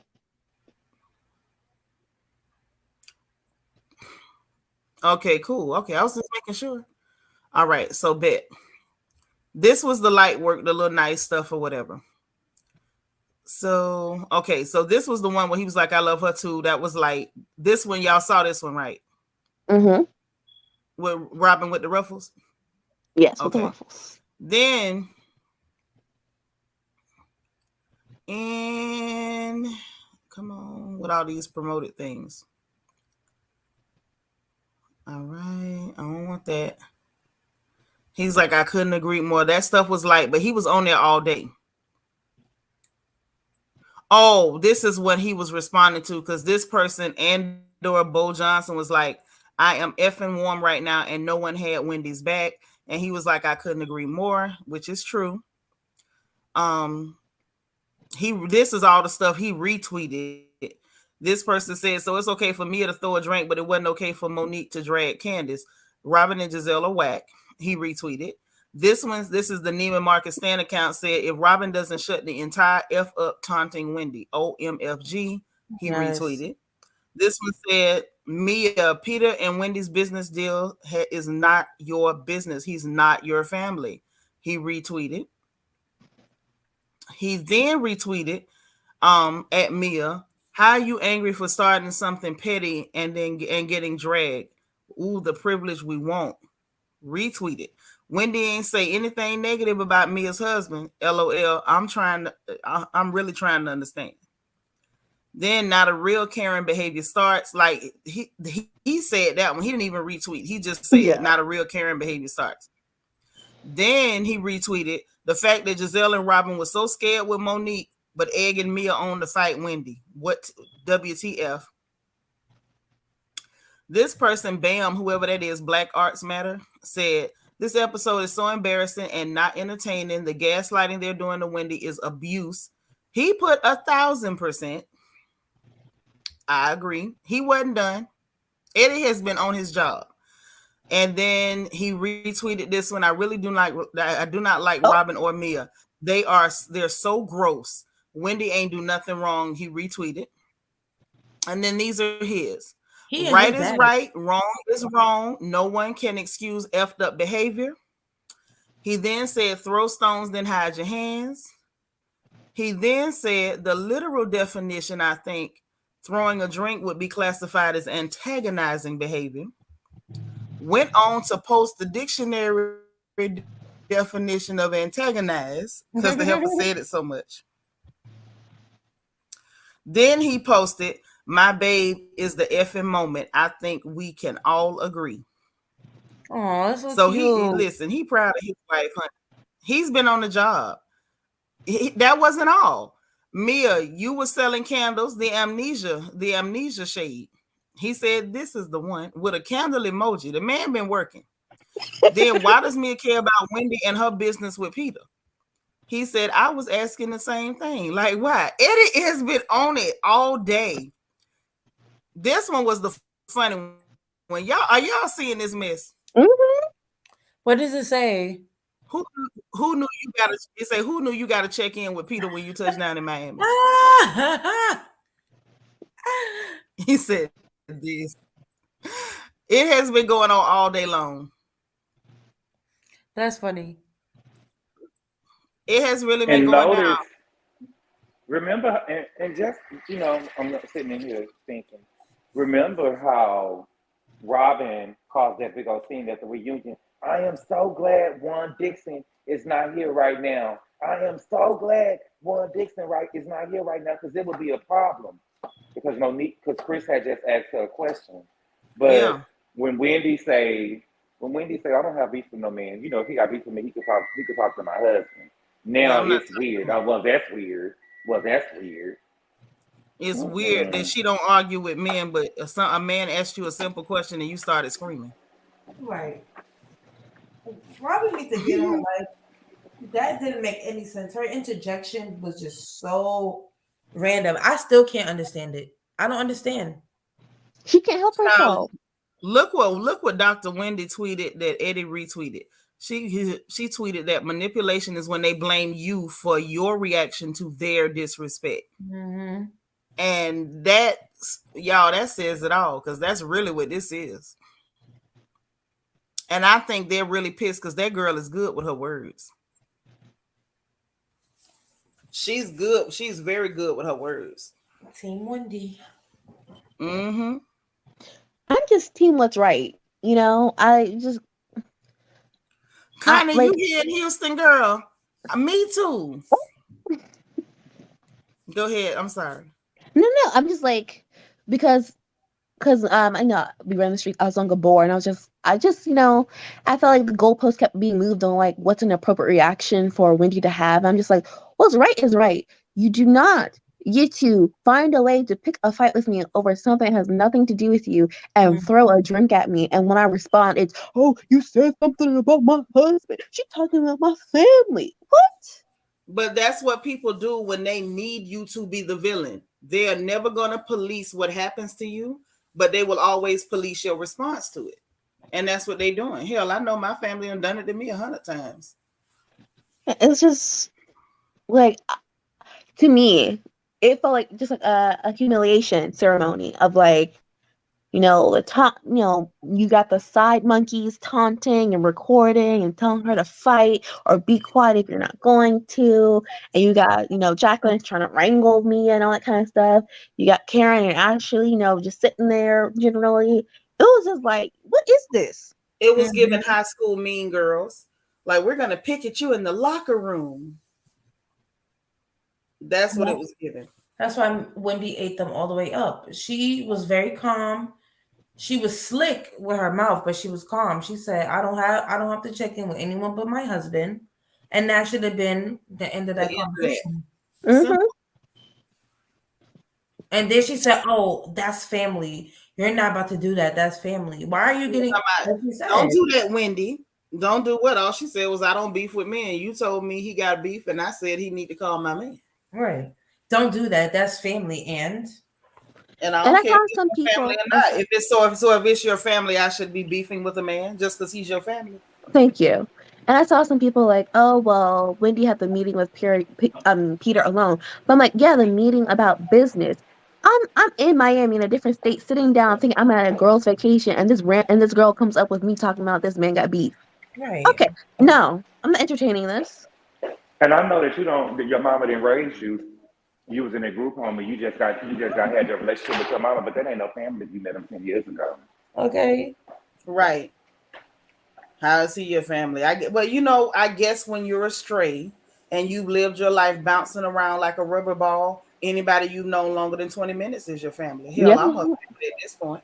I know someone just like Mia in real life. Like Ew. I know someone just like Mia, and I am the only one in the friend group who blocked them and told them you're not a good person. And from the slick underhanded comments to the knowing that you're popular to the brother, people acknowledge popular people and they're okay with them being overly clingy or doing too much in public just because they're popular.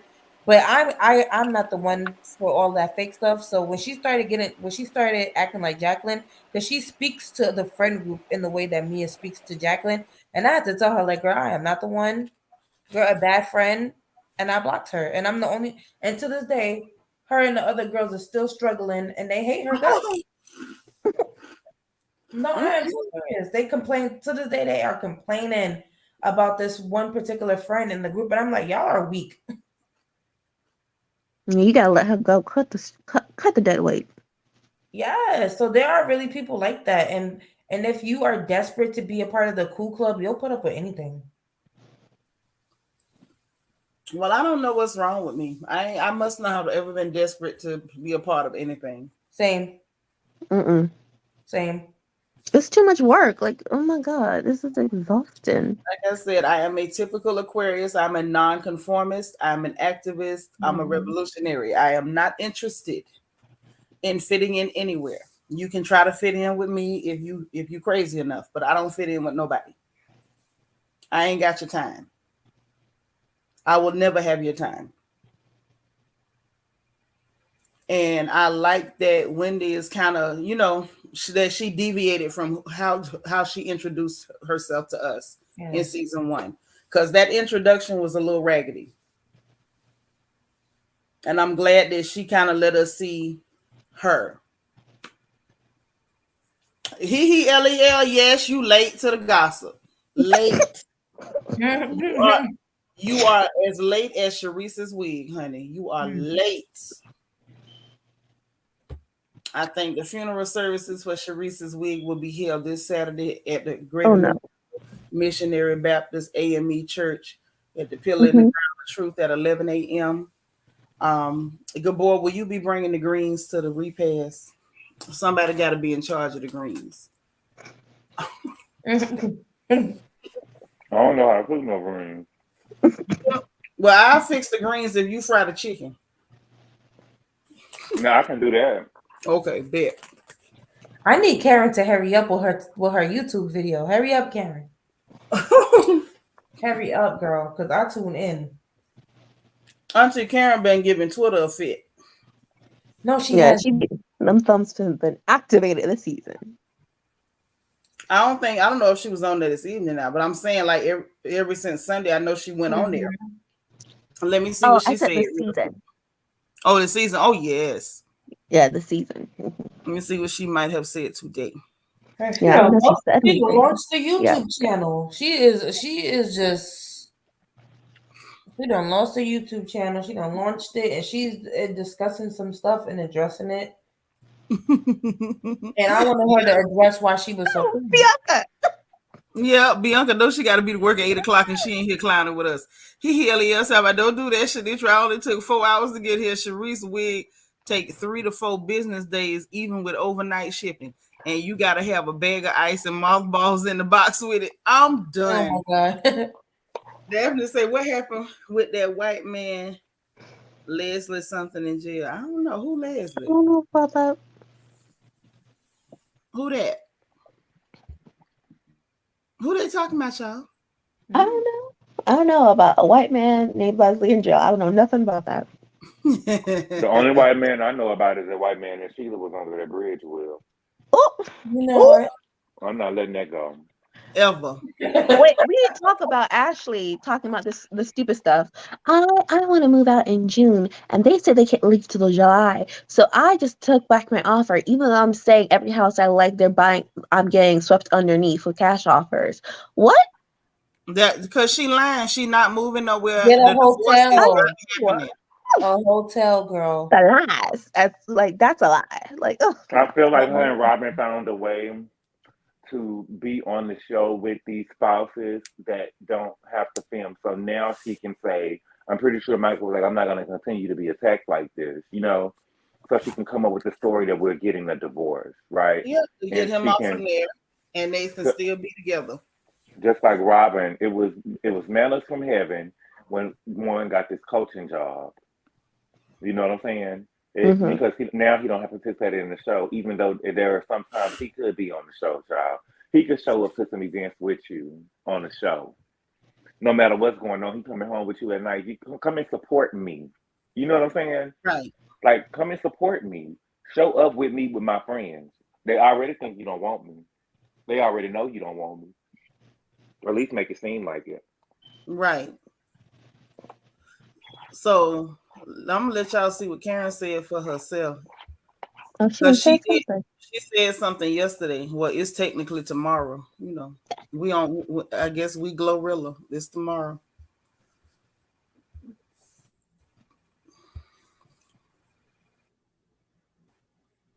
I like your background. It's so pretty. I know. I'm very fantastic. Mm-hmm. Now I can't scroll down because it'll show the clip from Bravo, and you know Bravo would snatch my whole channel, and I can't do it. So she said she was showing that the sneak peek from next week, and she said, "I'm just watching this too. What in the fairy dust is happening here?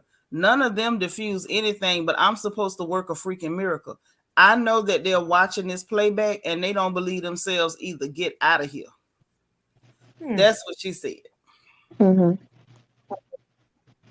So she been doing her work on Twitter, and she did post on her Twitter telling people to watch her YouTube channel for the review. So I guess when she do the review on there, then we'll see what all she got to say, because you know Twitter ain't got so many characters. But Giselle don't really have a storyline unless she's arguing with Karen, right? That's it. Like she has to find a reason to get into it with Karen about over. So this was perfect. And why don't they ice out? They need to get all the little side people and ice Giselle out. That's the real tea.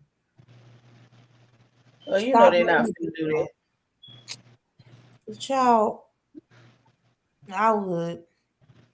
I mean, I would too, because Jesus Christ, that woman is insufferable. I mean, of course we would, because we normal people. You know what I'm saying? But them girls ain't about to do that. And that's the thing. It's like really, it's hard. It's really hard to sympathize to a degree, because it's like Candace, Wendy, Karen. Y'all see the problem. Y'all see what it is that's causing the issue. Y'all need to start plotting together to fix it. Or I'm not watching no more.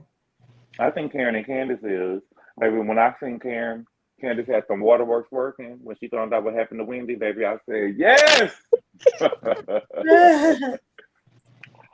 Put them waterworks out. Give us the triangle.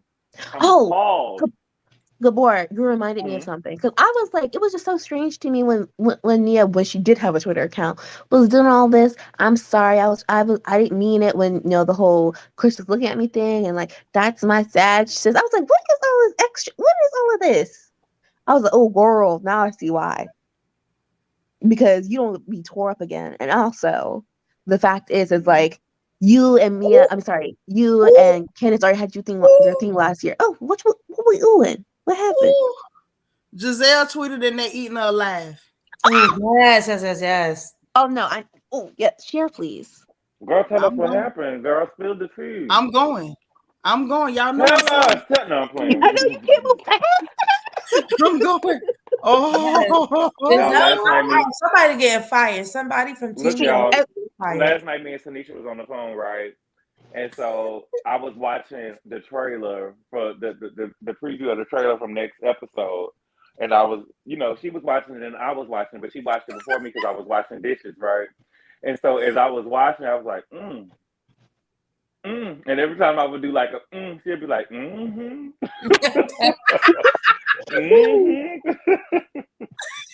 like, this girl is silly. We got action. She was dumb enough to post, we taking over Miami. Baby, these people came to take over your thread. and pull the thread out your wig, honey. Let's get it. Let's go. Oh my God. Y'all tell me y'all can see it so I can hit it and we can look at these responses. Okay. I see it now. Y'all can tell? Okay, bet. Let's go. So she said we taking over Miami at Bravo.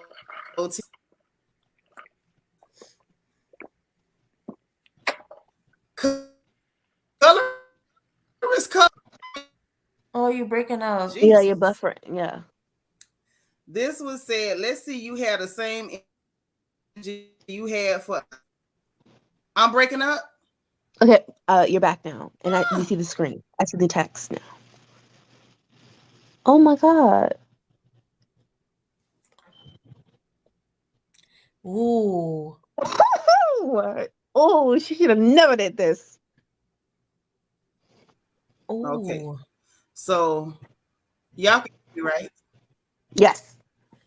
Can y'all hear me? Mm-hmm. Okay. Yeah. Cool. So this one say you a devil and a mother. Let's see, you have the same energy you have for Monique Samuels. I want to see security around Miss Mia Thornton. This one says, not today neck, not today ankles. This one says you have select outrage. We are disappointed with you and Robin. Virgo auntie, I'm so disappointed in you. You know dang well Mia is out of line 100% this time. I'm a fan from day one and current reasonably shady listener. I was very disappointed in your take on Mia and Wendy's fight. No words for Robin. Awful. Shaking my head. I always thought you were fun and shady, but your behavior this season is deplorable. So hateful and messy. Hoping to see a kinder you before the season is over. This one said, Miss Ma'am, you need to be stopped. You are a disgrace. Being messy for a check. Failed business, but talking about its business regarding Wendy. LOL, such a joke.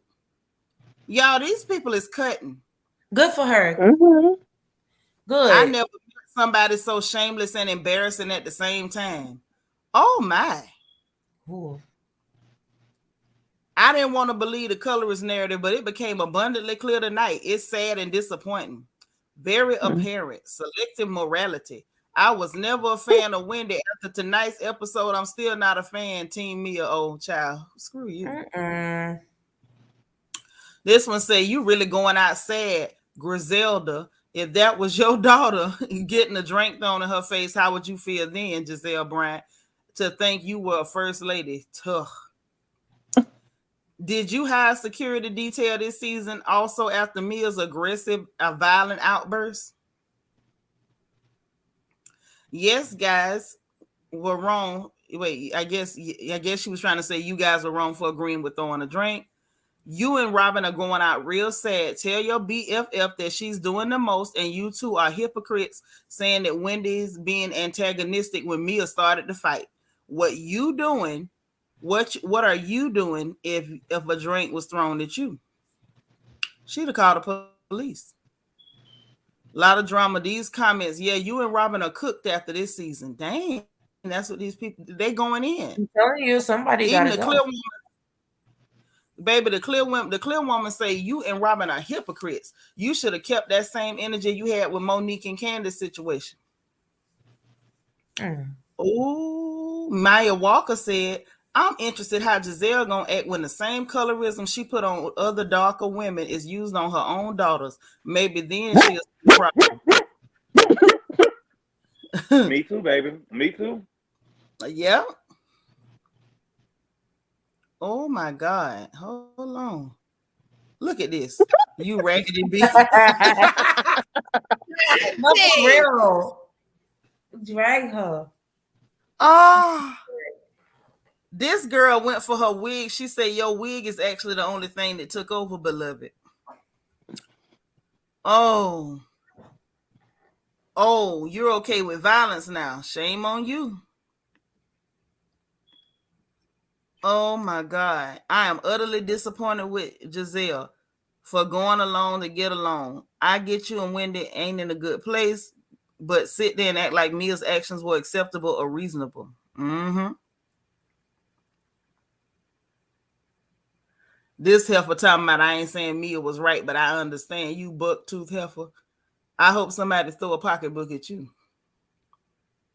This one say, Mia looked like the ghetto project girl she is.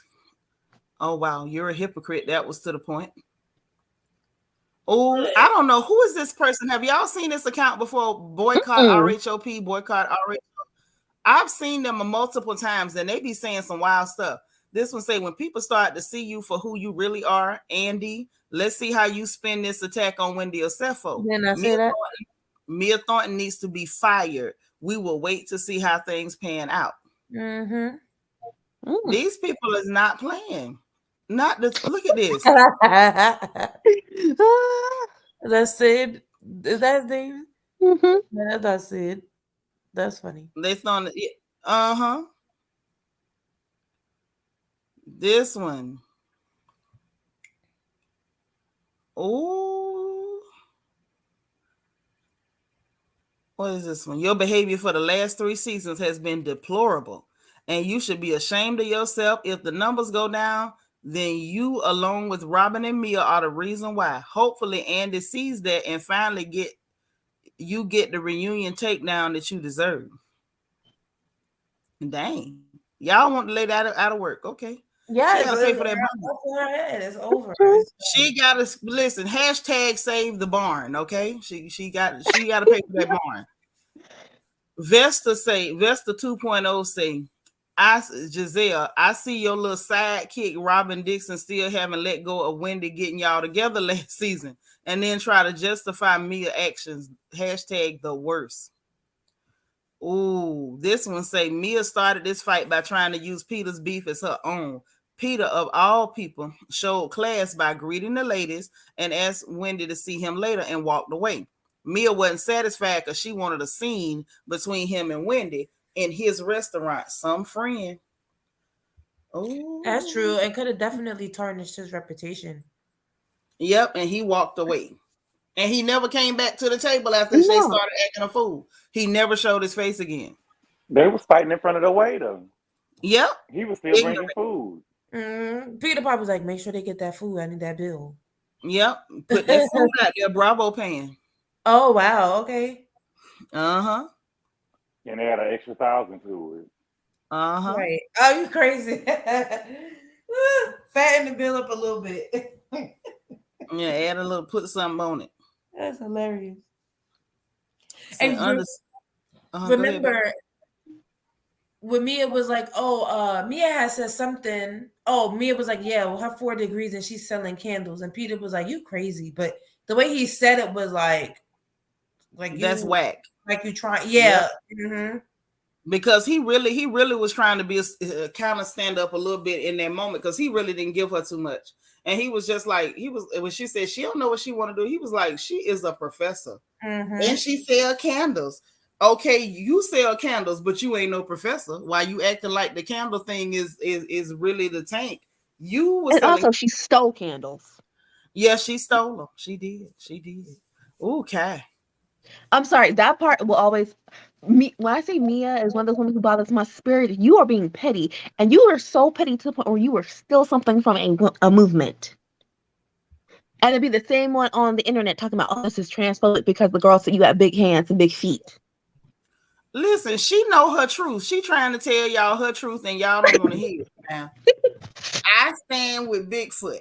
She got a right to let y'all know that is transphobic. Gabor says she giving Blanca from Pose, almost fell out. Listen, one of our brothers in the chat Sunday night was like, when Wendy said I don't beef with dudes, that's why she said don't do that, because she was yeah, that was so funny. And she said it right after that part. It was like, oh, it was real smooth. It was funny. Crib said, I think Giselle and Robin are waiting for their kids to turn 18 and leave the house so they can be together. Oh my God.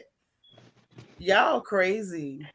I know we like make jokes about the sexuality thing or whatever, but it's just honestly like people. I feel what people don't realize like Giselle and Robin were not friends before the show, and they bonded over always like they always knew about each other. There's a girl, she's like skin with light eyes just like you, and it is crazy to see how like they have They didn't just meet on the show. Sharice introduced them. yeah, but like it was like they were not these like long-term friends. Right, they became friends through Sharice. It So wasn't the show. It was through Sharice. It was through Giselle is almost like 10 years older than Robin. Right. Yeah. So they weren't. I think they she's like wouldn't 13 have been, years older than Robin. Yeah, she's a oldie. Cause you know Robin is just a hard 40. She looked like she long with them, but she not. Which is why I almost understand why Karen don't take her serious. I wouldn't take her serious. Girl, you are 40. Go sit down. Yeah, that's why Karen told her, baby, you only 7 years younger than me. You only 7 years younger than me, and you just trying to make it seem like I'm just this old bitch. You 7 years younger than me. Y'all keep talking. But what they say is get there. They dragged her on the shade room?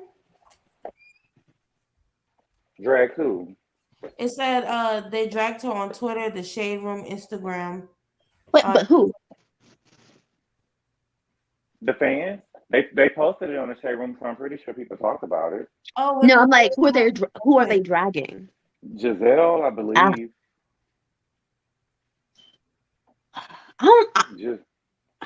It's too much already. It's episode 7. That job. I want the reunion now. She's not making it through. She's not getting the second season. She's getting demoted. I really want them. She got to go. It's more than demotion. You know what I'm saying? And it's like people, and you got people like Carlos King that just can't get past the green eyes and the blonde hair. You know what I'm saying? But it's like what they did to Chris to me was out of line. Mm-hmm. It was out of line and named for a storyline for a season. And he's the third man, the third husband consecutively on camera. Either Bravo is getting a lawsuit for negligence because they failed to reprimand Giselle the first 2 or 3 times she did this. Well, she never did it. She never almost tried to Me Too a person, though. Yeah. Right? Yeah. Because that's what I'm saying. Like, we get annoyed, but a little cheating rumor or something, like, it happens. But this is a chain. You talking about he's touching people. The stories are escalating. He needs to apologize to me. And also, this is a point that I was starting to make a little later on. Giselle never clarified that he didn't do anything. He didn't say anything until Candace and Karen were actually asking her, did he do something? Did he say something? And that's when she explicitly said no. But before that, it was all the sneaky and all that kind of stuff. And she would have ran with that if Candace blew up. That is what Giselle was waiting on, because she was not expecting Candace to say, what did he say? What did he do? She was not expecting that. But she was going to run with it. I smell a lawsuit and a demotion. I don't think that Candace is gonna play around with him. I don't think that Candace is gonna play around with it, and I don't think that Dorothy is gonna let him. Bro, you know what I'm saying? It needs to be a change. These fake storylines that people come up with, you know what I'm saying? It's just not. It's reckless, and it's not right. It's just not right. Yeah, and I don't even like Chris like that. Chris got himself in this situation, though. But that doesn't make it right. But he got himself in this situation. You in here talking to her for what? Mm-hmm. About Candace for what? Candace should have sung when the girl asked her to sing. You know what I'm saying? Mm-hmm. No, as quiet as it kept, that is so true. Soon as Nicki Minaj asked her, she should have been on the first 2 notes. So, but Giselle is getting demoted, and you're gonna have a nice little lawsuit. In my opinion, is either one or the 2. And if push come to shove, he'll ask Mia. He'll get rid of Mia to soften the blow. But Giselle cannot help herself. Mm-mm. And I think she really messed up with his last 2 episodes when she, did the whole butt thing, because you can't sit there at the reunion and say, "Oh, I didn't mean like that," and then you turn around and you're walking around saying he touched someone. You can't be the person saying my husband made you uncomfortable and now going around saying he touched someone and no one said that. But see, you said she only did that because she knew that the way that she that's what but that's you're absolutely right. She didn't think that Candace was gonna handle her the way that she did. You know what I'm saying? So he didn't do nothing to you, but you felt uncomfortable, but you didn't have a reason. So you couldn't call me about it. You waited to get on this platform and say this story. That's not true, Candace. That's not true. Well, tell me what's true, Giselle, because you're not being real. Now you get on the bus and they said that he was grabbing butts. Right. And it's interesting to me that of all the stuff that took place, that was the only thing she decided to tell, that we saw on the show, that she decided to tell Robin. She could have led with anything. She's never going back to the girls and tell what happened or the conversations that she's having with Candace, because she wants to be able to say, well, I didn't put the rumor out there, Robin did, and that was strategic. That's why when Karen asked her, why are you telling everybody? I didn't tell anybody, Robin did. It was strategic. Yeah, the same way she wants to be upset that Candace says, "Well, you said he lured you." I never said lure. But when you sit in front of me and you say my husband knew that the person you were expecting in your room was not there, what are we saying? Right. And she said that, I don't like that because Cal said that he knew I was gone. Like, you're insinuating. Kyle said he didn't like it. Like, that's like you were involving another person in this. Yeah. Now. She's insinuating way too much. And she thought that she was gonna be, but but it's crazy because what's happened, what I'm seeing so far, I don't think that Giselle. I think that I used to think that she was good for the show, how she would be quick, but the last couple of seasons she hadn't really had a storyline, right?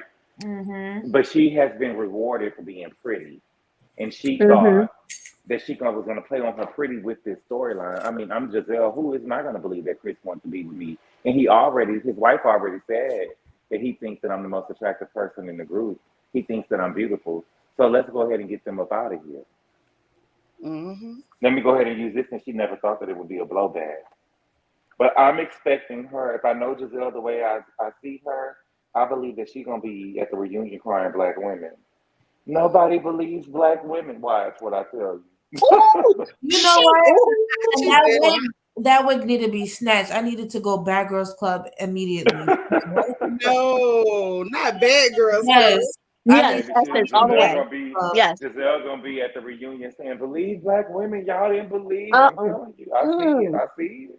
She can't say that sitting next to her 52 or 62% bodyguard. She can't be saying that. Okay. And if I was Chris, I would try to be a little slick and have his manager put him in the office and get it on record. I think that Chris needs to stay off of social media. Chris and Candace, I feel like that they're making it. Y'all have a winning case and y'all don't know how to win. Right. Well, I've seen a live that Chris did, and he's talking about, I feel uncomfortable when she's talking about my dick, but I don't ever say nothing. It's like you're making it. You know what I'm saying? It just didn't sit right with me. Or did you really? Do you really feel like that either? That was, and mind you, he didn't lie, but like you said, they don't know how to win. I think Candace is trying to shift because now she's talking about her music only. It's like she ain't really giving it a lot. Oh, the deep space, the deluxe, the artwork, the this and that. Oh, I got. I'm in this show, this movie. But Chris, did you really feel like uncomfortable when they was talking about the brown dick? Or are you just saying this because Giselle said this about you, right? Is it because it's looking like it's payback now? Like, well, let me get you, instead of saying how you really felt about it. I don't know. It's just, they don't know how to win. They don't. They really don't. Because him saying that, I don't get payback for it, but I think with him saying that, it almost minimizes the impact of what they're actually doing to him. Mm-hmm. Just hush, and then hit them later. Yep. I can get that. I didn't get payback. I can understand like want them to lessen it, but I guess I just accept it. This is who they are. They're the Twitter, people. This is what they do. I didn't get payback because to me, I think in my mind, I'm like, well, his wife brought it up first. I'm like, I could see someone going, well, my wife brought it up, but it is weird that she keeps talking about it. My wife is not talking about it anymore. So that's why I didn't get it as a payback or like a get back, but I can see why it can be like, come on, like more strategy. You're giving them room to twist it and say that's what it is. Like Yeah. with people like them, you can't give them a leg to stand on. And the other thing that is going to irritate me is if Andy goes, "Oh, Chris, you were just a nightmare on social media," and I'm gonna have a problem with that because when it was KKK Kim's husband bringing a whole pistola, that was not a problem. That wasn't discussed. That wasn't addressed. It was not crickets. Y'all remember Chris' first season when they got to the reunion? It was so funny when Andy was like, "Oh, we're seeing a brown dick." Oh, that yeah. was I remember that. They've been weird. They've been weird. Now that we're going down memory lane, they've been weird. Especially Giselle. Now that's harassment. Now that we're talking about it, shoot. Yeah, I was gonna say she's always in his face. Genitals, yes. That is harassment. Get her out of here. Pack her all the way up. And honestly, if he don't do right, we bootlegging the show. We gonna bootleg it. We could change the name, like Real Home Life of America. Just bootleg it a little bit. And I'm not gonna bootleg it. When I'm done, I'm gonna be done. But until I'm done, I'm gonna, like I told Gabor, I'm gonna keep my eye on these tramps. So every time they do anything, that I've got my foot on their neck. I'm not easing up. Period. I like that. I like it. And that's how you hold people accountable and let them be like a national example. But to somebody's point in the chat, Andy did an entire HR investigation into something. What did he investigate? I can't remember. He investigated the Kathy over there saying the gay slurs in Amsterdam. I mean in Colorado. And is Giselle lying? And did Chris touch anybody? Yes. Where did we come from? HR in this beat, like. Well, they also investigated if Ramona. They claimed they investigated if Ramona said racial slurs, but I don't believe they did. Because we investigated, but we didn't find nothing. Yeah, because you weren't looking for it. Yeah, it's very. Where are the disclosures? Oh, they go Essence with them disclosures. He said, and I'm not even joking. Rasputia Oxtail A better not be at that reunion. She really needed it. She really needed it. Will be an utter distraction. She will be there. She will be there because they got her there to go against Karen. Everybody's getting tired of Giselle and Karen now. But this is the thing. If she has utterly failed, I think they'll bring her out for like a quick blurb and take her right back out of there. Mm-hmm. Like they did Escala. Maybe when they got dressed up, Escala was all online talking about some. Oh yeah, root for the underdog. The underdog girl, they had her literally out there for one segment. And got you up out of there. Andy is messy. He is so messy. With her 1984 Pepto pink dress, I don't know what she was going through with that mess. She was like, "Thank you, Escala." Oh, Azkaban looked a mess at that reunion. Good old Ishka Bibbles. But I like Ishka Bibbles better than I like Rasputia. And Jacqueline, I don't have a strong feeling for her. I just feel like she's not a real friend, and Mia's not a real friend to her. Them chicks are frenemies. They not friends. But she's the worst friend of there is. Like she's just like a ball of nothing. And she nasty. I lost respect for both of them, like any little bit I could have possibly had. When Mia went out there with Giselle, them talking about that girl was trying to borrow deodorant. And then when Mia got up from the table and this heifer went to dogging her friend to these girls that she don't even know. I said, y'all are disgusting.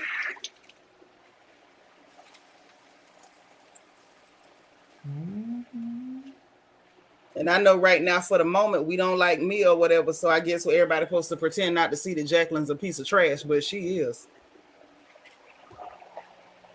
But I definitely don't think. I think Jacqueline was like a level 3 And Mia was at least at like a level 7 or 8 when it came to shade. Oh, baby, Mia was on the level 10. Everything that Mia said, she was sunning Jacqueline. Girl, Yeah. I'm talking right now. Be quiet. Oh, bitch, you gonna be stinking today. Like, she was really going in it, girl. No. And was Baby, yelling. She was yelling. where's my flight? Where's my flight? She was like, "Why you being mean to me?" But the thing is, I feel like Jacqueline is still full of crap. You know what you tried to do. Oh, you want him on your plate. From the time she said that, Mia was like straight flicking bullets at that girl. She knew what she was doing, and I really wasn't mad at Mia for snapping her up. They in the car talking about cash stuff. Your mouth is open, like you don't even know these women. You was looking for a moment on the show with your quote unquote friend. Mia saw her. That's why she said, "I'm not even talking to you." This a caste issue. Why are you trying to insert yourself looking for a moment? Well, then don't invite her. You shouldn't be here then. Yeah, she really shouldn't have been there. She was tagging along for a free trip and trying to come up. And that's why I feel like they running into a mess because they're not really friends. Mia wants somebody around that she can feel like she better than. Jackie hang around because like her niece said, we did for you when you didn't have nothing. They feel like that girl owed them something. And also, I think, I don't know how it works per se, but I think the person with the friend of on the show has a special accolade a little bit, because I saw that they had like officially announced Jacqueline as a friend of Mia, like officially on Bravo. So I think If Mia it- also wanted that extra clout too. I think it's because they weren't sure if Mia was going to have anyone around her because, like it was a question if Mia was going to be on the season anyway. Right. That's what I think. I think she brought somebody to make sure she had somebody on her side. DT, thank you for the super chat. Say, yeah, I like, oh Lord, not a palooza better than char grill charcoal Carcucci Charisse and Jack in the Box, Jack o' Lantern, Jacket Potato Man. You so crazy. Thank you for the super chat. Now my buddy's over here looking for Jacqueline Blake on Twitter because I want to see what she had to say. Yeah. It's a hot mess. It's giving very much tacky. The Grand Dame is not Grand Daming. I'm a little upset. I'm kind of over it. I want the reunion. Mm-hmm. Well, who should co-host with Andy? I can't think of a good person besides Nene. All right, y'all. I'm about to finish cooking this food. I know. I need to go to bed. I was Me going too. to go to bed. You should get me up here. All right, y'all. Well, thank y'all for having me. Y'all have a good night. Good night, Bubby. Don't worry, we finna go to bed too. We've been on here almost 5 hours. Y'all go take y'all A little whole butts. work shift. All right, y'all. Cat at this point. Bye-bye. LEL said Mia had every right to say that stinking comment though. What grown woman go on the trip and don't pack deodorant? I'm sure even Robert had some. Well, Robert has to have some because Robert doesn't bathe. So if you don't have no smell good to put on top of it, nobody's gonna make it. Oh,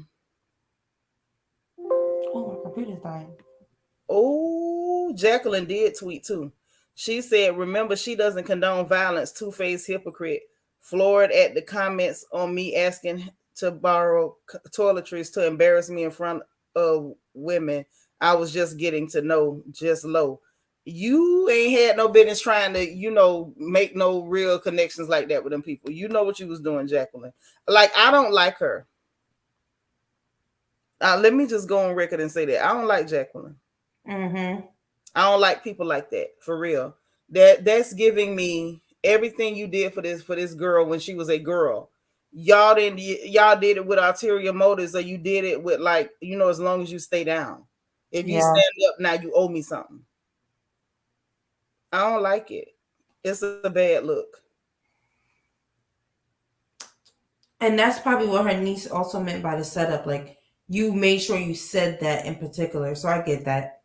Yeah, like you set her up so she is no way she could get on that show. And the thing is, you should not have been. That shouldn't have been your motive. If you were there to be there for your friend, you should have just been there to be there for your friend. without any ulterior motives. Like, who does that? Right, Don, do you say I don't like her either? I don't like her. And then she called a girl two-faced devil, was never my friend. You was never hers either. For the record, ain't nothing small about my PP. That's my biggest problem. What? I don't know what the hell she talking about. I think she talking about her man. I don't know. Oh. Then I was okay. I think that's it. Bye, Jacqueline. Snooze fest. Yeah, like you doing all this tweeting like you a regular cast member. Okay. Girl. If irrelevant was a person. I just don't have no feelings about her. Oh, listen to the stuff she's saying, y'all. Ouch, you got me. I guess I learned from the best. Housewife, ? Nah, sis, I'm college educated, own my own home, land, and have my own career. We different, says the fake boss who clearly doesn't own zilch. You a fraud. And as better as it gets, focus on your own mess, Pinocchio. What's going on? Did y'all catch all that? What that says that's a while ago. I've worked harder than you. I'm more important. I should be there, not you. Oh, this is personal. This is personal. I'm telling you. What did I just tell y'all about a couple hours ago at this point? Some of these people you think are your friend, they are not your friends. This girl didn't just start thinking that. She been feeling that way. She been looking at this girl like, oh, everything is in your husband's name. Well, baby, that means as good as hers. But she's sitting there, everything in his name. I worked. I had to get my own house. I went to college. She didn't go to college. That's what I'm hearing. And it's a lot of people that will look at your life and they sitting there pretending to be happy for you, pretending like, oh, girl, sis, this. Hey, girl, I love you, girl. Them people don't love you like that. Don't be crazy. Some of them people looking at you trying to figure out why I work this hard and I don't have what they have. Well, let me tell you something. It's an old thing that I heard them old people used to tell me. They would tell me that favor ain't fair. Sometimes you just get favored and it's not by your merit. It's just sometimes it'll fall in your lap. If that's what the boss man wants you to have, that's just what it is. This is personal.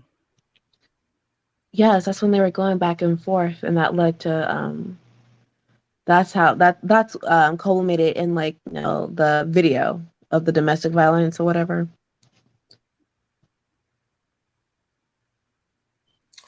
I don't know. I can't wait to see next week's episode. Wendy better not. Oh. And they getting her because she didn't notice the difference between your and your, because she put YOUR. And I hate when people do that. If you don't know the difference between your YOU apostrophe RE and YOUR, please don't be on social media. Because then, like, am I the only person that even if I like what you said, I can't like your post if it's misspelled? I won't do it. I won't like your post. No, this is a first for me hearing this one. It happens sometimes, but I will definitely edit it though. You can edit on Twitter, right? I don't think so. Oh, you have to pay. I think they have the feature now, but you have to pay or do something. I think you have to be like Twitter Blue, because other than that you can't. Twitter, once it's out there, you can delete it, but there's no edit. Wow, that's ratchet. Yeah, that's why most people don't edit things. If it gets really popular, delete things if it gets really popular, because you have to delete it. You can't edit. Well, I'm looking forward to the next funny papers. I need you to talk about the new Twitter. I don't see nothing wrong with Twitter. I know, but I hear there's a lot of changes that have happened, and I'm not really sure. But it's not much, really. The biggest change is that you don't have to beg, scream, and bend over for a blue check mark. You can just sign up for Twitter Blue, pay your money, and have a blue check mark. Oh wow, okay. Even with 12 followers, they don't care. Yeah. Elon said basically that mess is for elitists to feel like they better than regular people. So if you want a blue check mark, get your blue check mark. Right. There's literally nothing wrong with Twitter, and people keep complaining about Twitter on Twitter. And it's like Twitter usage is at an all-time high because people are running to Twitter to complain about Twitter. And Twitter is the most interesting that it has ever been. Twitter used to bore the hell out of me. Same. That's why I'm not on it. I'm gonna call it a night, ladies. Honey, hello. We all going to bed. Listen, everybody say your prayers, sweet dreams, good night. If you didn't hit the like button, please go ahead and hit the like button. They may have had a threesome or two. That might be the other reason that she is salty. Eli's taking it back. That's right. Y'all have a great night. So hit your like button. Please hit the notification bell and click all so you'll know every time we go live on this porch. And also subscribe if you haven't subscribed. If this is your first time, welcome. And if you've been here more than once, you already family. I'm glad you hung out with us. I appreciate you guys. Have a great night. Here's a good night, y'all, from Lel. And if nobody else tells you today, honey, God loves you. I love you. And ain't nothing you can do about it. We'll talk again tomorrow. Bye, y'all.